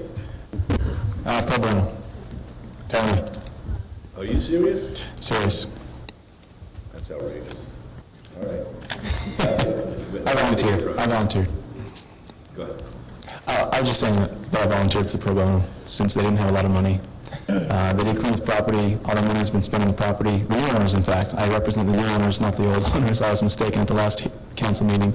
I represent the TBM Family Trust, who took over the property. I guess what happened is the old congregation from Israel had the property. They rented out to a Tambourine Borelli who fell on hard times, and then they tried to get it sold, and apparently it fell in disrepair during that period of time. So the new owners complied with that. They fixed it up and are requesting some type of a leniency from the council regarding the fees that are assessed. All right, thank you, sir. Are there any questions of the gentleman? Folks, public hearing, would you like to be heard on this? Be happy to hear from you. All right, seeing none, we'll close the public hearing. Councilor Wilson. Thank you, Mayor Goodman. Well, I'd like to say I think I have a reputation for being lenient once in a while, and we're going to get to that. Mr. Harsons, the video which you just showed us, which I think went back to March all the way through June, didn't have any current pictures of the property. Right. If the camera could zoom in here, these are actually photos as of yesterday of how the property looks today. Because I've seen these photos in my office, I just want everybody that's watching to see these photos. Because the property was just in terrible, terrible condition for many, many months. Now these were taken yesterday. Yes.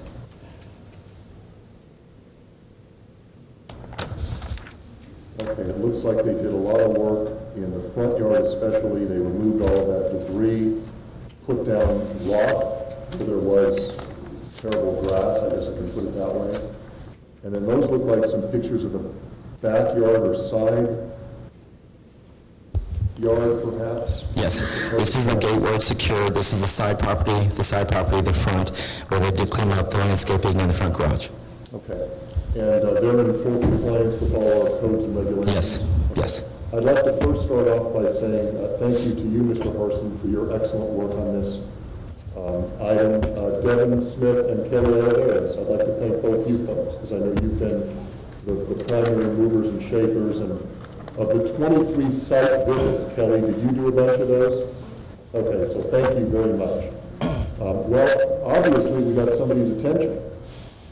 Because some of the video which was showed, at my request, I think, some of the adjacent properties. And this is a beautiful, beautiful neighborhood. If you look at the houses to the left and the right, they all have nicely landscaped areas. So I'm very, very pleased that the property owner has come through. I'm still a little unclear on, we had owner A and owner B. You represent owner B, the current owner, is that correct? Is there any relationship between the parties, to your knowledge, Mr. Hanson? I don't know. I don't know all the I did represent Congregation Ephraim Israel at one point, I believe. Perhaps that's how they got my name, but I don't know the whole story. They haven't disclosed everything to me either, so I don't know. There could be, but I don't know at this point. Okay. Mr. Harson, if I accept your recommendation, at the very least, you'd like us to order the $5,896.35 to cover the listed expenses and some civil penalty fees for the 8 failed inspections. Is that right? That's correct. Now, in addition to that, we have the ability to order an additional daily civil penalty of $500 a day. Is that right? That's correct. Now, that's something new that's come to this council. And has this council yet to date, is Mr. Scott there? Have we imposed this $500 a day as of today? I think we have on a couple of properties that are probably still not in compliance with neighborhood services direction. Mr. Steele is not here today. I don't remember. Do you, Mr. Harson? Not since I've been the director that I'm not aware of. I thought we had do you? more severe ones. I believe there was one imposition of the 500 a day civil penalty. Okay. And we just did the one $500 imposition? I believe it was probably more than $500, but I believe it was one property. Okay. Does that make sense? Okay. Well, Mr. Hanson, you're touching my sympathy bone by telling me that you're doing this pro bono. For those that don't understand Latin, pro bono means you're not getting paid. Is that right? That is correct. I figured I'd have to appear today, even though I was getting paid anyway. Okay. Mr. Harson, do you have a recommendation regarding the $500 a day? I mean, according to a memo that I'm reading, we could impose a daily civil penalty of $500 a day after the 6th failed inspection for 21 days from June 28th through July 19th, totaling $10,500. And we could also impose an additional $6,500 on top of that, and this is all on top of the $5,896. That's correct. For a 13-day additional period covering July 20th through August 1st. That's correct. Do you have a recommendation? Basically, the way it's written is that it is at the discretion of the council.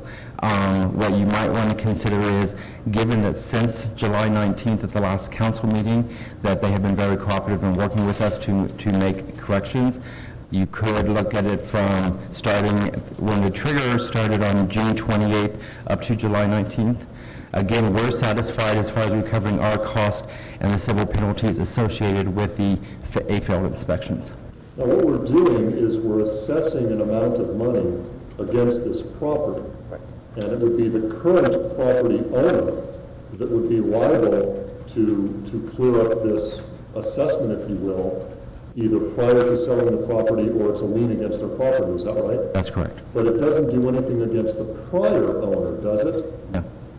Not unless, from a legal standpoint, if we could go back to the prior. It does not go backward. It would only apply against its current owner. And also, Councilman, it's up to $500 a day, so you have the discretion to determine between 0 and 500 what you'd like to impose. Thank you.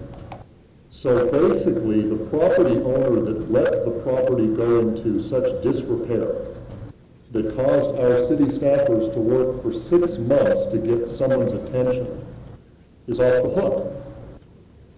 Because when we lien this property for whatever amount, the new property owners are responsible legally and the old property owners aren't. So the old property owners theoretically transferred this property before we could lien it to avoid these problems. That's correct.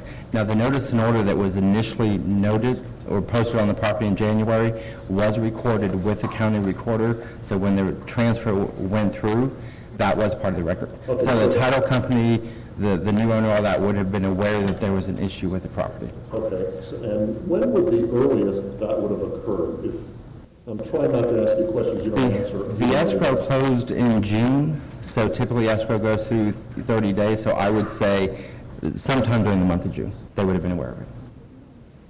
I don't know a lot of information about the case. I just have a copy of some paperwork they gave me that was recorded on me.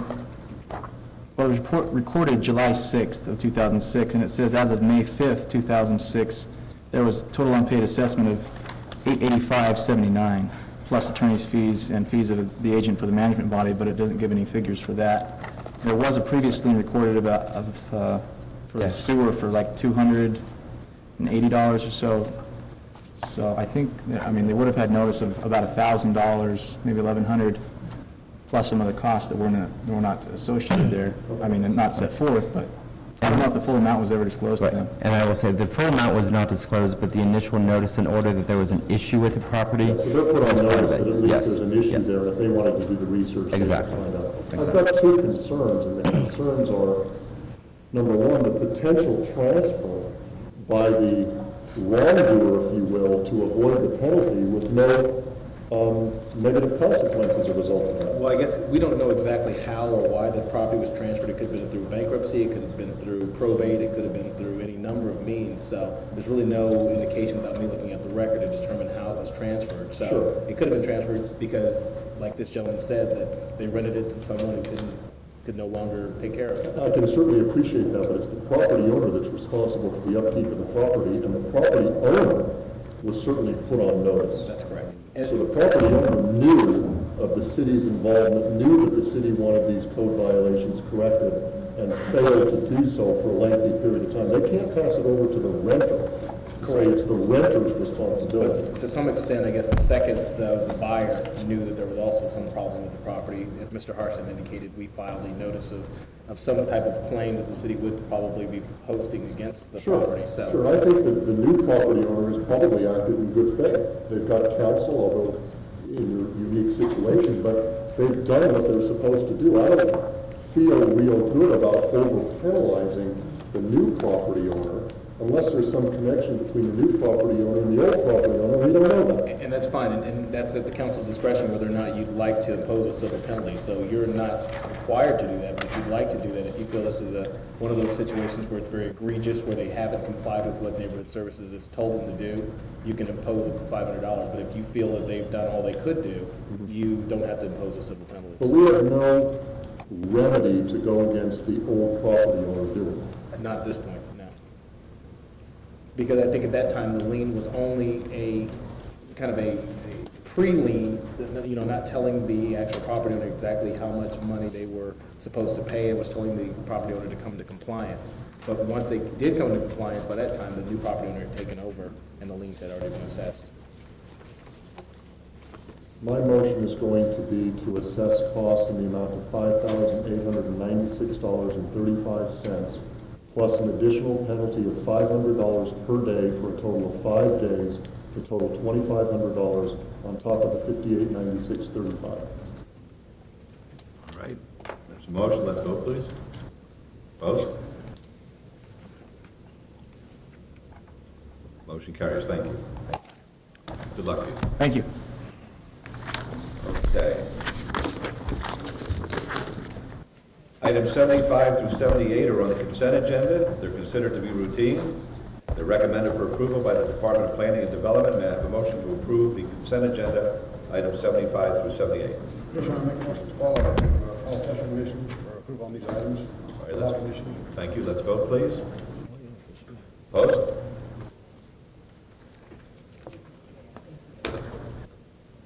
Motion carries. Thank you. Items 79 and 80. 79 is ZON 12070. The applicant is 1300 South LLC. The owner is Mythic Management LLC. Request for a rezoning from R4, High Density Residential, to C2, General Commercial, on .30 acres at 1300 and 1306 South Casino Center Boulevard. This is in Ward 1. The Planning Commission and staff both recommend approval, subject to conditions. And 80 is SDR 12071.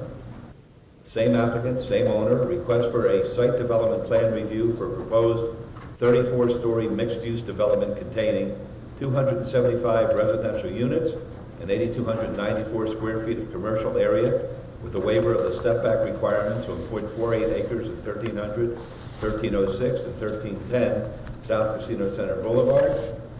This is in Ward 1, and the application has been amended from 34 stories to 43 stories.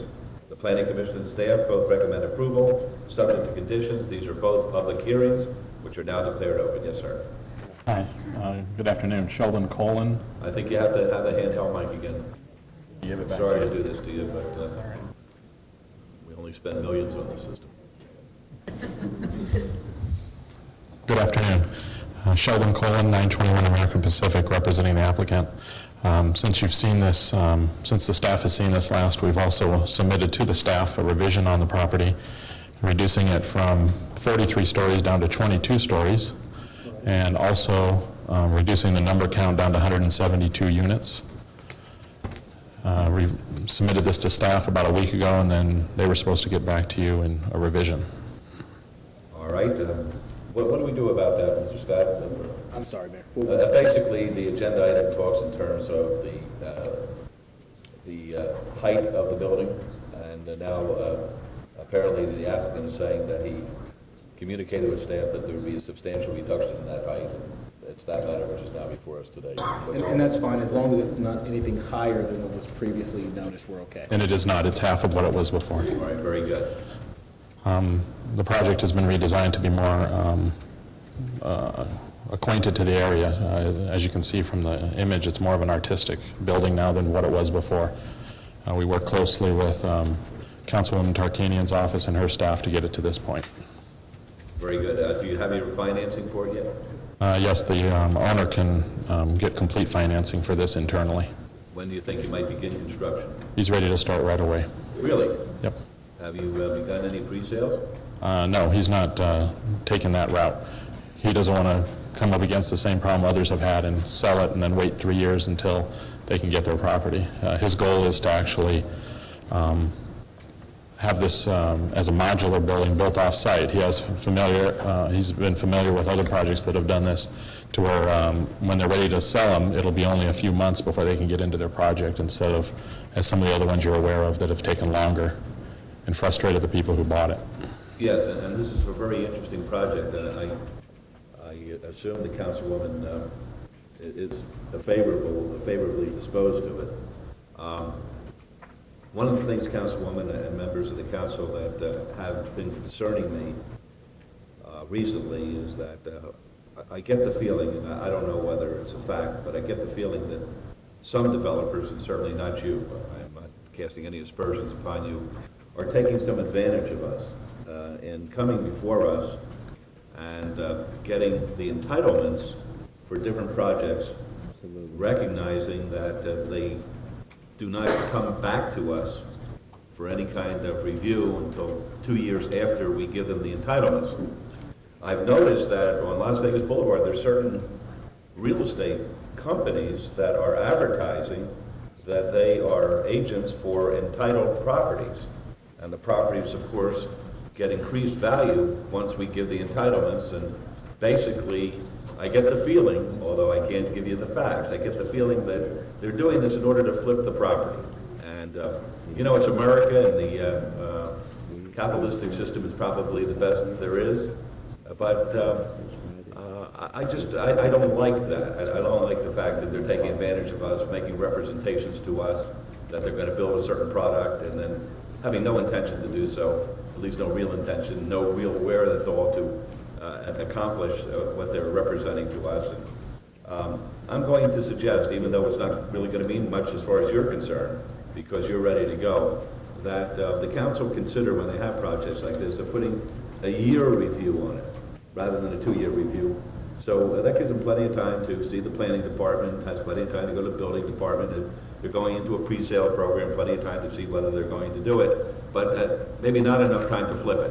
And I'm going to suggest that that be made a condition from this point forward, and I'll sleep a lot better if we're doing that. I know that some folks say you can't get it done within a year. Maybe. You come back in a year, tell us what you've done. If we see that you're acting in good faith, we'll give you another year. But if we find that you're playing with us, then we'll cut you dead. So, Councilman. Yes, Your Honor, just real briefly here, I just want to commend the Councilwoman for this project here. I had the opportunity to go down this last First Fridays and tour this area here, and these little apartments here are transformed into little mini art galleries, and happy to even hear that Councilwoman and her staff was able to work out something with this developer that it'll keep that artsy type feel in there, because I was saying to the Councilwoman, I was really kind of surprised that a lot of the folks from the arts community weren't here to speak on this, but knowing council, they've already worked this issue out with many of the folks who reside down there. So I'm happy to hear that you all are going to keep the arts and crafts feel to the community. And for those who have never frequented First Fridays, you're missing a treat. It's a real nice event. Thank you. Thank you very much. I have just brought to my attention, and usually Mr. Scott does this in our briefing, that there is a statement of financial interest signed by one of the property owners, Paolo Camarata, indicating that Mark Fine is a partner in this. And we let that slip by. I'm going to have to abstain. No problem. I have to abstain from this because Mr. Fine and myself own a piece of property on West Charleston together. Yes, sir. Actually, if I could, Mark Fine is not involved in this anymore. Oh, he's no longer involved. Okay, then I take back everything No, you said. he is not. Okay, I can't wait to vote on this. All right, thank you. All right, it's a public hearing, folks. Anyone want to be heard? So that means you missed all my comments. No, I heard your comments, and I thought they were excellent. Yeah, right. They were wonderful. Dick Geyer, 8260 Glenhead Court. I'm the president of ATB, the Las Vegas Arts District Neighborhood Association. We have known this gentleman and the developers for several months now. We saw it go about 43 stories, and actually we're quite happy, I think, with this reduction because we really feel that Powell is going to build this. We had a neighborhood meeting held at the Arts Factory, and only a few people came. And I think the only reasons they came is if you look at the drawings which have been provided here, there's some art shown in the middle of the parking lot. And I understand from the architect here that some of those pieces will be taken from the small existing houses which are being replaced by this condominium. And other spaces will be open for other local artists to decorate. So this is going to be very much a part of the environment of the Arts District.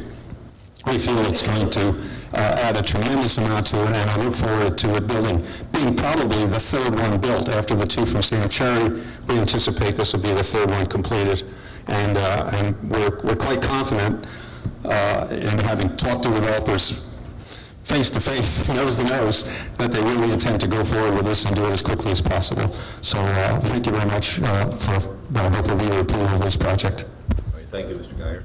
Would anyone else like to be heard at this time? It's a public hearing. All right, seeing no one, we'll close the public hearing. Councilwoman Tarkanian? We had some previous controversy with this when it first came about, but with the new site plan, the lower height and density, those seem to have dissipated. The applicant conducted a development meeting. We had not a single protest at that meeting, and Leason attended. The Neighborhood Association, as has been stated, supports this project with a letter which is in our backup.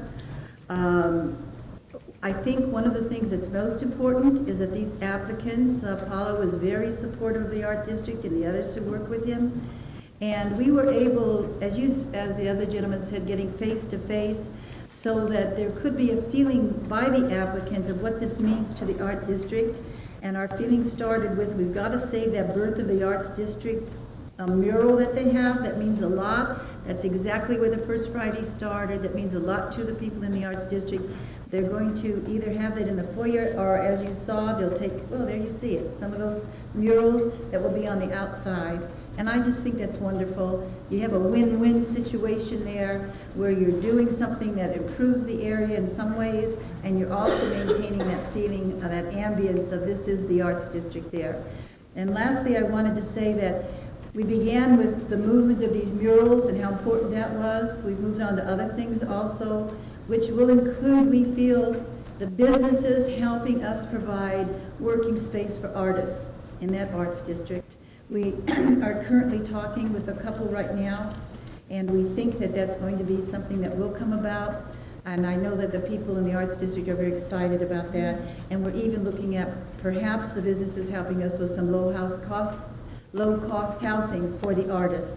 So you see, you begin with a little idea, and it's really blossomed. And I think that we're on the right track there. And so I move for approval of this project.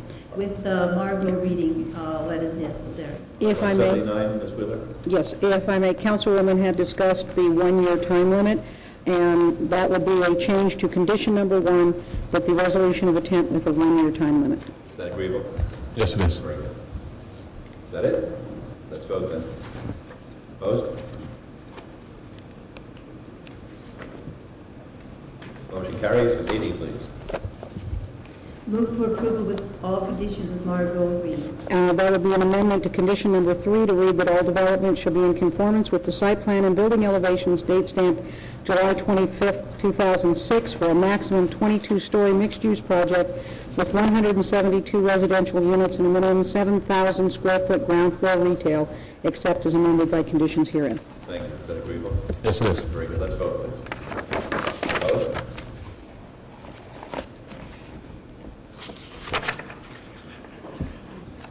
Motion carries. The very best of luck to you. Thank you.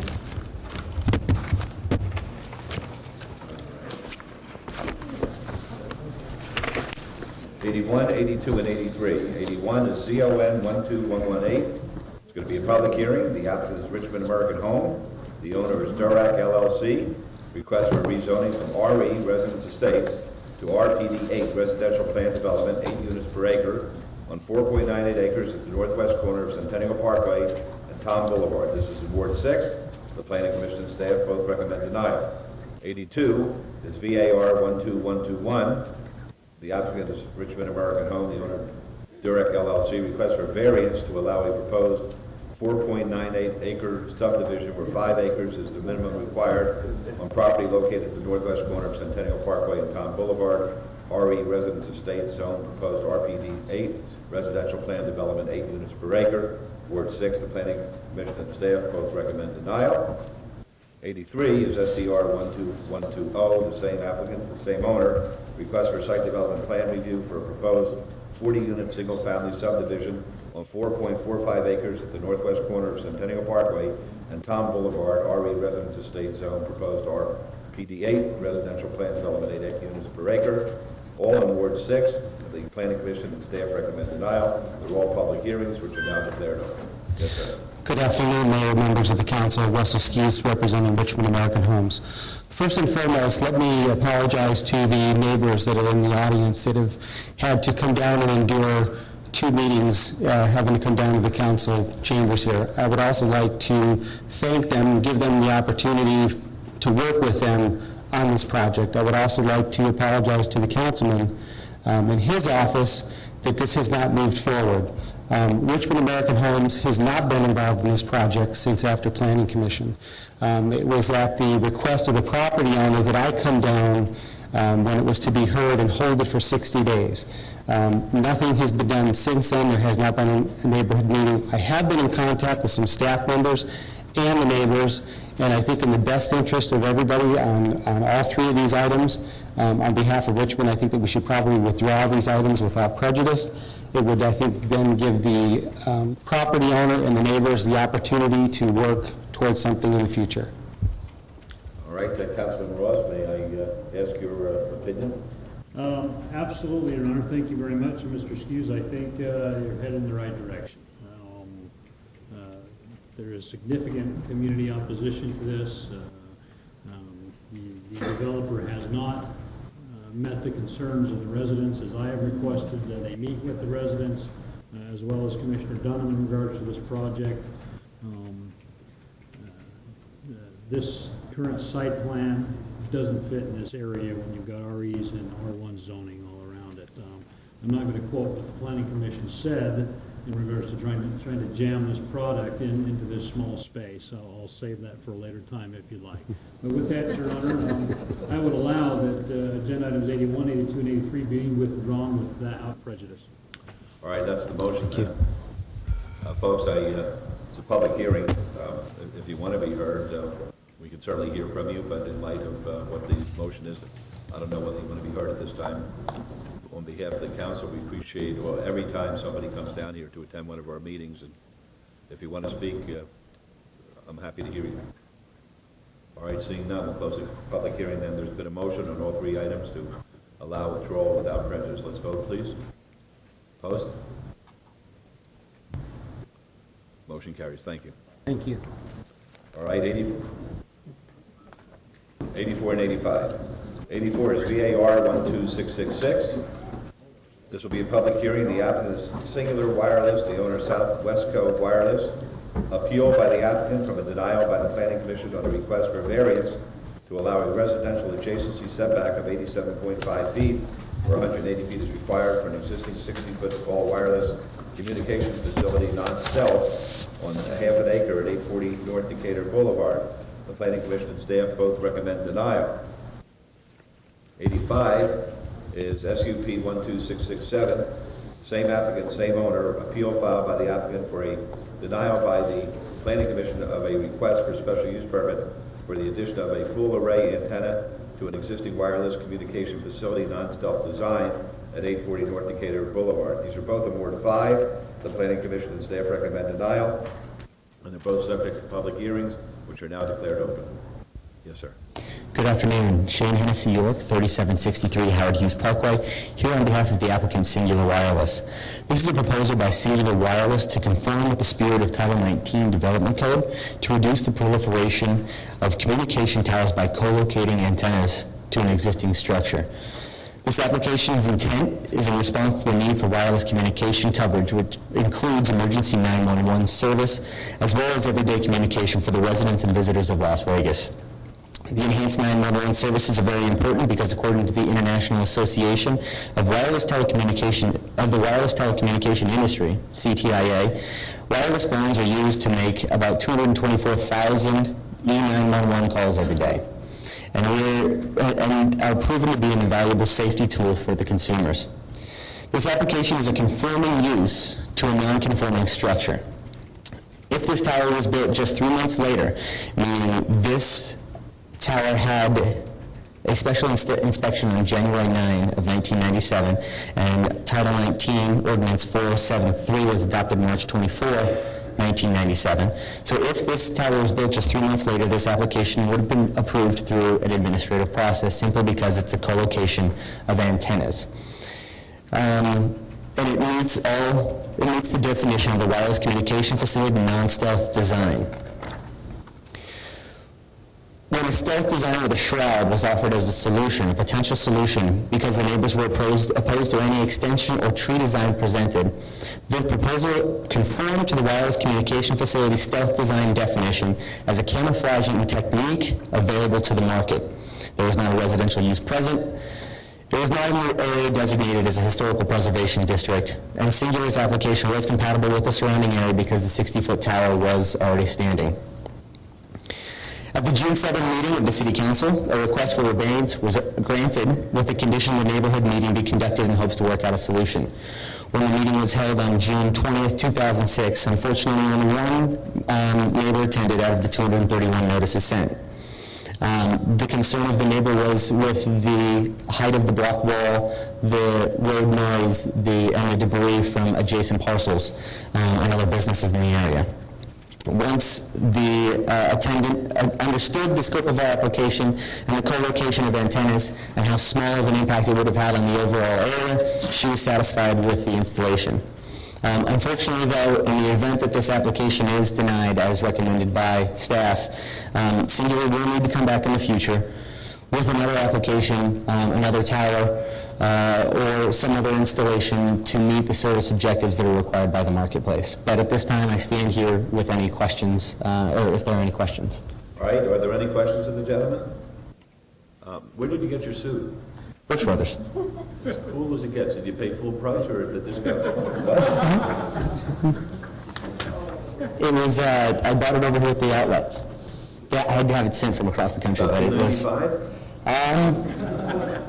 a summer and a half ago, it was cheaper than that. Really? Yes. I had to have it sent from across the country, but yes, it was the last size that Brooks Brothers had. I think you look as cool as it gets. Thank you. You're welcome. Thank you. All right, are there any other meaningful questions such as mine? No one said.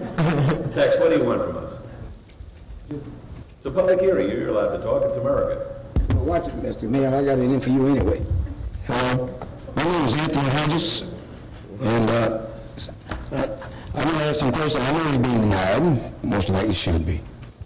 because some things are being put in kind of improperly. But the objective is, if it's being denied, I guess the council, Ward 5 have a reason for it. And you said you had 200 and some notices put out when one person showed up. Well, that shows right there's lack of no interest, whatever. But at the same time, if you can sneak this through, then that is not too good either. So maybe Ward 5 might be looking out for the interests of everybody at this particular time. Thank you for allowing me to speak. I'll get back to you, Mr. Mayor. All right, can't wait. Anybody else want to speak? It's a public hearing.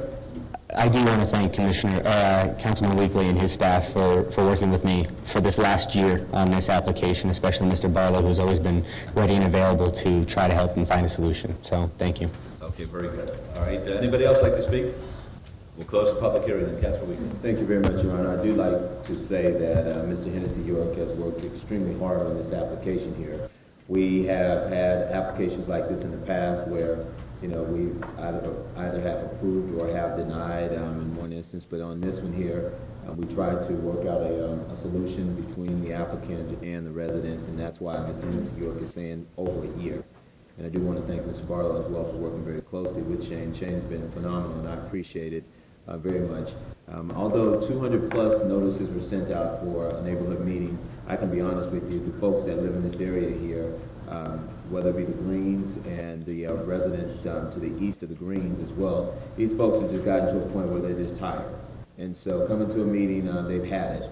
They didn't like the fact that the cell tower from day one was put in there without any notification. It was administratively approved.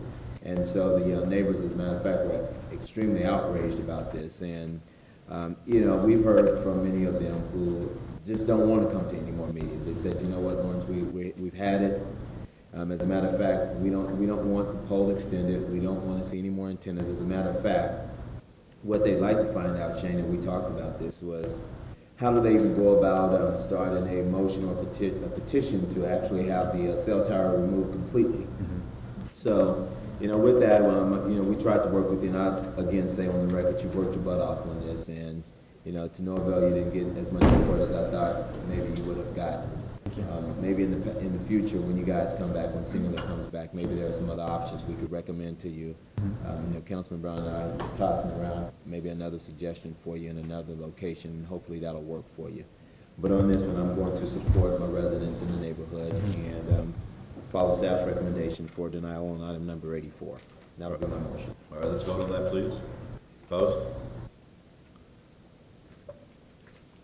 Motion carries. 85. And on item 85, Your Honor, I will move to follow Planning Commission and staff's recommendation for denial, please. All right, let's vote, please. Opposed? And again, I'd just like to thank you, Mr. Hennessy York. You're definitely a pleasure to work with, and hopefully we can find something for you at another location. We will be in touch because we need to find some solution. Thank you. So, Very, thank you. very professional young man there. I could tell. Professional. A nice man. All right, motion carries. Good luck to you. Thank you. Item 86, WVR 13843. It's going to be a public hearing. The applicant is Tabitha Keach.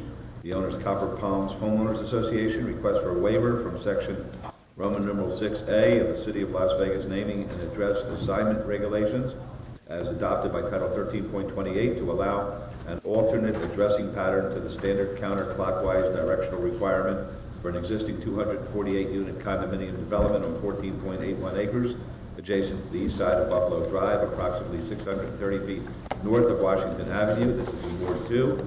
Staff recommends denial. It's a public hearing which is now declared open. Mr. Cameron. Should we try this again, or? Well, I understand what it is now, so this is easy for me. I'm on the microphone. Oh. That may not be so easy. Last time, I had no idea what we were talking about until I met with the ladies at coffee, and then they straightened me out. But use the handheld, please, because I think it's easier for everybody to hear. Yes, Your Honor. Chris Kempfer, 3800 Howard Hughes Parkway. With me is Mr. John Leach, who is the attorney for the Homeowners Association. I have provided each of you with a packet that I hope met Councilman Wolfson's requirement that I detail for you the process under which we're hoping to resolve a problem that neither the condominium owners nor Chicago Title created, although both of us are trying to fix. If you would like, we could go through that particular plan very briefly in case there's somebody who in the audience or listening on TV who might want to know exactly what we're doing. Councilor Wilson, what's your pleasure? To allow me to ask a few questions, and I think we can cut to the chase on this. All right, very good. I see folks from the fire and rescue services are here. They apparently have resolved their part of the issue, which I was very happy to hear about yesterday. Yes. Good. Thank you, Mayor Goodman. First of all, Mr. Kemper, thanks so much for your hard work, as I fully recognize that your clients have nothing to do with the problem that you're forced to come in and fix. May I ask you this? I received your August 1st letter with attachments, and it does lay out what I consider to be a more than adequate proposal to attempt to fix this problem. Would you mind if we made this part of the record? Do you have a clean copy, or we can get a clean copy? I have a clean copy. Okay, very good. At some point, I'd like this to be made part of the record, because I think that this should be our guiding point, if you will. Can we also make the letter that we received from David Klein, Fire Prevention Inspector Supervisor? It's attached. Okay. Maybe you didn't get attachments there, but I think... Well, there should be attachments to it, Your Honor. I have attachments, but I didn't know whether that... Attachment 3, wonder if we could check that. I believe C, I'm sorry. Okay, good. So it's part of the record. Thank you. Okay. Thank you, Mayor. May I ask, Mr. Leach, have you had a chance to review Mr. Kemper's letter of August 1st? Yes, sir. And what is the Homeowners Association's position with regard to their proposal? The association's position throughout has been real simple. We just want to get the legal descriptions on these deeds fixed so that our homeowners within our community can have problems resolved regarding financing, deeding, and the tax issues without compromising health, safety, welfare risks. And we believe that this application, with the Exhibit C, the exhibit from the fire prevention, answers that. We think it's appropriate, and we're here to support the application. There are some individual homeowners that are also here to voice their approval if the council wishes to hear from them as well. Well, thank you, and that's exactly what I was hoping, is that you've had a chance to review this and you're in agreement with the proposal. Mayor, I'm trying to cut to the chase, so if you don't mind, with your permission. That's great. Judy, may I ask, if you don't mind, would you like to come up and have you had a chance to review the letter with the attachments that we're talking about? And please identify yourself. I'm Judy Lamberti, 1150 North Buffalo Drive. I have just been given by Larry a copy of the letter from Mr. Kemfer, but not with the attachments, so I know nothing at all about what the fire and safety. Okay, well, let's do this, with your permission, Mayor Goodman. Chris, why don't you go through the four-step process? Certainly, you don't have to go through with as much detail, because your letter is very detailed. But give all of us, including Judy and her colleagues there, an overview of what you propose to resolve this issue. Yes, sir, I'd be pleased to. If you look at Exhibit A on the overhead here, John, if you can move that, that shows we can zoom in on that a little bit. That shows the buildings as they are currently numbered. That numbering system doesn't correspond with the numbers of the buildings on the recorded plat and on the assessor's parcel. That's Exhibit B. You could open that up, John. That is the assessor's parcel recorded plat. That shows the numbers. The numbers actually are not that large. We blew them up so it would be easier to see the numbers. But one of the things that is accomplished as a condition of the waiver being approved is that the building numbers that were reflected on A would be then changed to reflect the numbers on B. In other words, the existing building numbers would then match the building number shown on the plat and on the assessor's parcel. It's important to note that the unit numbers will remain the same. That's important for mail purposes and notification purposes. So when they give an address for mailing or emergency or whatever, the number that's identified is the unit number. And those numbers stay the same. It's the buildings that change. And you'll see that we put the arrows in there to show that we believe that this does conform to the clockwise requirement, or counterclockwise requirement that the city has with regard to numbering. Then C Exhibit C is the letter. Now, maybe I should read that, if it might be. It's short and sweet. How will be. Basically, it says, as a result of the survey, it was concluded that that though the addressing is not per the adopted ordinance, the current addressing is adequate and should not delay emergency responders. As we discussed, a dispatch note has been placed in fire communications for any responding crews advising of the addressing. This is basically saying, as it exists now, it's okay. And we're changing that. We're going one step further and changing the building numbers to make it even better. So, Mr. Kemfer, the author of that letter is David Klein, Fire Prevention Inspection Supervisor. Is that right? that is yes, sir, that's the letter from which I'm reading. And Mr. Klein is present for any questions. Is that right, Mr. Klein? Thank you. And I'd like, Mr. Klein can come up and correct me if I've misstated anything in any way. And then I think it's also important, if you can see the final exhibit, it shows how really the buildings are numbered and the units are numbered. So how prominently they are displayed. For emergency responders coming in there, there's not going to be a problem at all identifying the building or the unit number. So and on a couple of final points is, once this is all done, we transmit this information to the assessor's office. They correct their records.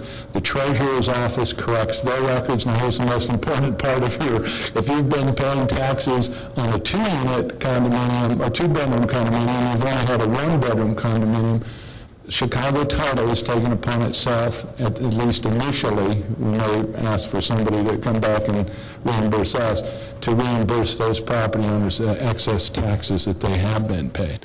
Now, those property owners who paid on a 1-bedroom when they had a 2 will not be required to pay any more taxes. That deficiency will be waived. Has the title company agreed to do that, to reimburse those that overpaid? Yes. Chicago Title wants to fix this, and they're stepping up to the plate. I'm very proud of the fact that somebody didn't create a problem. It's kind of like the gentleman who was here fixing the house. You know, somebody didn't create a problem, they was still trying to fix the problem. So, with your permission there, Judy, have you had a chance now to review the documents? I looked over the letter, and I'm sorry. I looked over the letter, and I think I have an understanding of what they want to do. I would like to say that with respect to Mr. Kempfer, he has made it on this occasion and in this letter and at the last council meeting, and hello, Mayor Goodman, thank you for coffee. He has made it a statement that Chicago Title and the title companies are not responsible, and I understand that he is the lawyer representing them, and this is what he has to say. I'm here without a lawyer, I have a lawyer, but I'm here without my lawyer, and the homeowners here, most of them do not have attorneys.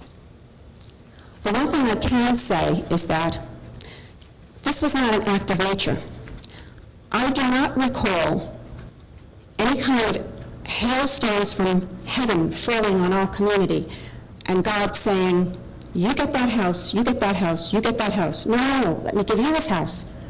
Let me give you that house. So someone is responsible, because even though Mr. Kempfer is saying the title companies are not responsible, that has yet to legally be determined.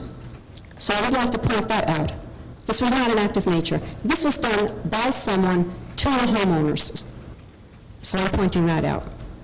And with your permission, Mayor, I don't believe anything we do today, should this council vote to grant the waiver, binds anybody as far as the title companies or your rights and your independent law. Right. I would just wanted to point that out, that someone is responsible for this. It's not an act of nature.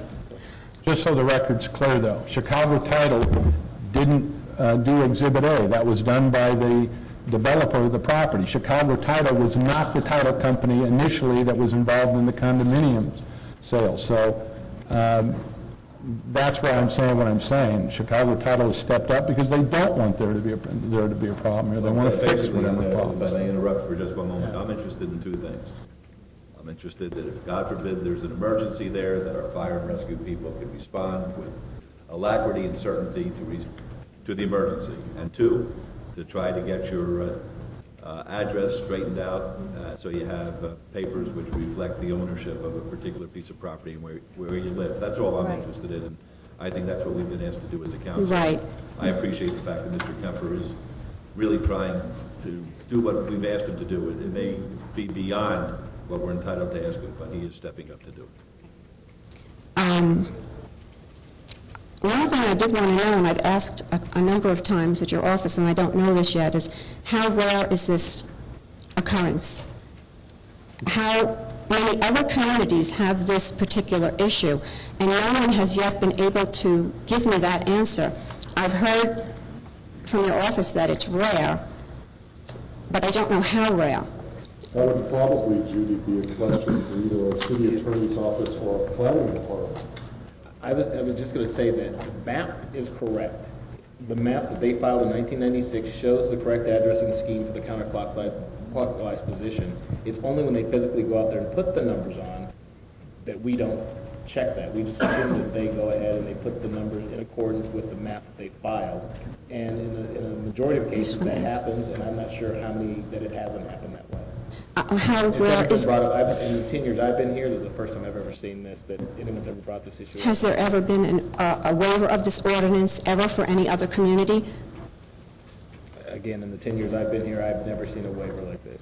Even though it is allowed, I mean, the waiver is allowable, and like I said, it's just when the original developer placed the numbers on the units, they didn't place them in compliance with the map that they filed in 1996. Okay, because I know there's a homeowner here that wants to direct some comments towards the rarity of that. I understand about the buildings being numbered correctly according to the legal map, and I appreciate that. That's very important. I don't completely understand between June and now, because Mr. Klein said very specifically in June that it was a liability to our safety and liability to the city. I don't understand how it's been totally resolved if the unit numbers are, I don't understand if it's, because if I say I'm on 2022, I just want to make sure it's totally resolved.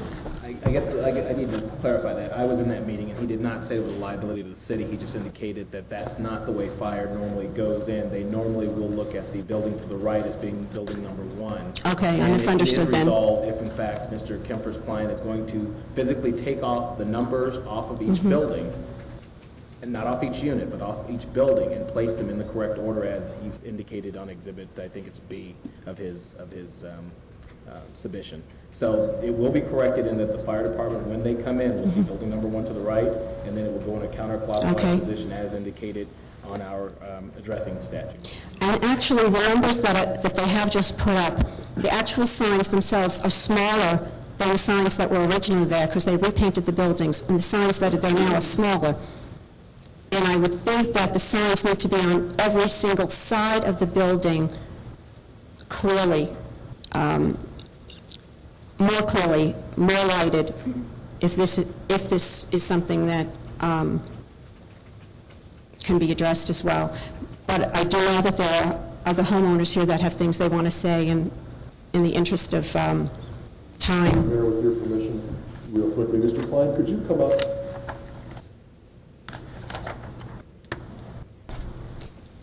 And I'd like to know who's going to assure us that we're safe.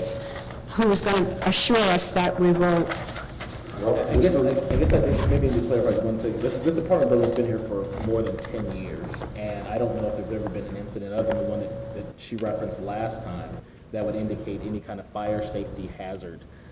They've indicated they placed a note in the file for fire dispatch. They noticed that they're going to replace the numbers on the street facing each of the buildings to indicate the numbers, and the building's unit numbers of each building are placed on each placard. So I'm not sure how much more can be done. And that was going to be my point, with your permission there. I think we're doing everything we can.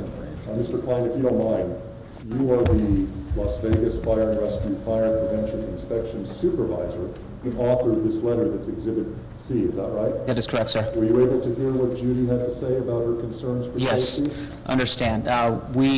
This is even, what's going to be done is even more over and above what we originally decided we were going to do with the waiver. Noting the dispatch record is fine.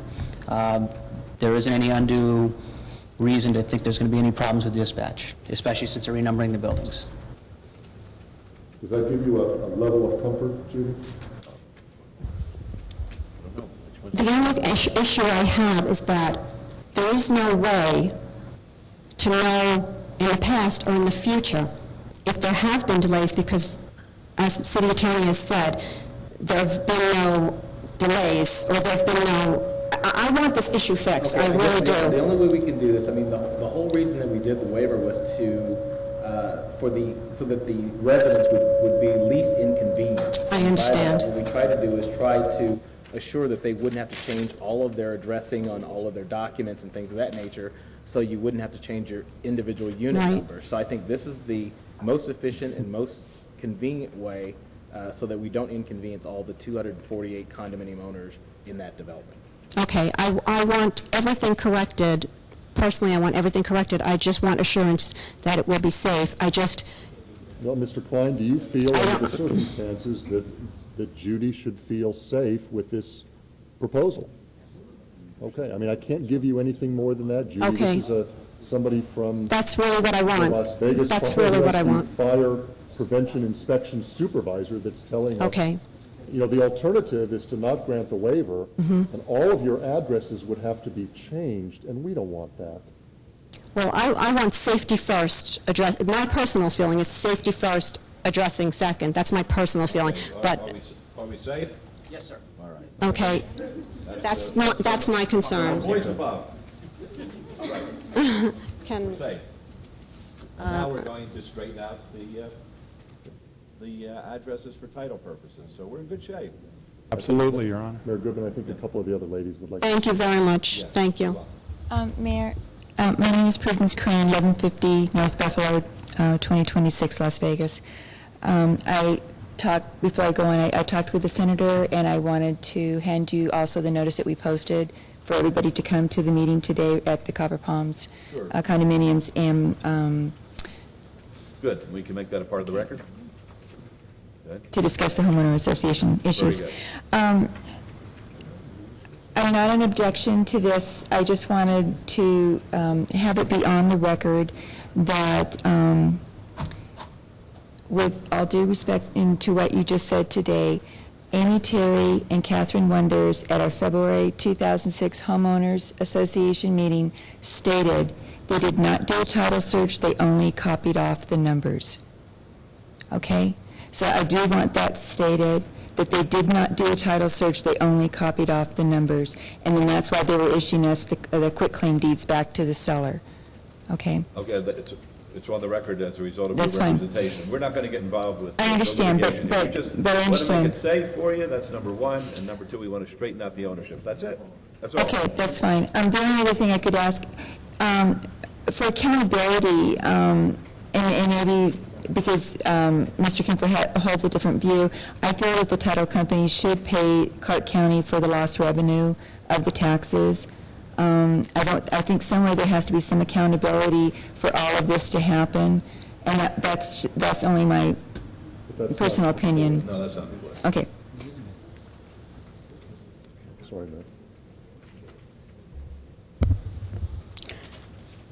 Good afternoon, Your Honor, and council persons. My name is Edwina Stranahan, and I'm lucky enough to be her mother. So we share the condominium, but I do want to mention about the title policies, because at every opportunity, the title policies have been overlooked in letters and correspondence and telephone calls and everything. They say they'll correct the deeds, but they never voluntarily offer to correct the title policies, which obviously have to be done. Now, I've been told incorrectly by people connected with Chicago Title that the policies we have cover us now. Of course, if you can imagine owning a home and having a homeowner's policy for a house 2 blocks away, you can see the problem. Oh, it's worse than that, because the title policy has to remain in force for as long as you have the vesting. So I'm very concerned that we have our title policies corrected as well as our deeds. Okay, I think Mr. Kemper could remind you. Yes. And the third thing is, I now have in my purse a letter from my lender where we've been paying the impounds, and I have a bill for over $500 of insufficient money in the impound account, and I'm to pay the $500 now, or they will assess my property for that much more. Obviously, they have to make up the shortfall, and so I'm concerned about that part of it too. All right, Mr. Kemper? With regard to the second part, I'm not exactly sure how that plays into what we're doing today, but I'll have Mrs. Stranahan, who I did speak with on the phone, speak with a representative from Chicago Title, and they can talk about that. And yes, ma'am, anyone who's listening, all of your title policies will be updated and corrected. Corrected deeds will be recorded, so the whole issue will be resolved. And Your Honor, so the record's clear, there are neighbors here who are in support of it, who I told them not to say anything unless you wanted to hear them say something, but there are neighbors from this development. If they could just raise their hand and just tell you that they're here in support of their... I think we have it resolved. Yeah. I mean, these folks came to us for help, and I think the bottom line is, pretty soon, everything's going to, all the I's are going to be dotted and the T's crossed, and in the meantime, you're safe. What more can we do? Good job, Councilman. Councilman, you did do a great job in making sure that everything was done exactly the way it should be.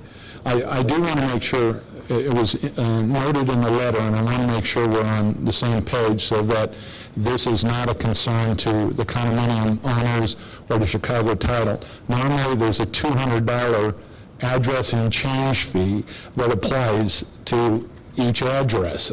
We are assuming and are trusting that there's the one-time fee for the condominium change, and that these homeowners are not going to be assessed $200, or Chicago Title is not going to have to worry about $200 per address for the 248 addresses. Who makes that determination? That, Your Honor, I believe that could be part of the, that's up to Mr. Scott, but I'd like... There's really no address being changed, so okay. I'm not sure where the addressing fee would come in unless it's just the fee you paid to file the application for the... We just want to make sure that we're not going to get assessed for trying to change 248 addresses, and then all right, then we're on the same page. It's not an issue. I won't worry about it. Don't worry about it. I don't want anybody to worry. Nobody should worry in this city about anything. We've got it all under control. Well, Tabitha Keats should worry because she was supposed to be here with me. She should. There she is. Where is she? Boy, oh boy, look at the trouble you started. Okay, thank you very much. Thank you, Mr. Leach, too. Appreciate it. All right, Councilman? Thank you. Once again, Chris, thank you so much, because I know that this was a delicate subject matter dealing with the different parties and the different interests, but I think we've resolved it the best way we can as a city. You know, we can't control everything, and Judy, you've got your lawsuit, and that. Okay, well, we're just able to act on the limited scope that we have, and I think we're accomplishing what we're best accomplishing. So, I guess technically my motion is to grant the waiver, and I would like my motion to include that it is also consistent with the proposal as contained in Mr. Kemper's letter with attachments dated August 1st, 2006. So that's my motion. All right, let's vote on that, please. Opposed? Motion carries. And gentlemen from the Fire and Rescue, thanks. A special thank you, Your Honor. Mr. Klein, thank you very much, sir. Appreciate it. Thank you, Mayor. Thank you, Council. Thank you. Thank you. If I could, Your Honor, I just want everybody to know that Mr. Leach's mother was the prettiest lady that ever come out of Panaca, Nevada. Glad you think that. You're very kind. And Mr. Leach, Councilman Brown says your son's a great basketball player. He's learning. He's getting there, little by little. Thanks. Okay, that's good. All right, 88 is RQR 14779. The applicant is Nevada Power Company. The owner is U.S. Department of the Interior, Bureau of Land Management. Required 3-year review of an approved review of condition that allowed the deferment of the required landscaping along the east, north, and west sides of the site on property located adjacent to the northwest corner of Iron Mountain Road and Decatur Boulevard. The staff recommends denial. This is a public hearing, which is now declared open. Your Honor, if I could. Yes. I need to disclose the fact, one more time, that my daughter does work for Nevada Power Company. I have not discussed this item with her. This will not affect her salary one way or the other, and I feel comfortable voting on this item. All right, thank you. Edgar Patino, Nevada Power, 6226 West Sahara. Michelle Baltz, Nevada Power Company, 6226 West Sahara. It's my understanding in talking with staff that they are going to approve a year deferment on our request. I don't know if that's coming from the councilman's office. We're here to request additional deferment of landscaping and off-sites on the north side and the west side of our existing Iron Mountain substation on Iron Mountain and Decatur. What's happening? We await you, sir. The applicant indicated that there was a question with regard to staff's position, and if you wish, we can certainly address that. Sure. Okay. Based on the status of the street construction in this area, Planning and Public Works feel that it would be appropriate to do a one-year continuance on this matter, and could recommend that. All right. Folks, public hearing. Anybody want to be heard? All right, seeing none, we'll close the public hearing then. This is, did someone want to be heard? No. Come on up. Sorry, sir. No problem, take your time. Take your time. I'm out on Topaz. Take the mic, please. You have to give us your name. My name is Ben B. Jeffries. I'm out on Topaz 5408. Now, about 3 days ago, they, what they call yellow paint, the roadway there. And they, you know, obscene language on the roadway. I want to be able to block topics or wipe out all things, no cost to the city. Okay, do you understand where the gentleman's coming from? Because I think that... No, but that's what I would like to do. I understand what you're saying, but it's not on this particular item. Oh, I'm sorry. When we have what's called citizens' participation, that's when you should come up, and we'd be happy to hear from you. All right, I'm sorry, sir. No, don't be sorry, no problem. But I'm going to do it. There's no problem. Okay. Anybody else like to be heard? If I may also, I'd like to specifically thank some of the staff members that have worked so hard to help us out on this while it's still open. Victor Bolanos and Bart Anderson and Doug Rankin, Ben Sticka, and of course Margot, thank you for your help. Thank you very much. Where are you going? Juanel Carrero. Good luck to you there. Thank you, sir. Very good. All right, folks, I'll close the public hearing. I see nobody at this point in time, and this is Councilman Ross. Thank you, Your Honor. And yes, we're off a ways from doing the landscaping out here, but I don't want to let this go for 2 years for review. I'd rather see this in 12 months, and if we have to come back here and talk about it again, so be it. But I think you guys need to get ready to rock and roll, because, you know, the shooting park is heading that direction, and we're looking at a groundbreaking, I think, the end of the month for that shooting park. So yes, sir. Be mindful of that, and those improvements are coming, and I know Nevada Power will just jump right to it and get things done when we need them to. Am I correct? Of course. Thank you. Move to approve, Your Honor, subject to conditions and with 1 year review as amended. Thank you. Let's vote, please. Opposed? Motion carries. Thank you. Good luck to you. Thank you. Okay, item 92. Madam Clerk, would you please set the public hearing dates and appeals from the City Planning Commission meetings, Centennial Hills Architectural Review Committee, and Dangerous Buildings or Nuisance Litter Abatement? Thank you. All right, folks, this is time for citizens' participation. Citizens are welcome to come forward. This is for public comment, and we have to limit it to matters within the jurisdiction of the City Council. No subject may be acted upon by the City Council unless such subject is on the agenda and is scheduled for action. If you wish to be heard, please come up to the microphone, and please use the handheld mic because the other mic isn't working properly. And we'll put a 3-minute time clock on, and we'll be happy to hear from anybody. Yes, sir. My name is Chris Christoph. I live at 2 different areas, property on 2 different locations in the city as well as in the county. I'm giving you something that not 63,000 people, but approximately 700,000 to 800,000 people are getting it through the system and the computers and everything.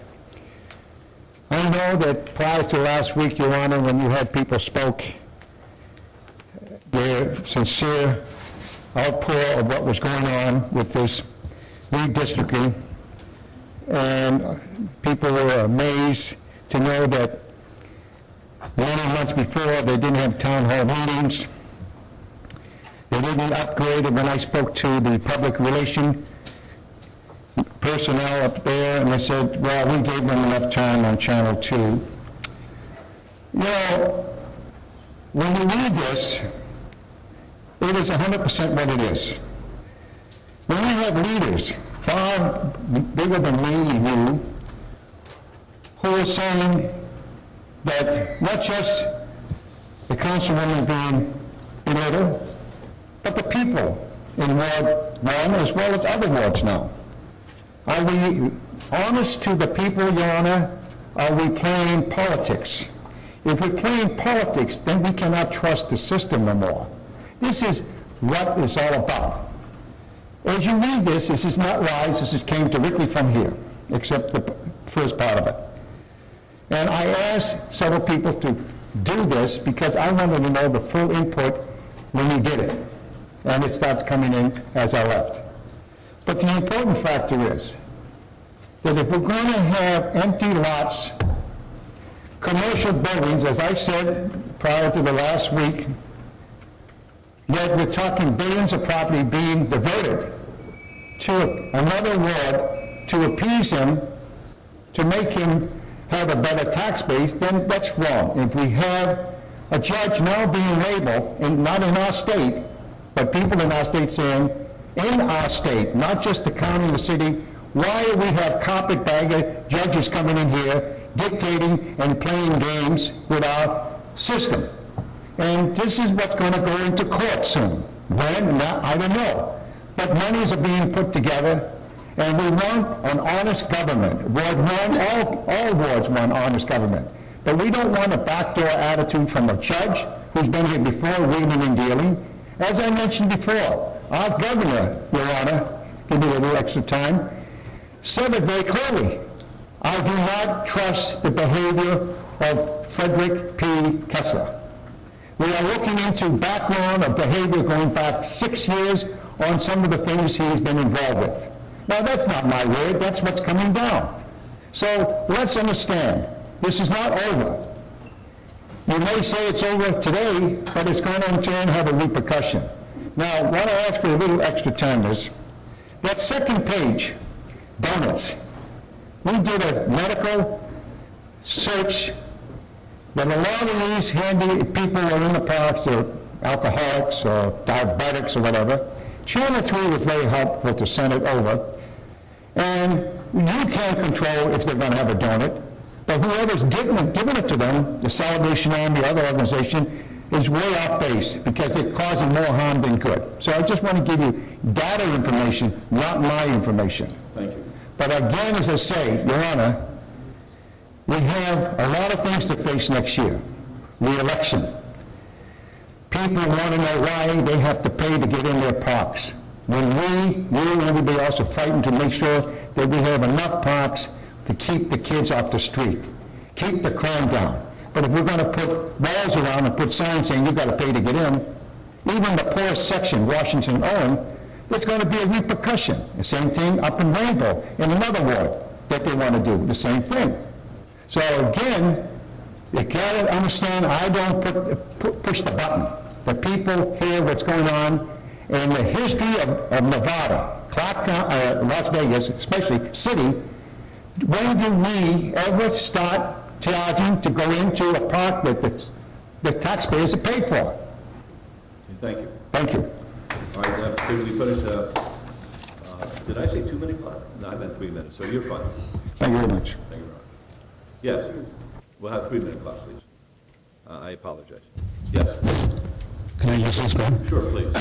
Honorable Mayor and City Council members, number one, I'm still celebrating the 4th of July. This is not a suit, but I paid retail for this across the street. Okay, but you got to give us your name first. Okay. The name is Ed Hamilton.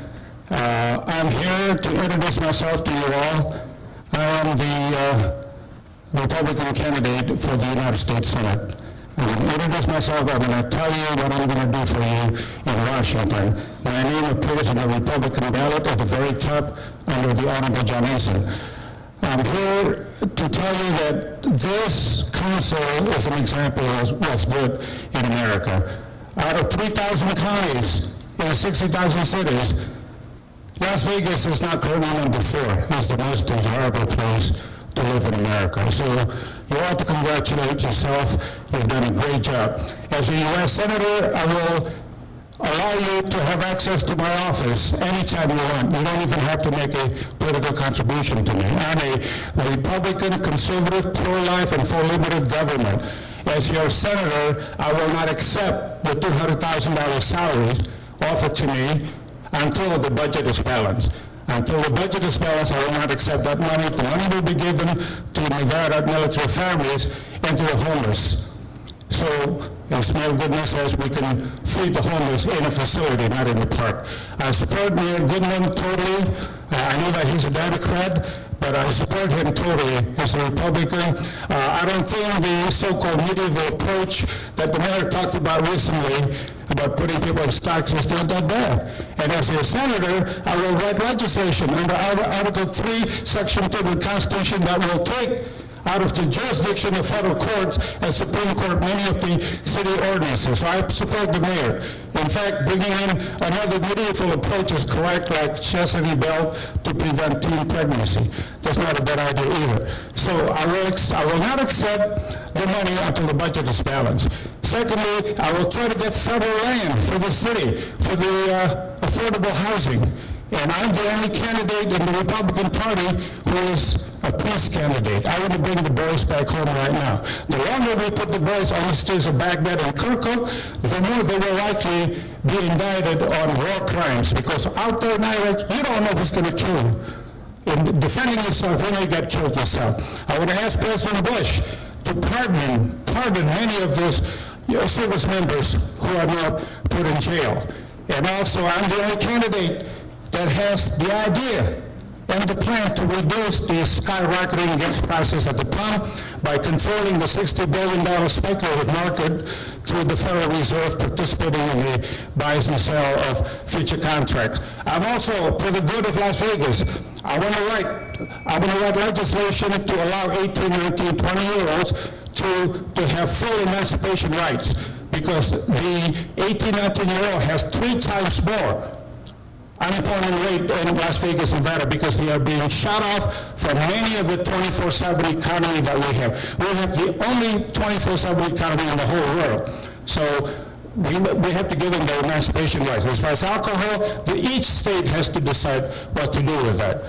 But they must be able to go to enjoy the entertainment in Las Vegas. We rely on 18, 19-year-olds to get killed in Iraq. They need to be able to enjoy in our lives right here. So again, the name is Edward Fassady Hamilton. Thank you. Thank you very much. Next, sir.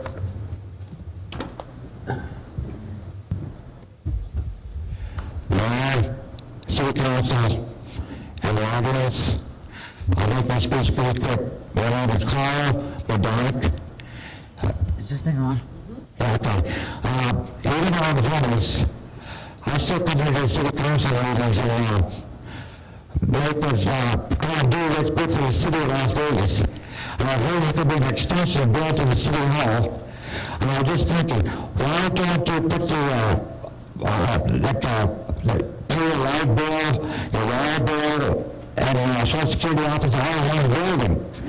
That way everybody comes downtown and gets paid in one place. Everything is right. Okay, like pay your light bill, water bill,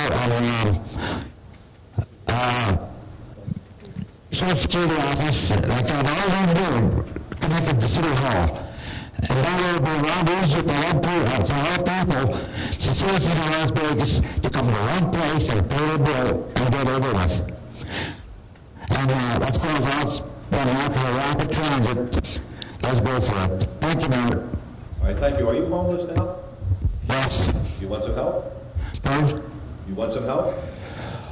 I do, but I can do it. I can't help myself, but I have to do it, get public support. I can't do it myself. If I'm going to sleep outside tonight, I'll sleep outside tonight. Because we're happy to help you, sir. Yeah, and, homeless people, there's a lot of good ones that try to do something for the city too. They're all decent human beings, and we'd like to help you. If you want to be helped, we'll get you a place to stay tonight. We'll get you a good meal, and we'll try to help you out if you have any issues. Would you like that? Okay. All right. Good. Would somebody from Neighborhood Services, why don't you have a seat here? We'll get somebody from Neighborhood Services to come down and help you out. Okay. Good. Thank you. Good. Yeah.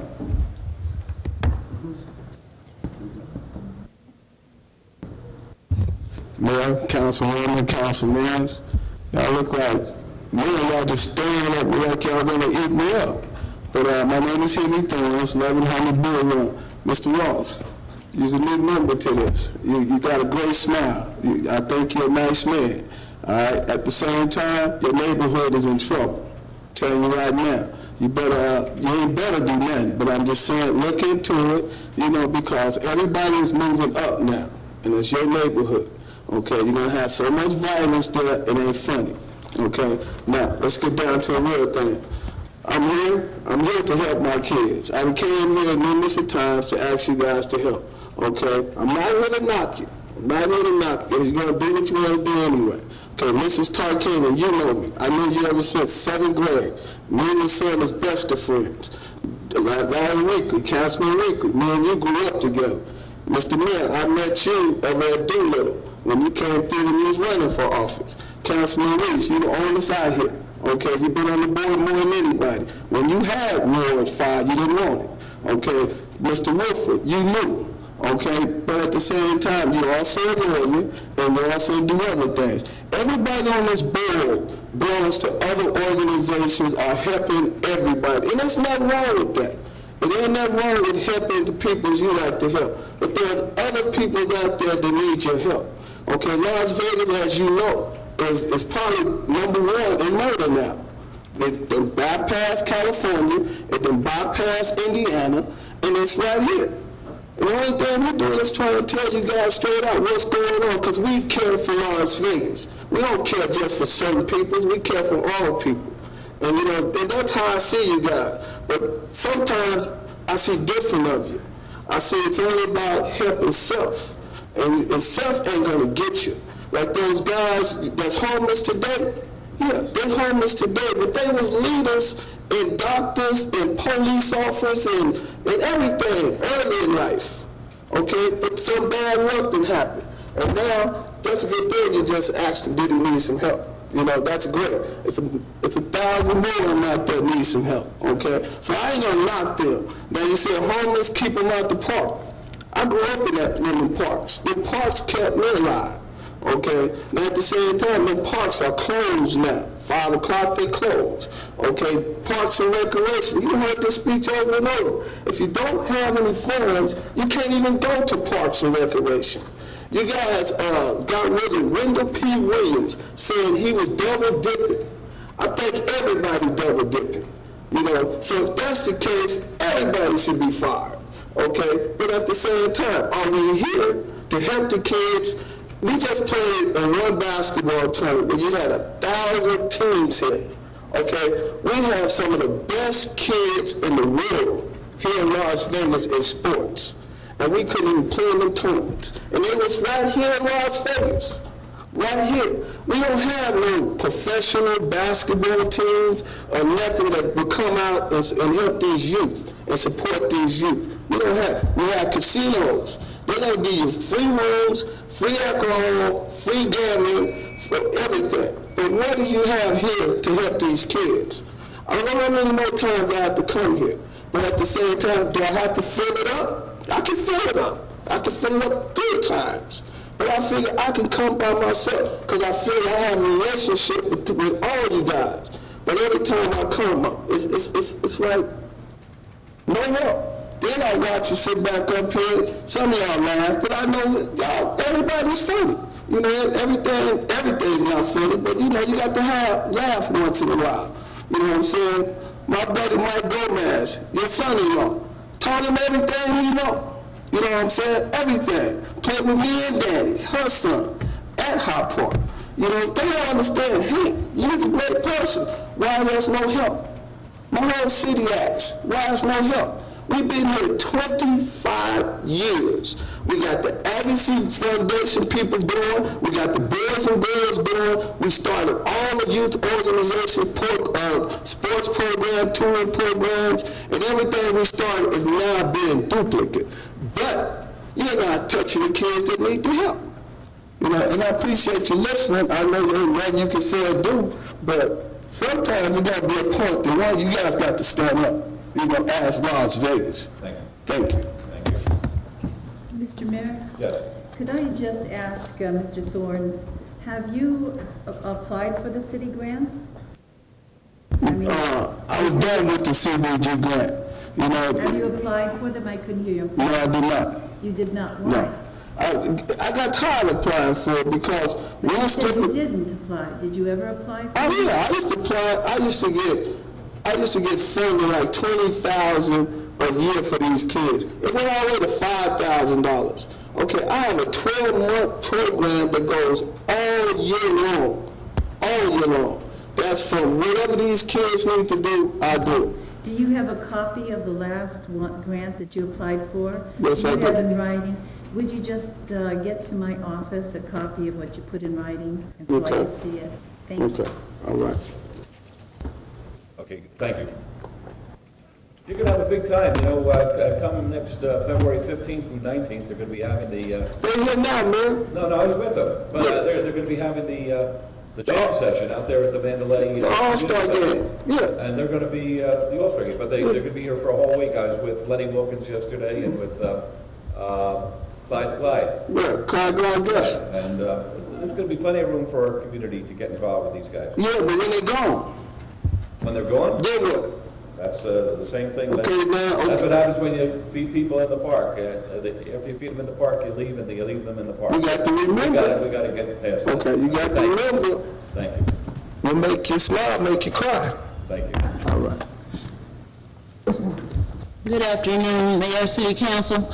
Once again, I'm before you, and I have a problem with my name still being on these programs, and I've been accused of coming in here for my own selfish motives to get help for my own self. You remember when the Katrina victims got flooded out in New Orleans? Even before then, didn't I come in here and offer help? I offered them a signature on a promissory note. Because I do know the Masons and Elks, when people are in trouble, they get them signed in on a promissory note to give them job security and protect them and meet their livelihood. I would even sign myself in, but I haven't been allowed on Nellis to get an overview of what people keep victimizing me with. They want to use me like Mother Teresa. I'm not here to feed everybody. The homeless people that are running in this city, they have heard, is somebody there they're using to let us get on her ticket and stipend off of her. Everybody runs here to use me. I didn't come here to use the city or anyone. I brought my blessing with me. I supported ministries, TV evangelists. I supported my local church. I was blessed through the church, and to whom much is given, much is required. But I can't have people to lie on me and steal from me. That's my big issue here. People are using me to defame my character, defamation of character. I suffered mental anguish. My family has been victimized so people can threaten me secretly. I was at Red Rock Casino this past week because I said I'm trying the casinos because I do know when I lived at Shade Tree, one Christmas the Flamingo came and they gave each woman and child $10 and fed us a beautiful dinner, a beautiful Christmas dinner. We were living in the old Shade Tree before they built a new Shade Tree. And I came to this city and lost my money and got stranded and ended up living in the old Shade Tree. And I remember the Flamingo Hilton coming and doing that for us. And then I also remember Salvation Army Circus brought a beautiful dinner. Maybe it was around Thanksgiving, but I do know the casinos will send lotion and shampoo and soap to aid homeless people in the shelters. They will help you donate things to the shelter to help homeless people. And I'm not knocking anyone who's trying to reach out to homeless people because these people will start victimizing people. If they can't get some help from somewhere, they'll start breaking in people's cars, homes, hurting people's children because they hurt my family to do what they want. And I have not hurt these these people. I have been homeless myself, and I have not hurt anyone to get anything. Even when I didn't have any help, I'm an ex-military woman. I went out to look for help. I lived in Washington, D.C. There were people sleeping in the park. I lived in the homeless shelters there because I didn't know the city, and the cost of living is higher in Washington, D.C. I have relatives in New York I stayed with. I was going to stay in the homeless shelter. My relative said, no, you come into our house when you're in this city. I would have lived in the homeless shelter. I do know that shelters are there to help people, and they don't need the crime in the shelters. People have been lied on and victimized in the homeless shelter. People have stolen from me. They've used me to pay the utilities in the past in the rescue mission, and I don't mind sharing. You understand me good. They dig this money, they lie on me. That's what I'm against. I'm not against them stealing the money from me, because I know they ain't me. But I'm against them lying and hurting me. I'm a sickly disabled person. Just as I was in this meeting today, someone lied on me, and I don't know who it was. It has to be someone who does not know me. And then someone went up in there and put the truth in there, because I started getting really sick. And this is not the place to come in a proceeding and lie. You remember in the past I mentioned this. This is not, and we even try to encourage some of you all to have life. This is not the place to hurt sick people. I'm in here because I'm not selfish, but I'm tired of suffering mental illness, defamation of my character, getting hurt on properties like yesterday at the Excalibur. There's no need for them to lie when the police got notes in there. All right, God bless you. Thank you all, but I don't know these people. If they come to me, I'll talk to them and deal with it. Thank you. Yes, sir. Good afternoon. It's been a fun day hanging out with you guys. My name is Mark Roth, M-A-R-C-R-O-T-H, 4184 Seville Street, Las Vegas, Nevada, 89121. I'm taking a little time off from my new business venture, which is putting taxicab computer systems inside of taxicabs in Las Vegas, because the taxicab authority has basically pulled my systems out, claiming that they may or may not be safe for passengers riding in the cabs. So based on the fact that I had originally talked to them and gotten a response saying this has been tried several times before, so there's no reason why you shouldn't be able to run your systems, and now I'm running into bureaucratic brick walls, I wanted to go ahead and I have a 3-page brief here for each one of you, give you a chance to introduce myself, introduce my company, Roth Technologies, a Nevada limited liability company, as it affects anything that has to do with your jurisdiction. If you can just take the time to read the brief, become familiar with my product, and if there's any issues that might arise, all my contact information is attached to the sheet. Just let me know if I'm going to have any problems or any hurdles to jump with the city of Las Vegas. I'd like to know about them before we come up against the gate, so that my productivity and ability to help save lives of cab drivers, make the riding public more informed and give them better utility while they're visiting our city, and just to enhance the number of rides that can be achieved through a single taxi cab in a day. Everything I'm doing in my company, as you'll see in the brief, is meant to make the city more viable for tourists, more accessible to our local community, and better in every way I can possibly imagine. One of the things that small business can do is overlook the potential to make profit and look at how we can also use our technology and our intuition to help make the city a better place. And that's, as a small business owner, 27-year resident of Las Vegas, that's what I'm about. And before big corporate America comes in, takes us over, and worries about only the almighty dollar, I'd like to do a lot of good for the city that I grew up in and come to love. So I appreciate it. I realize you're very busy, and I've seen what a day in your life is like today. I know you have a lot of stuff on your plate, but if you could just take the 5 minutes to read the 3 pages, I'd appreciate it very much. Fine, if you'd hand them up to our clerk, she'll make them available to us. Thank you very much. Okay, very good. Good job, everybody. Okay. Thank you. Mr. Hodge?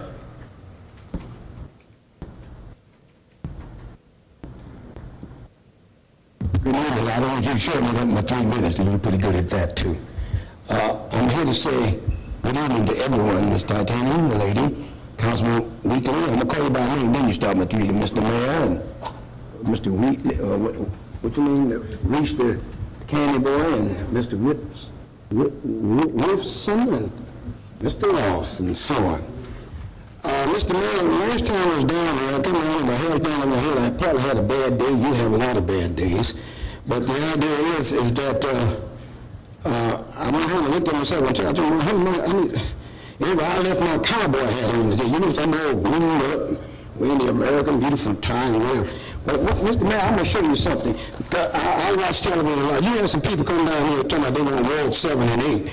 Ward 7 and 8, and this right here is going to prove all that. So I came down here in 91 when John Jones was sworn in as mayor, as the first woman to serve in this government city, period, Mr. Tartan, get on mine. She was the mayor. I know she wasn't the council. She's still a part of the system, okay? She was first, and then the next lady with that lady at McDonald, whatever. I'm not doing this, man. And then you had that lady, Mount Creek, whatever, and then you, okay? The point is, I got some documents here. Ask nothing. You keep all your records in this building. Okay, and I've been in your office. Jan took me over this, so I don't need you to tell me you something else. But anyway, these two things right here prove, they call me lone citizen. I took City Hall on when you had, in fact, this thing right here, Mr. Mayor, is going to kill you. Y'all said this to me. Before you get, you're not trying to say, you said this to me. It told me how to go to the legislation. You know what I'm trying to say?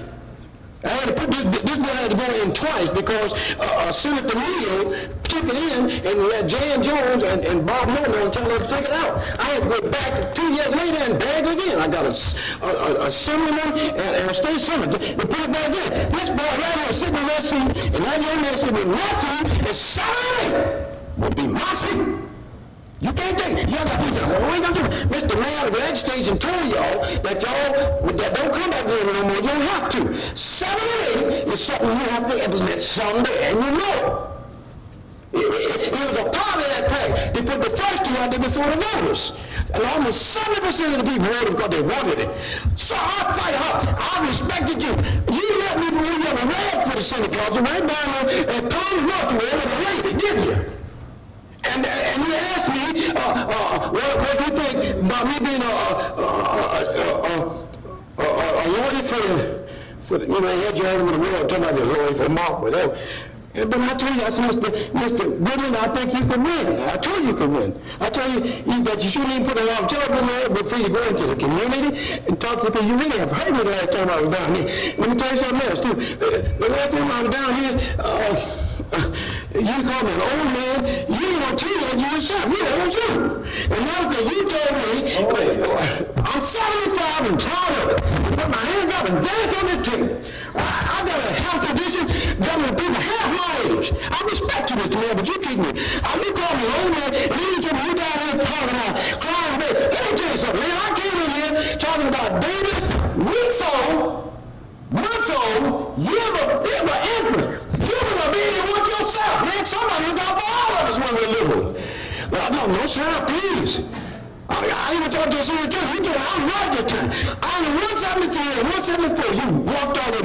It said public participation, and I have my opinion. So you couldn't vote on nothing but the substation, but that didn't give you the right to tell me I couldn't talk about the transmission line because it was on the agenda. You can let the people talk about things. Man, you can say, you let that lady come in, what's her name, DF or whoever. She come in and raise all kinds of things. We let her talk all day. But when I'm done here, you got to be shot, you insult. I don't need you. You promised me and my wife after you got elected at your office that you would treat me as a friend. Man, you ain't been know that. You was standing there and you let go hurt me. I'm sorry, man. I got to tell the truth, and the people said me out there. The union, not these judges. When I used to read out there at the convention, they said, Tony said, you go down to the military until you get over there and chew out the legs. Man, I don't want to bring no more your game. You got a temper, you get mad, you drink a lot, and but you don't care about it, but it's on the record. Thank you, sir. No, I got the picture. You do not treat me as a friend. You promised to give me an autograph picture. You never did. Man, you ain't gonna never stand up with me and take a picture. Why? I'm going to. No, I don't want your friendship no more. You're phony, and you're not real. You're hiding, man. I'm gonna give you some stuff right here to prove I'm who I say I am. Okay. You understand that? Thank you. You get this right here. Remember, I heard from President Bush's wife, was Laura Bush on the 15th July, a letter from Washington, D.C. and the picture. And this is a picture of the father when he went to the picture. But I'm trying to say, I can picture you to shame. You're the mayor of the city, you all in the country. Give me the respect that I do. You owe me, Mayor Goodman, let me have my respect. Don't do that no more. You can't dare me that no more. You can't get this stuff, you know. I appreciate that. I couldn't even talk to me in the baby's head. You hard on that lady. You hard on that young man. You're wrong, Oscar. Thank you. I don't need that from you. Thank you. I am not everybody in this building. Why are you doing that? When you read this message, you say, well, believe me, I'm the man. 7 and 8 is a father, 5 and 6 are all together. Thank you. Now go ahead. Anybody I'm else? the leader's nephew. Anybody else want to be heard? Okay, seeing none, the meeting is adjourned. Thank you. And goodbye.